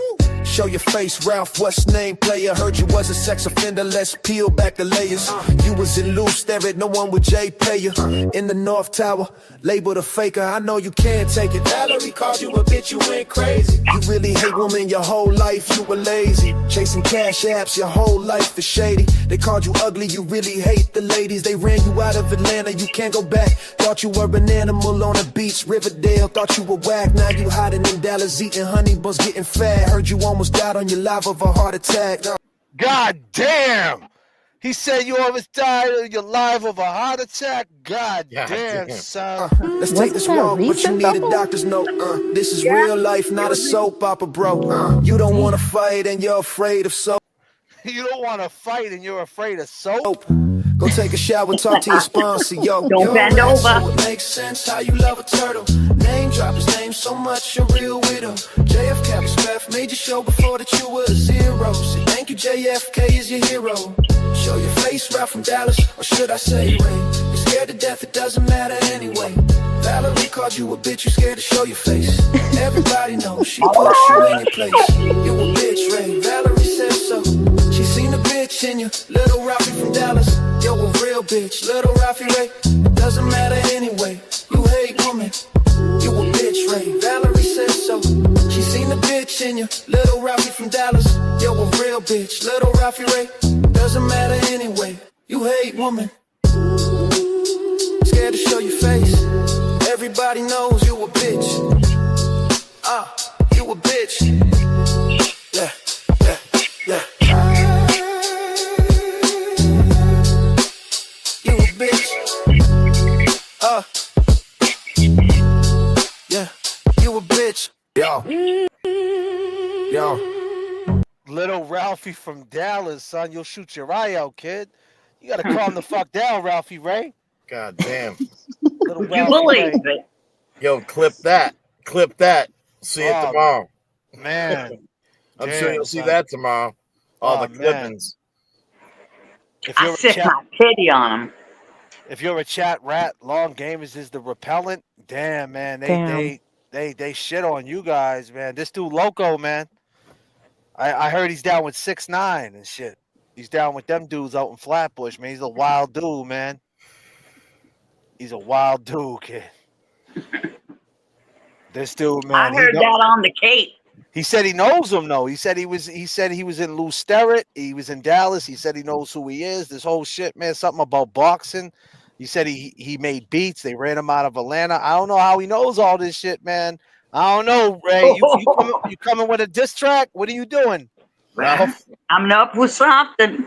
Little Ralphie from Dallas, man. Damn, dude. Little Ralphie, man. Come on, I better come something better than that.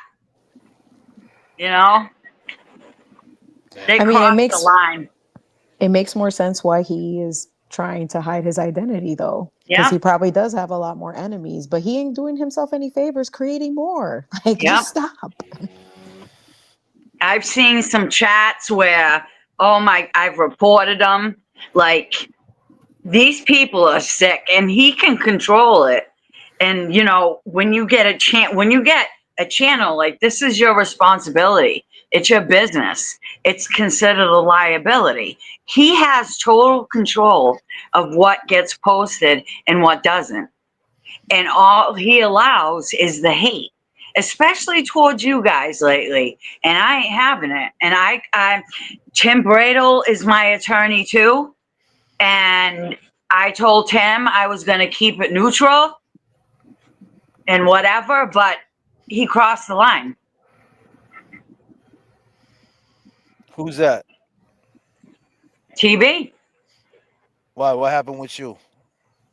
Oh, with me? Yeah. Massachusetts MSP. I have a bracelet on my leg. Oh shit! God damn, son. God Question mark, an exclamation point, God question mark, question mark, question mark, question mark, an exclamation point with some question Listen to mark. what happened. God damn, son. God damn. Hey, God damn. She said she got the anklet. Listen. That's like the beep, God damn.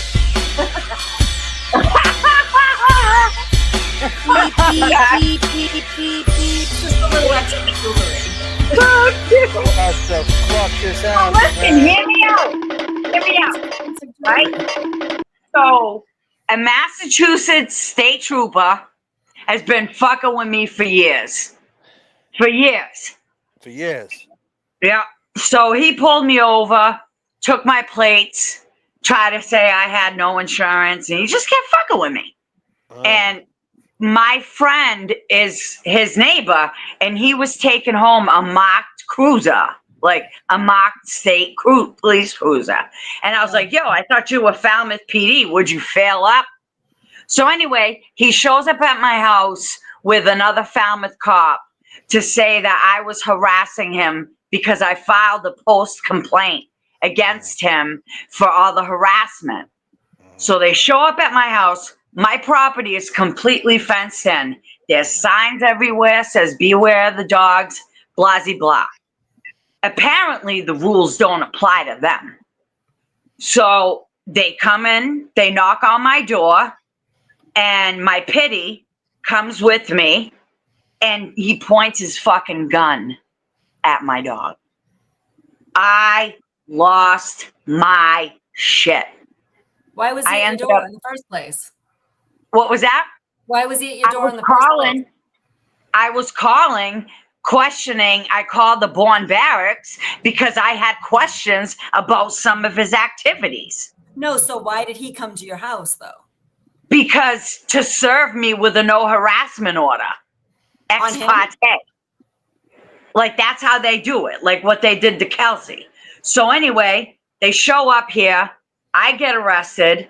I go to court. Judge freaking sends me, section 12s me, whatever. I stay at Bristol County for 20 days waiting for a bed. Then I leave there April 9th or whatever. And then I go to Worcester Recovery. And then from there, I end up going back to Bristol. And so I haven't done nothing wrong. The charges were actually dismissed. Now, the reason I got this bracelet on is because the state trooper is afraid of me.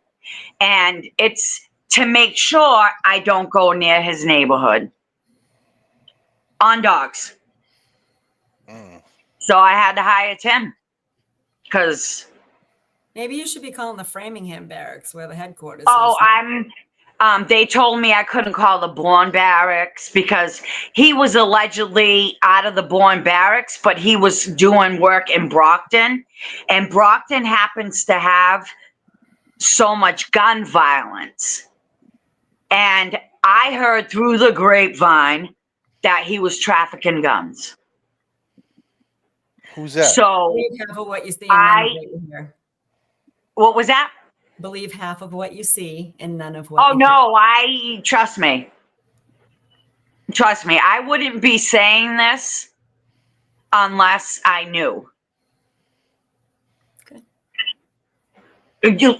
Okay. So anyway, they have to random drug test me. I go whenever they text me. It's bullshit.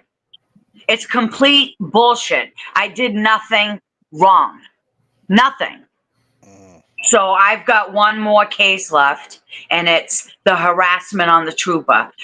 Tim filed a Di Benedetto motion, which was like a motion to dismiss. Let me ask you a question, if you don't mind. If you don't mind answering this, right? Yeah. How much does he charge you? How much?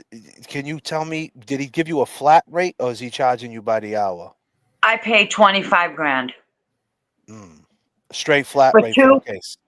Tim Brady is like cases. the Nike of civil rights lawyers, so he's the one. Yeah, he's the best, and he knows the First Amendment. He gets up there and he fights for me, because before in the past I had the public pretenders, and they didn't speak up for us. You know what I mean? And like these judges, they have no right to section anybody. You need like a medical doctor, like a nurse practitioner.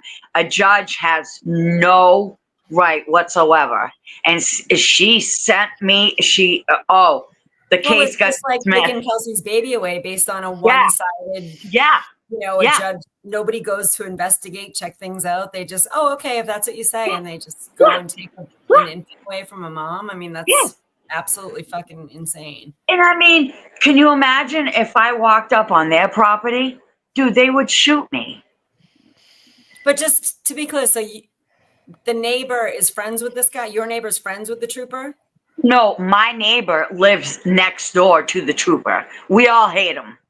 So you called to complain about the trooper, but he was the one that could come and respond to you about it? I just don't understand how that's even allowed. Well, I called the Bourne Barracks to find out where he was stationed, because he was a Falmouth cop, and I got him out 5 years ago because he raided my house, pointed a gun at my son. It was a big ordeal. Like, I mean, my son's father did 8 years with the feds. So I know the system. And they've obliterated my rights. I'm not guilty of anything, and he shouldn't be allowed to be in any new cases with you since he's already had a past. Yeah, I just have one case left, and that's why I have the bracelet on, because of that one case. And it's just fucked up because, like, I look at Kelsey, and there's so many alternative things that they can do. And the fact that they're doing that to her, and like, I'm in the same, like, I knew what it was like being in jail with transgenders. I watched transgenders get injections weekly. And we had this one girl that was transitioning into a man.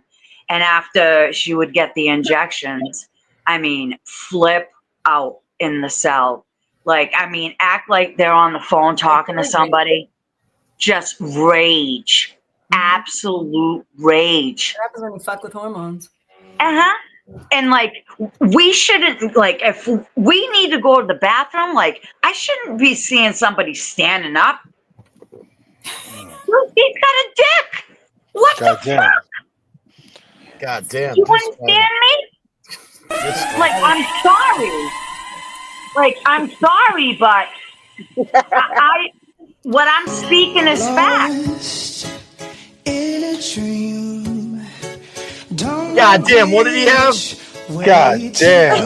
I don't know how else to say it. Call it like it is. All that you seem. State troopers afraid of a Portuguese.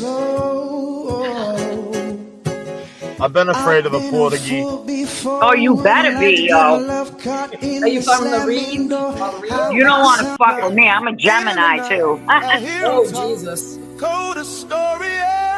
Unforgettable, be quiet. That was not me, lost your honey. soul You're talking to the to wrong a woman person. so heartless. I know, hon. Unforgettable. How could Yeah. you be so heartless? I love you. Oh, Thank how you, my could you love. be so heartless?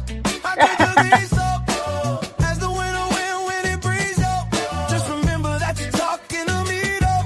You need to watch the way you're talking to me, though. I mean, after all the things that we've been through, I mean, after all the things we got into, hey, yo, I know some things that you ain't told me. Hey, yo, I did some things. Out of jail. So check this out, y'all. I'm gonna be wrapping this up. What you want to say in closing?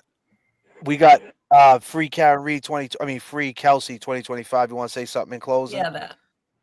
Go ahead. So, not that you need my seal of approval, but I just want to say that you guys did an amazing job the other night. I was supposed to be there, but my son's playoff baseball schedule screwed me up, and so I was just happy to be able to watch it. And That's awesome. Thank you. know, the whole being able to watch it live, the quality was so good. Like, you really have the stage set up right. You did the camera angles right. You could hear everything, and you kept addressing the chat. I just thought that you guys were awesome. It's so good to have you back. Really, it was, and it was a live show that everybody was fortunate to be there, but it was literally like all the points of what we experience when we're when we're here with you. It was funny, it was authentic, it was emotional, it was real, it was all those things. It wasn't anything different. And and I will take it to the grave with me. You guys know that I've been a turtle rider for 100 years, and I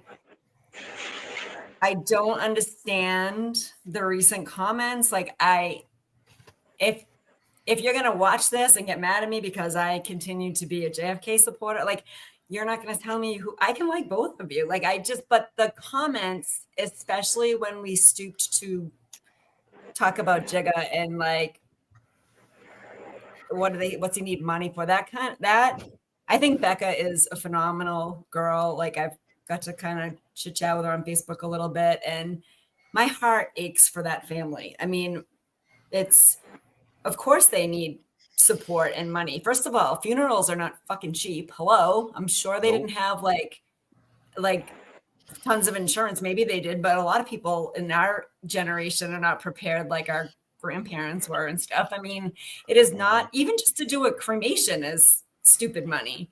So, and the other thing that I thought was super important that Kevy, you started to mention earlier, is this was not a fucking fundraiser.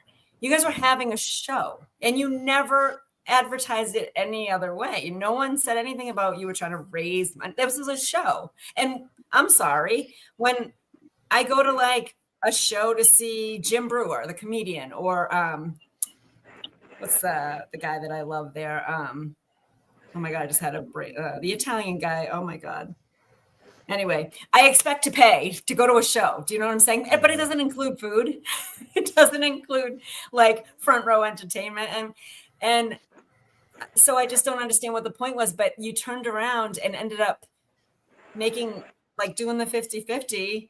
And Jigga's family walked out of that door with $1,000 that I'm sure that they didn't expect to leave with. I mean, that is so. Well, let me just say this, Sue. Let me add to that. Another reason why we didn't address it as a crying when you gave her that money. Crying. I was listen, like, and I appreciate that. But here's the thing, right? Like, I can't, so what happened was Natalie said, I'm going to do a 50-50.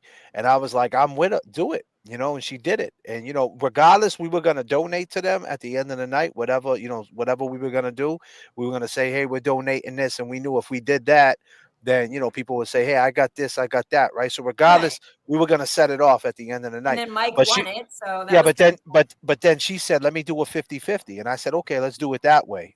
So we did it that way. Yeah. And she handled it. But let me just say this. The reason why we didn't push it as a fundraiser, because then it might have turned people away. People might have been like, I don't want to go to a fundraiser. Well, then you're going to get the criticism. What are they fundraising for? What are they fundraising for themselves? But that's what I'm saying. Well, if I go to that fundraiser, I may as well go to this dude's fundraiser, or you know what? I don't feel that story. I don't know. I don't believe that's what happened, right? So it's kind of like, like you could be a fan of JFK, Kevin James, and not really believe in the Jigga story like that. I'm saying most people do, but what I'm saying, if you have a different opinion, that's all right too. If you say, hey, well, I need to know more, even though we know enough. But I'm just saying that's still your option. So therefore, if we say that's what they might think the whole show is about that we're just Right. going to talk about Jigga the whole time, which, we come from the Karen Reed and like you said, that's what we kind of brought it to. We talked about all the characters in Karen Reed and how we Yeah. can get justice for John. We sprinkle Kelsey in there. We sprinkle The Jigga in whole there. thing. I mean, it was just, and to think that Mike Crawford was the one that gets picked and had the opportunity to donate it back was just, I mean, how perfect of a scenario did that work out to be? So I thought that was super cool. I don't understand. So that kind of it upset me. And so did the Yeah, and Brian LTL, he donated half of the 50-50. Whatever the 50-50 drawing was that he Mike matched it. he matched half of it I or know, I heard whatnot. that. Yeah. And they were so unsuspecting of that, and I mean, to see his aunt so emotional and, hearing that the dates and Jigga's birthday was yesterday. I mean, what are the chances? And you didn't know that when you planned this, I'm assuming. So, I mean, I just thought it was just. His birthday was the really next day. It was meant to be. It was all meant to be. It was all fell out. It all fell into place. And I thought, how do you shit talk anybody for doing something so thoughtful and so genuine? Because they got to make a lie up. That's a lie. Because they made a lie up. That's what I'm trying to tell you. Like, I understand, I get what you're saying, but that's a lie. It's a lie what he said. That's what I'm saying. Like, that's why I'm speaking on it, because everything's a lie. The fact that they're weaving lies together.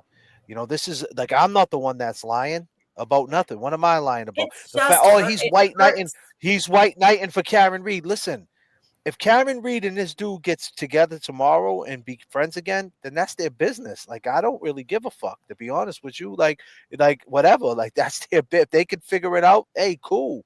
But I'm just here to tell you that I don't see that happening. But I mean, if they do, that's on them. But what I'm trying to say, is that, like, this is what happened, right? And it's like, we took a stance like, hey, we could be cordial. We're independent. We don't have to follow anybody's beat of own job. Like, we took a beating, man. Like, we should be upset. Of all the shit that's been said about us, we should even be more mad. The fact that it's kind of like, we can shit on you and you can't say nothing because you started this. I didn't start shit. It's not right. I didn't hit a fucking record. Listen, at the end of the day, I understand you support Homeboy. That's, that's cool. I'm not mad at that. But what I'm trying to tell you is this. At the end of the day, no matter how you slice it, the motherfucker hit record. And that's what the fuck he did. He hit record and he didn't do that shit for any other reason but malicious activities. That's it. Bottom line. That's it. Because if it wasn't on no malicious activities, when we went quiet, he would have stayed quiet too. And he would have let the shit go away. But he didn't. He wants to double down like, fuck you. I don't give a fuck. And he does because he doesn't see any wrong in what he did. You know what I mean? He don't see any wrong in what he did. And he doesn't see anything wrong with it. And he's a liar. He said, I don't record people. Last time I was on, it's unnecessary. Like the next live show that he did after his Halloween party, instead of making it positive and talking about like the highlights of his party, it was about shooting J.F.K.'s party down. And I just don't understand what the fuck the point is of that. Like, it was two completely different events. Like, I didn't even realize until the last minute that costumes weren't going to be worn at your party. Like, I mean, I'm so aloof sometimes. So, I mean, he had literally a Halloween party that he's had a few years in a row that is a fundraiser, and he makes that crystal clear that it's a fundraiser. So he's expecting to walk away with money. But for the last 2 years, the fundraiser was Karen Reed's fundraiser. No, I know. It wasn't his fundraiser. But it's advertised that way. But still, he's more upset. He wants, listen, she just said she gave 25 grand to Brado, right? On a flat rate, right? So I ain't counting nobody's pockets. But at the end of the day, right? You did the Wilbur at like $100 and something a ticket. There was 1,000 people there. You made bread, right? You make money every night. You got enough money to pay your fucking lawyers. Stop bullshitting, telling everybody like, no, you want to keep making more money, and that's good. That's cool. Keep making your money, but stop lying. Oh, I need money to pay this one, money to pay that one. Man, they gave you a flat rate just like they gave her a flat rate. She got Bradle. Bradle gave her a flat rate. He gave her him a flat rate and said, get to this number. And I'm pretty sure you're at that number. You know what I mean? So stop it, bro. Stop bullshitting. And that's what it comes down to. You're lying. You're a liar. And here's the thing. And if you would lie about that, what else you fucking lying about? You know what I'm saying? So stop it. You're just a liar. You lie. You go into your audience to have a good time, to socialize, to just, meet the long gamers in person. And, they accomplished it. I watched it. I don't think anybody left there unhappy. It looked like everything went just as everybody wanted, if not better. And I just, JFK, you, and again, settle down. You are very natural at what you do. Like, you are so good on stage. Like, it's not easy to have that stage presence and be witty and always know what to say. And you're checking the laptop and keeping you just have an unbelievably natural stage presence. And I've done a little stalking, and you're a performer. You really fucking are. So anybody that says JFK the fucking fake rapper, fuck you, from Danielle, fuck you, because you are good. You really are. And I'm right. I don't blow smoke up people's ass. I just thought that. But see, like, that's like the thing is when people say, like, the thing is when they bring up the rap shit, I've been doing that shit since I was fucking 11 years old. And like, and I did it professionally since I was 15. Like, so the fact that like I got older and that's what I did, like, that's what happened. So you mad at Donnie Wahlberg because he's still, dude? Yeah, of course, because that's who you are. It's part of the writing. It's part of the culture. It's a culture. You know what I'm saying? And that's why it's a passion. It's culture. Art. And it's an art. It's there's a lot of stuff. There's a lot of tentacles attached to that. And I don't try to cross them worlds because honestly, it gets deep. And I don't want to get deep, and I don't want to stain that culture. I don't want to, because it's too vile. Because Matt, like, put it this way, like Mikey Crawford said, yo, you should bring Paul Wall on. And I'm like, dude, I could call Paul Wall right now on FaceTime and be like, yo, Paul, come on the show. But then what? I'm gonna have some vile dudes calling him a piece of shit. Like I'm not gonna do that to him. Like these people ain't got no fucking chill. So I'm not gonna cross the worlds, man. I'm gonna fall back, let you, whatever you to say I am. Go ahead, continue to do what you do, because you guys, like I'm saying, he curates that shit. Like, there's a lot of, like, what I'm trying to say is, man, like, he curates it. Like, okay, people say, hey, JFK, you should be happy that he was you. Listen, I don't give a shit that he dressed up or he wants to dress up on his lives like me or whatever. That's cute. It's fucking cute. I don't care about that. That shit don't bother me. I get all that. I can make fun of myself. Believe me.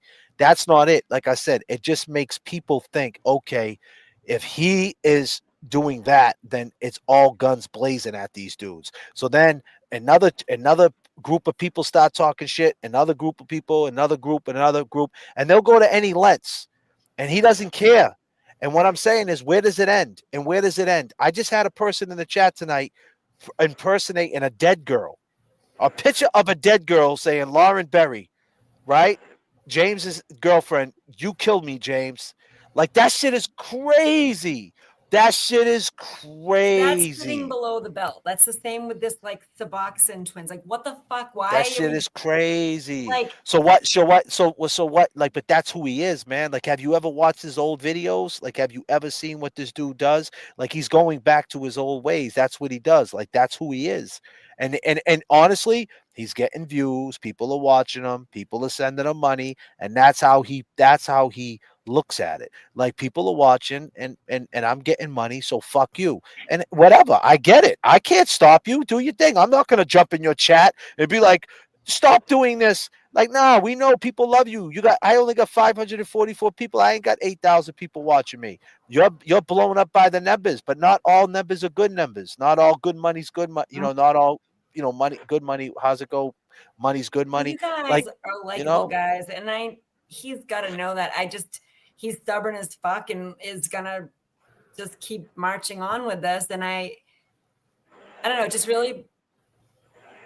really pissed me off when he said this stuff about Jigga and the whole family thing. Like, I thought that was because that's how he feels.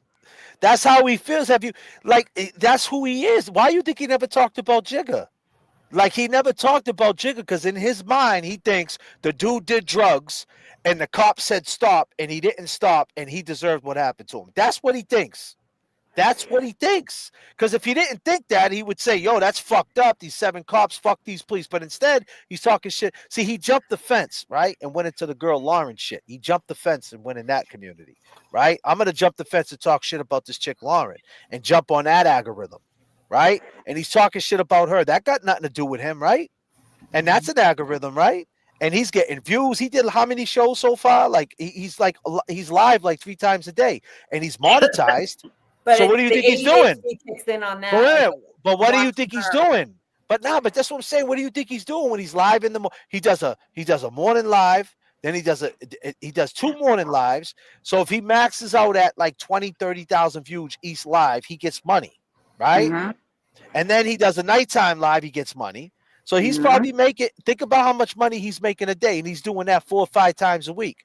And that's what he's doing it for. And he only jumped in to say, and it's drama. And he jumped the fence in that community, and that's not his community, right? He jumped the fence and went in there and poked his fucking head out, and he jumped on that algorithm for money. So I can't talk about an algorithm. Everybody wants to talk about Karen Reverse Turtle Boy, and I'm in the middle of it. So why wouldn't I talk about it to get money? Why not? Fuck it. Why You not? can talk about right? whatever you want. But I'm just saying. Anybody. But you see what I'm saying? He did it. That's what he's doing. You know? The difference is that with him, Karen Reed, no matter how you look at it, was like his co-defendant. No matter how you look at it, they're like Cody's. And he went against his co-defendant. And his co-defendant's nervous. And I told him that. He read my text messages. He's a clown. Yo, I was talking to him a text message, trying to talk to him like a man. Like, listen, Karen's afraid, bro. That's what she's more afraid of. She's afraid that she's going to get indicted. Like, again, like, and then he read that shit. Like, who the fuck does that? That's a straight sucker. You're reading text messages. You want me to read what he said? Listen, I could show you what a sucker he is. He read only my shit. I could show you what he said. He was calling me up when the dude Jeff gave him my number. Yeah, what's happening? He's a clown. You know what I mean? That's what he is. He's and I'd say it right to his face. You know what I mean? He wouldn't say what he said about me to my face, but I'll say it right to his face. And that's the difference. And that's not me being a tough guy. That's just the difference. But here's the problem. This guy right here, when the guy Jeff gave him my number and he called me and he texted me, he started calling me and I kept texting him, stop calling me. He kept calling me and calling me. I'm like, yo, bro, I don't want to talk to you because you're probably going to record me. And you know what I mean? And I wouldn't pick up he kept calling me. I got it on the text. I could read it to you, but I'm not going to do that. And he didn't. But I'm just saying, you know what I mean? But he read only what he wanted to read. And then he tried to say that I don't know how to write. I'm stupid. I talk only J.F.K. I said exactly what I said. I said to him, she is afraid that Cosgrove is going to. And then I said, you don't think it's shady that a soundbite came out that says, I'm dead, Tully, you don't know what's on their phones? That's of all sound bites that came out. Was that done by design? I don't know. I'm just saying. Right? How do you think she feels about that being out there? And then how does that work in a civil case? Like, you know what I mean? Like all these different things. And he's like, Cosgrove is not going to indict her. That's never going to, like, he's joking with this shit. And she doesn't look at it. She don't look at this shit as a joke. She just beat 2 murder cases. You know what I mean? And that's the bottom line. The level of respect that he's holding for this shit, right? And I can't endorse that because he plays with this shit. And you know, it's nothing to play with. Close to the line. He even with his own situation being on bail. I mean, he rolls the dice. And that's what. And honestly, when he first talked to Meredith, right, when the text messages came out with Meredith, and he said, "What do you want to ruin my life?" I think at that time he really thought that if it came out that he did that, people would turn on him. And they did. He lost some subscribers, and there's people in this group right now that ain't fucking with him. But when he realized that everybody was like, nah, fuck that TB, fuck her. When he realized it was like that, that's when he laid down that groundwork. Don't get it twisted. Right. He laid down that groundwork prior. He went on 94.5. He said what he said. He went on Kirk Minahan. You know what I mean? Like, yo, this is I mean, we're here. I'll show you. Hold on. I'll show you. Right. This was he went on 94.5. We covered this on September. This was on September 10th. Right. This was September 10th. Right. Was that when was this show on the 12th? It was on the 12th, right? The Wilbur. So this was on this was on the 11th, right? This was on the 11th, the day before the Wilbur. And we covered this. We covered this already. And this is prior to we knew about the recordings. This is what he told 94.5. He told the whole audience. This is what he told them. Feel a type of way when you saw that she was doing this interview? But, she's a grown woman. She can make whatever decisions she wants to make. And obviously you saw the reaction to it, not from me. I mean, I didn't say anything about it, but other, people, supporters of mine and of Karen, a lot of them were kind of split on this about whether or not that was disrespectful or whatever. I'm not the type to whine. So if she doesn't want to come on my show, she doesn't have to come on my show. I mean, personally, if the roles were reversed and if I was in her shoes, I'd absolutely do it. But that's just me. Some of us view the world differently. And did you ever get an answer? Did you ask her why?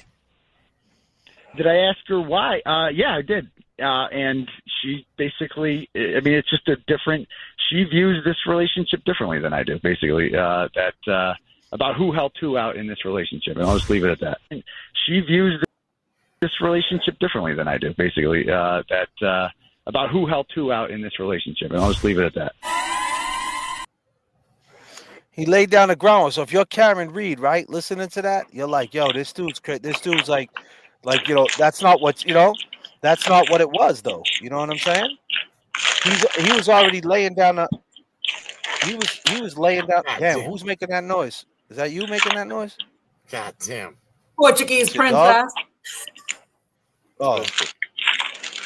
The Portuguese Rolex wearer. Yeah. He was laying down the groundwork. Got a little Portuguese in me.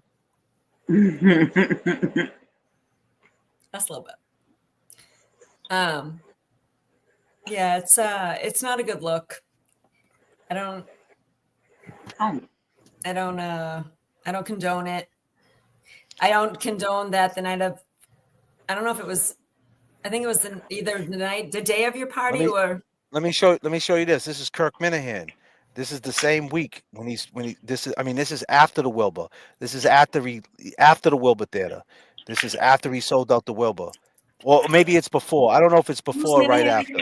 Why do I know that? Minahan. No, this is after the Wilbur. So this is a couple of days after the Wilbur. No, I just want to fully put on record that listen. I said that congratulations to the Wilbur as a fellow Wilbur sellout performer. That Karen Reed there should be the video of Karen Reed thanking you at the start of it. Did that video happen? No, I just want to fully put on record that it's actually the opposite. That Karen Reed doesn't owe me a thank you. I owe Karen Reed a thank you because she made me who I am, and she fed me the story. That's the official policy. That's the official, but that's the official corporate policy of Turtle Boy. It'd be nice if she threw you a thank you. No.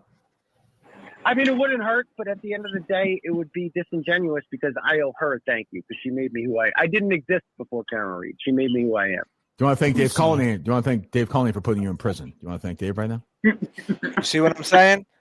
So that's what he was laying down the groundwork for all that. He's saying all that. And then that's what the conversation was about, because what happened was, right, he's like already spreading that after the Howie Carr. He said you guys don't remember him bugging out about Howie Carr? I didn't pick up on the sarcasm until you pointed it out. No, but I've been talking about this. This I know, is but I didn't until you said it over my head. What do you mean? About when he started saying like he owes her a thing. Yeah, what do you think she's thinking? She's like it went right over my head. So she called him up. He called her up, and he's like, hey, and she's like, listen, you're running a narrative out there, because the other guy from the other show called her and was like, listen, you're dividing the community, Karen. You need to stop this shit. You need to do this for us. You're fucking things up. And people are calling her. The other clown, his boy, called her up, fucking telling her what she needs to do. So then he called Then he called her up with the plan. Hey, what's up, Karen? And then she's like, listen, why are you going on radio shows saying that I made you and this and that and I don't thank you? Like, what you talking about? Like, why are you acting like this? And he set her right up. And you know, and he was like, well, you know, and he's being all quiet and he's letting her get mad, letting her get mad, and then he's doing this. He's fucking recording her. And then after he's done, he sent it to all his friends. Look at Karen, what a bitch she is. I told you she's a fucking bitch. She didn't come to the Wilbur because of this, because she's this and she's that. Like, yo, taking this shit as a joke and whatever, you know what I mean? Like, if he would have recorded her by himself and just kept it to himself and did his dirt on his lonely, then that would have been his business. But he's an idiot because he shared it to people. And then his girl ain't his girl, because his girl, we all know that USS Battleship didn't fucking, like, they want to make it seem like the battleship intercepted his call. We all know, chances are, you know what I'm saying, it was his girl who did this shit. And she sold him out. That's why she's on these spaces going, I didn't do anything. It wasn't me. And I love him and this and that, because she's scared. He's probably got, you know, he's got something on her. And that's it. And that's what he does. And at the end of the day, he did this. What he should have did was, when he went on spaces, when Karen texted him and said, hey, what about these recordings? I mean, excuse me, hit him up and said, text him, what about these recordings? He should have, like, just settled it with her. And then when he went on the spaces with the dude for 26 minutes, right off the bat, the dude saying, hey, what about these recordings? He knew they existed. If you watch the beginning of the spaces, he's like, what are you talking about? There's no recordings. There's no recordings. Show me. There's no recordings. I didn't record nobody. There's no recordings. He sat on the phone for 26 minutes on spaces for 26 minutes because he wanted to know what they knew. You know what I mean? And then at the end, homeboy said, the kid Flipperhead said, what are you talking about? She sent you with the same text that I have. She sent it to you, like a similar text she sent, saying, you know, the text got sent to my lawyers. And he was like, yeah, I know about that text. She did it the day after the Wilbur. She sent it to me. So if you knew about the text and you knew it's the same context, right, then you knew what he was talking about the whole time. And I said it in real time when I heard the spaces. I said, damn, why would he stay? Like, so what he should have said was, he should have just said, listen, I understand what you're trying to do. I understand there's some type of alleged recordings. You know what? I'm going to handle it. Click. But instead, you went on spaces in front of all your peers, in front of your girl, Mass Pike Mafia, and all Mass Hole Mafia, in front of all the scumbags, and you put it out there. Then the very next day, what did you do? You went quiet. You didn't say a word. I can't talk on that. So then JFK says, well, goddamn, you can't talk about that, right? And then all of a sudden it's like, well, damn, right? The Glare is not talking about it. This one's not talking about it, but yet we could talk shit about LTL. We could throw Esty under the bus. We could do 3-hour lives on this one, 3 hours on that. But the leaders of this movement of recording Karen Reed versus Turtle Boy, no one's talking about it. Like why no one talking about it? Like what's up? What is this? Right? Like, what's the deal with that?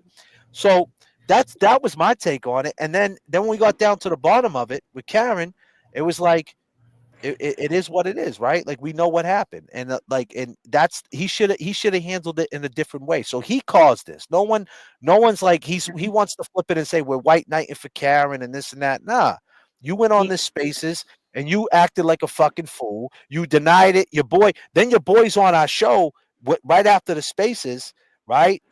Your boy's on our show.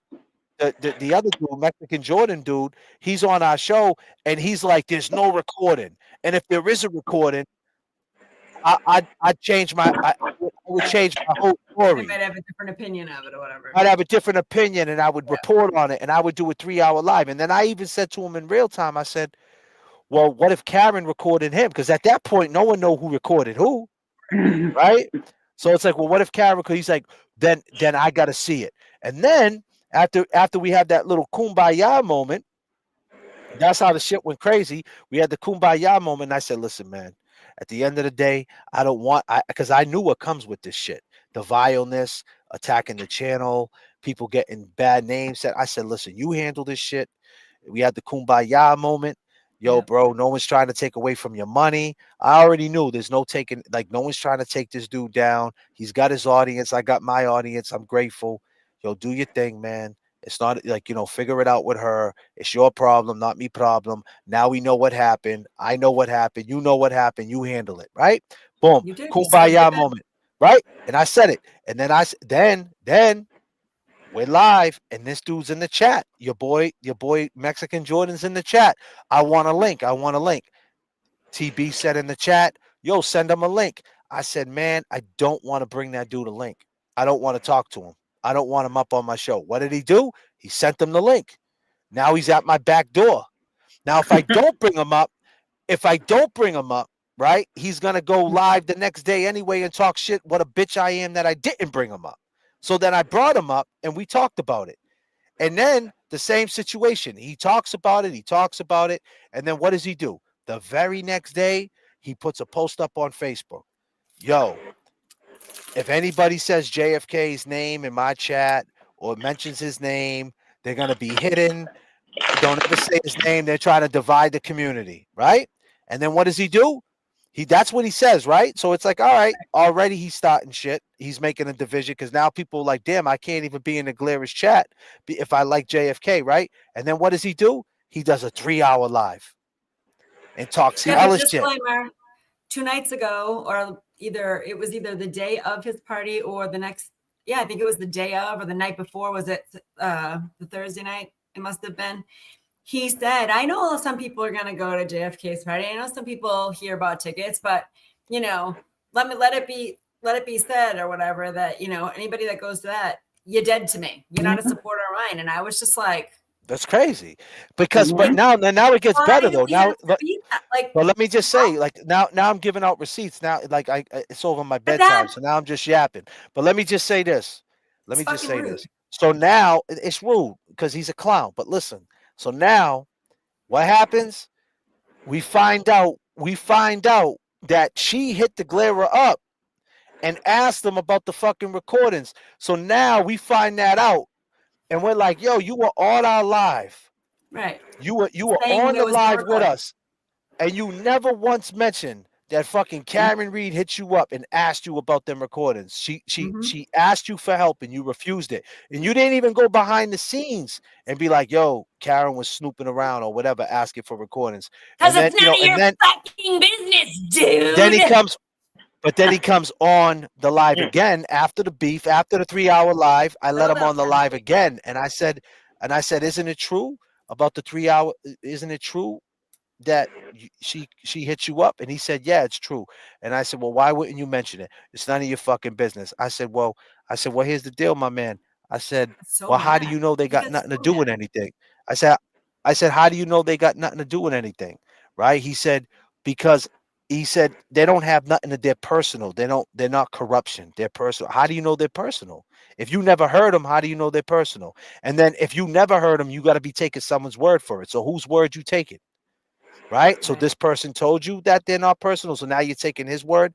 So it's like the bottom line is, man, he took his stance and he's a liar. He's a fucking liar. And and that's what it comes down to. And now he's shitting all over Karen and shit. The same person, they want to say I raised all this money. Listen, they did do things. They raised money, but don't ever get it fucked up. They all benefited off this shit. They all benefited, right? To act like they raised money and they got nothing out of this, that's a lie. That's what I'm saying. Like, just keep it a buck. You benefited, she benefit, everybody benefited. You know what I'm saying? But they want to flip it. The creators did so much, and she's shitting on them. Nah, she reached out to you, bro, and you refused to help her. She thought you were solid. You refused to help her. You didn't even, you know what I mean? Like, you didn't even ask questions, or you didn't even go to homeboy and say, listen, man, you need to make this right with her. Right. You know what I mean? Like, you need to hit her up. You need to squash this, man, because she's hitting me up, asking questions. This shit's going to hit the net. This is going to divide. But instead, a couple, you know what I mean?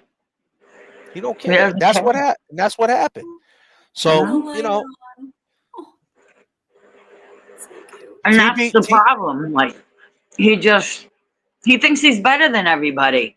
And the way that they at the end of the day, dude, you're just a kid from Worcester. Like, I don't understand, like, why you He's- think J.F.K. is like ghetto. Like, what is this? I don't know. I don't know. I got a little J.F.K., you're far from fucking turbulence in the chats. When they would say stuff about you, like I had to go.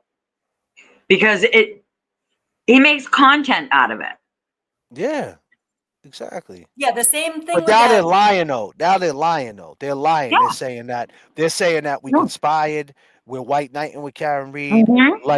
Like he didn't do anything. Like he didn't start this off. Like he didn't go on a Spaces and say there was no recording when there was a recording.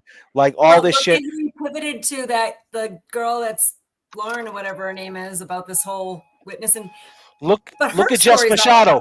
Jess Machado says there is a recording, and Will heard it. Will heard it, and Glera heard it, and this one heard it. Nurse Kim heard it. No one says a word. No one fucking did a live against. The Glera did lives on Sean.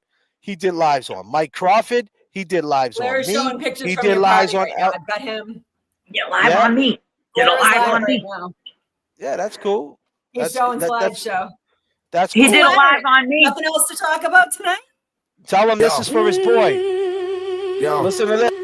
Ghetto trap house, they calling us bums. Ghetto trap house, sorry we grew up in the slums. Transparent with our journey, look what I become. We are the long gamers, we are not dumb. Grown man scared to show their face, screaming and yelling. Heard you was a rat, that was always telling. Snitch house media, them fools are jealous. If you are a chat rat, long gamers is the repellent. Show your face, Ralph, what's name player? Heard you was a sex offender, let's peel back the layers. You was in loose, there ain't no one with J player. In the North Tower, labeled a faker, I know you can't take it. Valerie called you a bitch, you went crazy. You really hate women your whole life, you were lazy. Chasing cash apps, your whole life is shady. They called you ugly, you really hate the ladies. They ran you out of Atlanta, you can't go back. Thought you were an animal on a beach, Riverdale. Thought you were whack, now you hiding in Dallas, eating honey buns, getting fat. Heard you almost died on your live of a heart attack. Let's take this walk, but you need a doctor's note. This is real life, not a soap opera, bro. You don't wanna fight and you're afraid of soap. Go take a shower, talk to your sponsor, yo. You're a rat, so it makes sense how you love a turtle. Name drop his name so much, you're real widow. J.F.K. was left, made your show before that you were a zero. So thank you, J.F.K. is your hero. Show your face, Ralph from Dallas, or should I say Ray? You're scared to death, it doesn't matter anyway. Valerie called you a bitch, you scared to show your face. Everybody knows she put you in your place. You a bitch, Ray, Valerie says so. She seen a bitch in you, little Ralphie from Dallas. Yo, a real bitch, little Ralphie Ray. It doesn't matter anyway, you hate women. You a bitch, Ray, Valerie says so. She seen a bitch in you, little Ralphie from Dallas. Yo, a real bitch, little Ralphie Ray. It doesn't matter anyway, you hate women. Scared to statement like that, that would be fucking awesome. That would be so powerful, man. That would be so cool. That's all I'm saying. And it is what it is. And other people like Jess Machado, she kind of got the ball rolling there, as she's very opinionated too about it. And I was glad she said it, because I'm like, but I didn't want to say it because I don't want to sound whiny. But I do feel that way, and I appreciated her saying that. All right, and anyway, there's that. So I don't want to. I have nothing. And then today, around 3:00, I think, I don't know what time it was. He tweeted out that.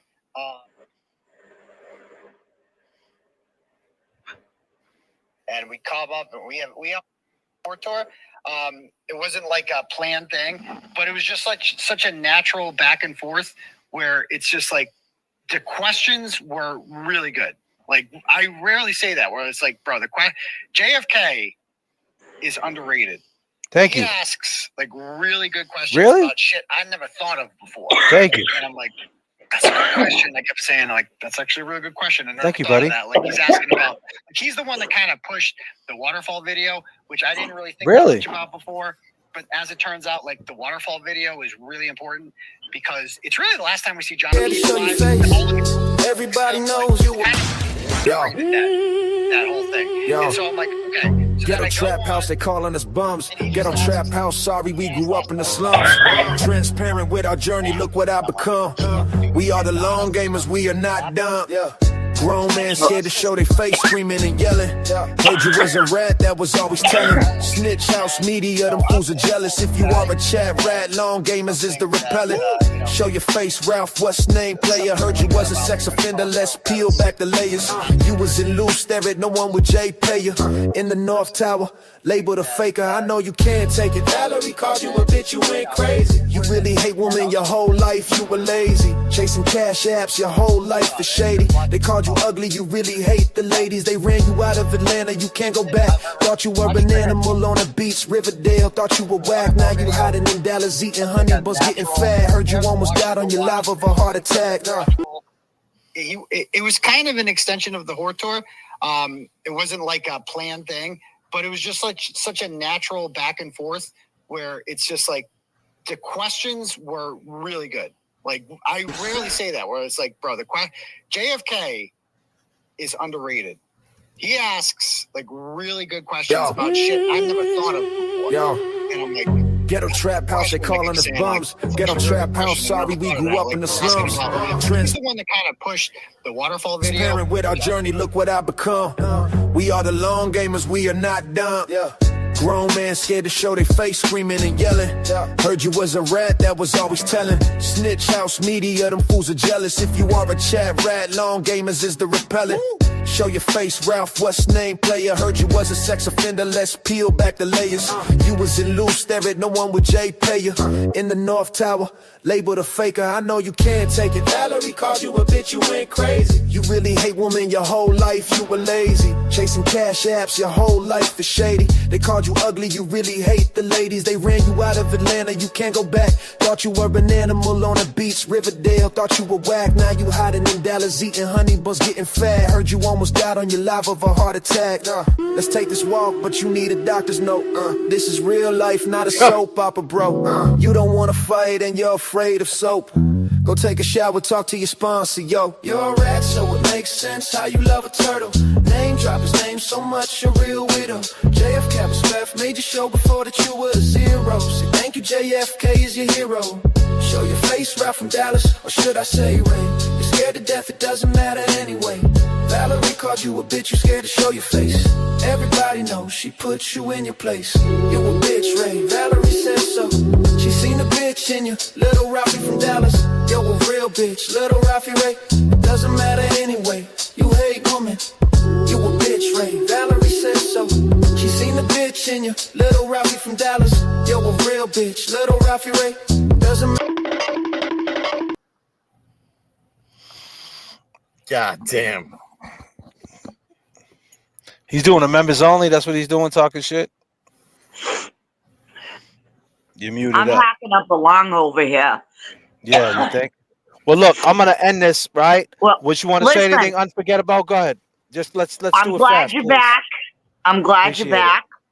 I appreciate you coming up here. Just keep doing, you know what I mean? Haters.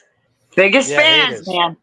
Yeah, I mean, like I said, I think it's more than it's weirdo shit. You know what I mean? If people are Yeah. gonna be weird like that, like it's cool. You can say I'm an asshole. You can say this, but if you start saying my name and start throwing addresses out and shit like that, Yeah, that's yeah. that's No, stupid shit. I got you. But I want to say good job, guys, and I'll see you later. Click me out. I appreciate because it. I don't know how. All Good right. night, guys. All right, I love you. Good night, Bye, girl. unforgettable. Peace and love. Peace and All love, right, honey. Peace and love, girl. Bye-bye. Peace. Perfect. She's nice. What you want to say? Unforgettable. Hello. It's been wild with that song. So just, I'm glad you guys are back, bro. I'm glad you guys are back, and just like she said, keep on doing what you guys is doing. Just, keep moving forward. You're gonna, like I said earlier, you're gonna get the hate regardless of what you do. They either love you or hate you. You're gonna get both aspects of it. That's just the way it's gonna work. That's just the way it works in life. You're gonna get people that hate you, people that love you, and people that say that they love you that hate you. That's just the way it works. You know what I'm saying? And I'm glad, that we were up on here with the panel. Thank you, Chimmy, for being Love on you, here with us. girl. Yes, Jimmy. baby girl. So And listen, you know what I'm gonna do? You know what I'm gonna do, Jimmy? Do me a favor, Jimmy. Shoot me an email again. Just say hi on the email so I can find you fast. And so what I'm gonna do is I'm gonna talk to you, and I'm gonna talk to you unforgettable, and I'll talk to you, free FK 22025. And what do you call it? We'll set up a show and we'll do a theme, man. And we'll rock out to like something, you know what I mean? Like we'll figure something to talk about, and we'll do something for like an hour with the ladies, something about postpartum. I don't know, Kelsey. We'll figure it out, and we'll do a show instead, and just put this shit behind us, you know what I mean? Do something more yes, we'll positive. start doing new. Yeah, exactly. We'll come up with new things to talk about. You feel me? We'll help you with that. We'll come up with a plan. And I Yeah, yeah. appreciate you guys having us here on the panel. Kevy Yeah. Kev, and J.F.K, and Free Kelsey Kelsey Fitzsimmons, right? That's Fitzsimmons. you. Yeah, Yeah, really, yeah, yeah. it's FKF. I'm so used to saying FKL. Yeah, yeah. Well, I appreciate you guys It having was. us here tonight. It was a good night. It's a wonderful stream. Everybody was chill. I like, next time, like you said, we'll do something new, something different. Let's kind of like change the gears a little bit. You know what I'm saying? Yeah, absolutely, absolutely. I I'm appreciate you, girl. down. I'll talk to you soon. Have a What's up, good night. Jimmy? What you want to say? No, just thank you guys so much. Welcome back. You were missed, but I respect the time that you needed to kind of collect your thoughts and do what you need to do. And as for weirdo behavior, you take that in whatever capacity you need to protect yourselves in whatever way that means for you. It'll resonate the way it's going to resonate. How do And you like that also How do you like that little Ralphie from Dallas joint? that, I mean, yo, this is why I love creative shit like this, because it's like a diss track. It's like it's giving, like they're giving Drake, y'all giving Kendrick Lamar. You have to remember, you can destroy someone with your words. And when you're smart about it and you're not just like using cheap shit, like it's easy to be like, oh, you're a bum, you're this, what that's not getting you on an intellectual level where you're actually spitting facts. So that whole thing, I don't know if it's true or not, but it's giving that it is, and it's making me understand maybe why certain people are moving the way that they do. But okay, Exactly. I'm gonna let it rock. I'm gonna listen. I keep my ear to that. Okay. But I We're gonna do have to want to put that. say We're gonna have to put that on Bandcamp. Yeah, go ahead.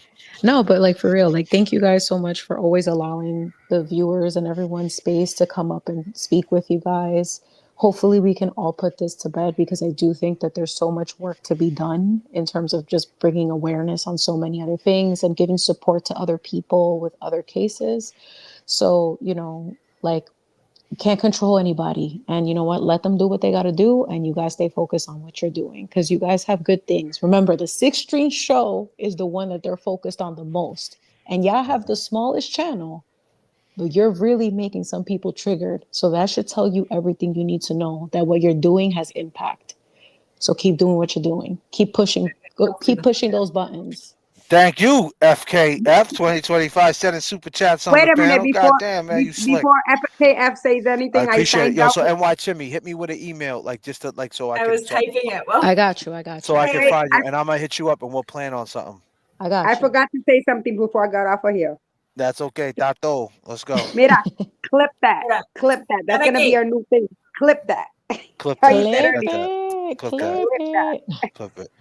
FKF, go ahead, man. In closing, man, take us out of here. What's up? I'm just fucking smiling from ear to ear that you guys are back. It feels good. And there's a little a family-owned barbershop in Worcester. They've been here for 100 years, generation after generation. They still charge like $12 if the guy goes in and gets a haircut, right? Now, in today's That's day and nice. age, who the fuck makes money off of that? But you know what? It's volume, Right. it's consistency. People keep coming back. So I don't give a fuck if you only have 17,000. The people that are here want to be here. They're going to be consistent. Nobody's going to go anywhere because you feel good when we get off this chat. I'm not like stressed out because I just listened to like slamming of somebody else that I like. Like we've talked about some really fucking good spontaneous shit.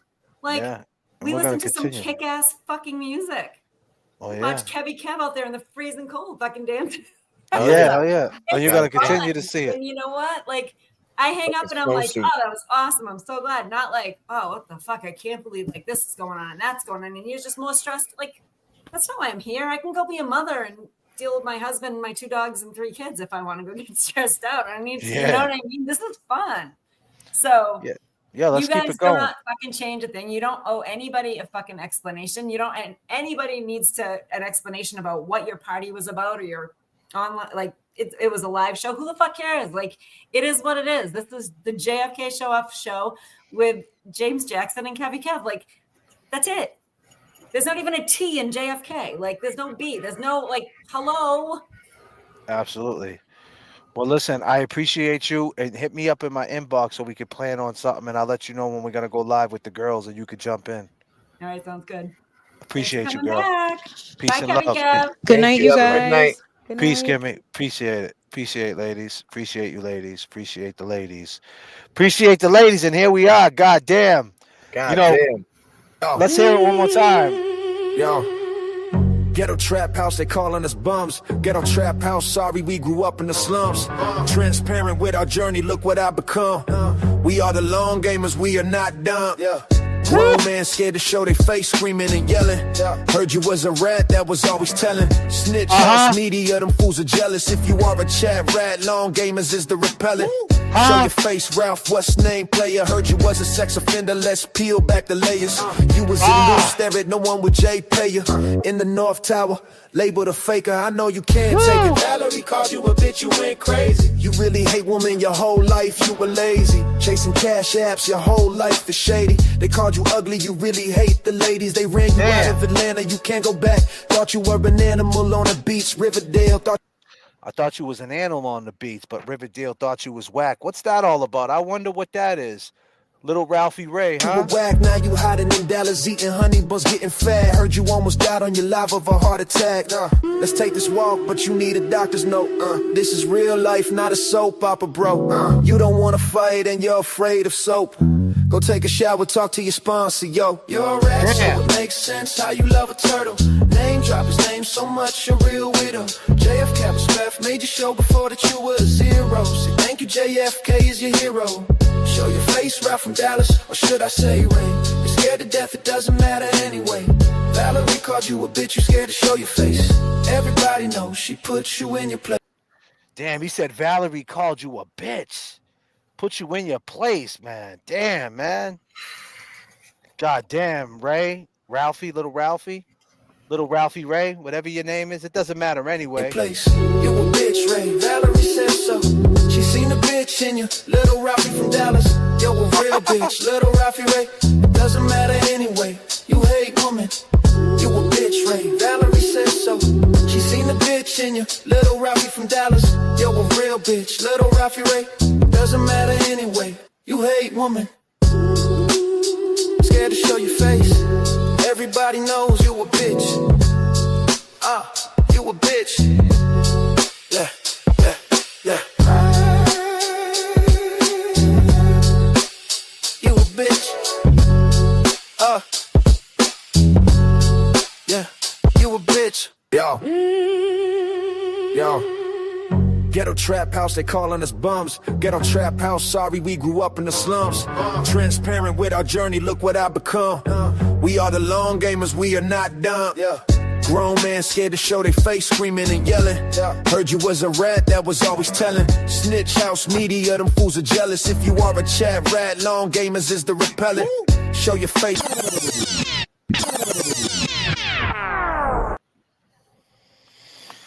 Man, damn, dude, you got body, bro. It's over, man. That's it. You got bodied, son. You got bodied.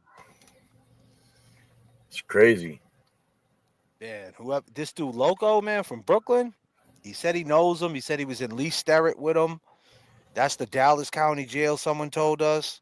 Said he was a sex offender. Peeled back the layers. Said he got ran out of Atlanta, Riverdale. He made beats allegedly. Shit. He said, let's take this walk, but you need a doctor's note, so there's something wrong with you. Damn, man, you talking all that tough guy talking. You need to see a doctor, man. You almost died on your live. And he says your name's Little Ralphie. I mean, you'll shoot your eye out, kid. Fuck.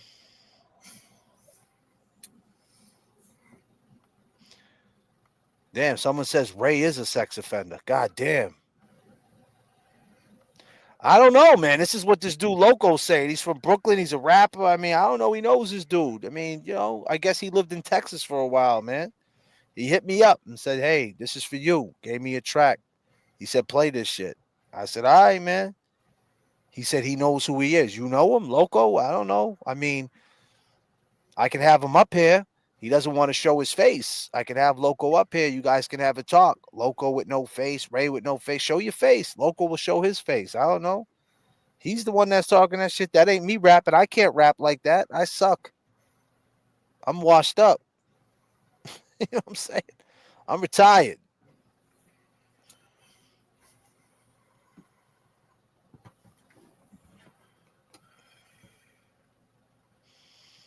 With that being said, I go by the name of J.F.K. And I go by Kevy Kev. No, I just want to. Yo. Ghetto trap house, they calling us bums. Ghetto trap house, sorry we grew up in the slums. Transparent with our journey, look what I become. We are the long gamers, we are not dumb. Grown man scared to show their face, scream rat, that was always telling. Snitch house media, them fools are jealous. If you are a chat rat, long gamers is the repellent. Show your face, Ralph, what's name player? Heard you was a sex offender, let's peel back the layers. You was in loose, there ain't no one with J pay you.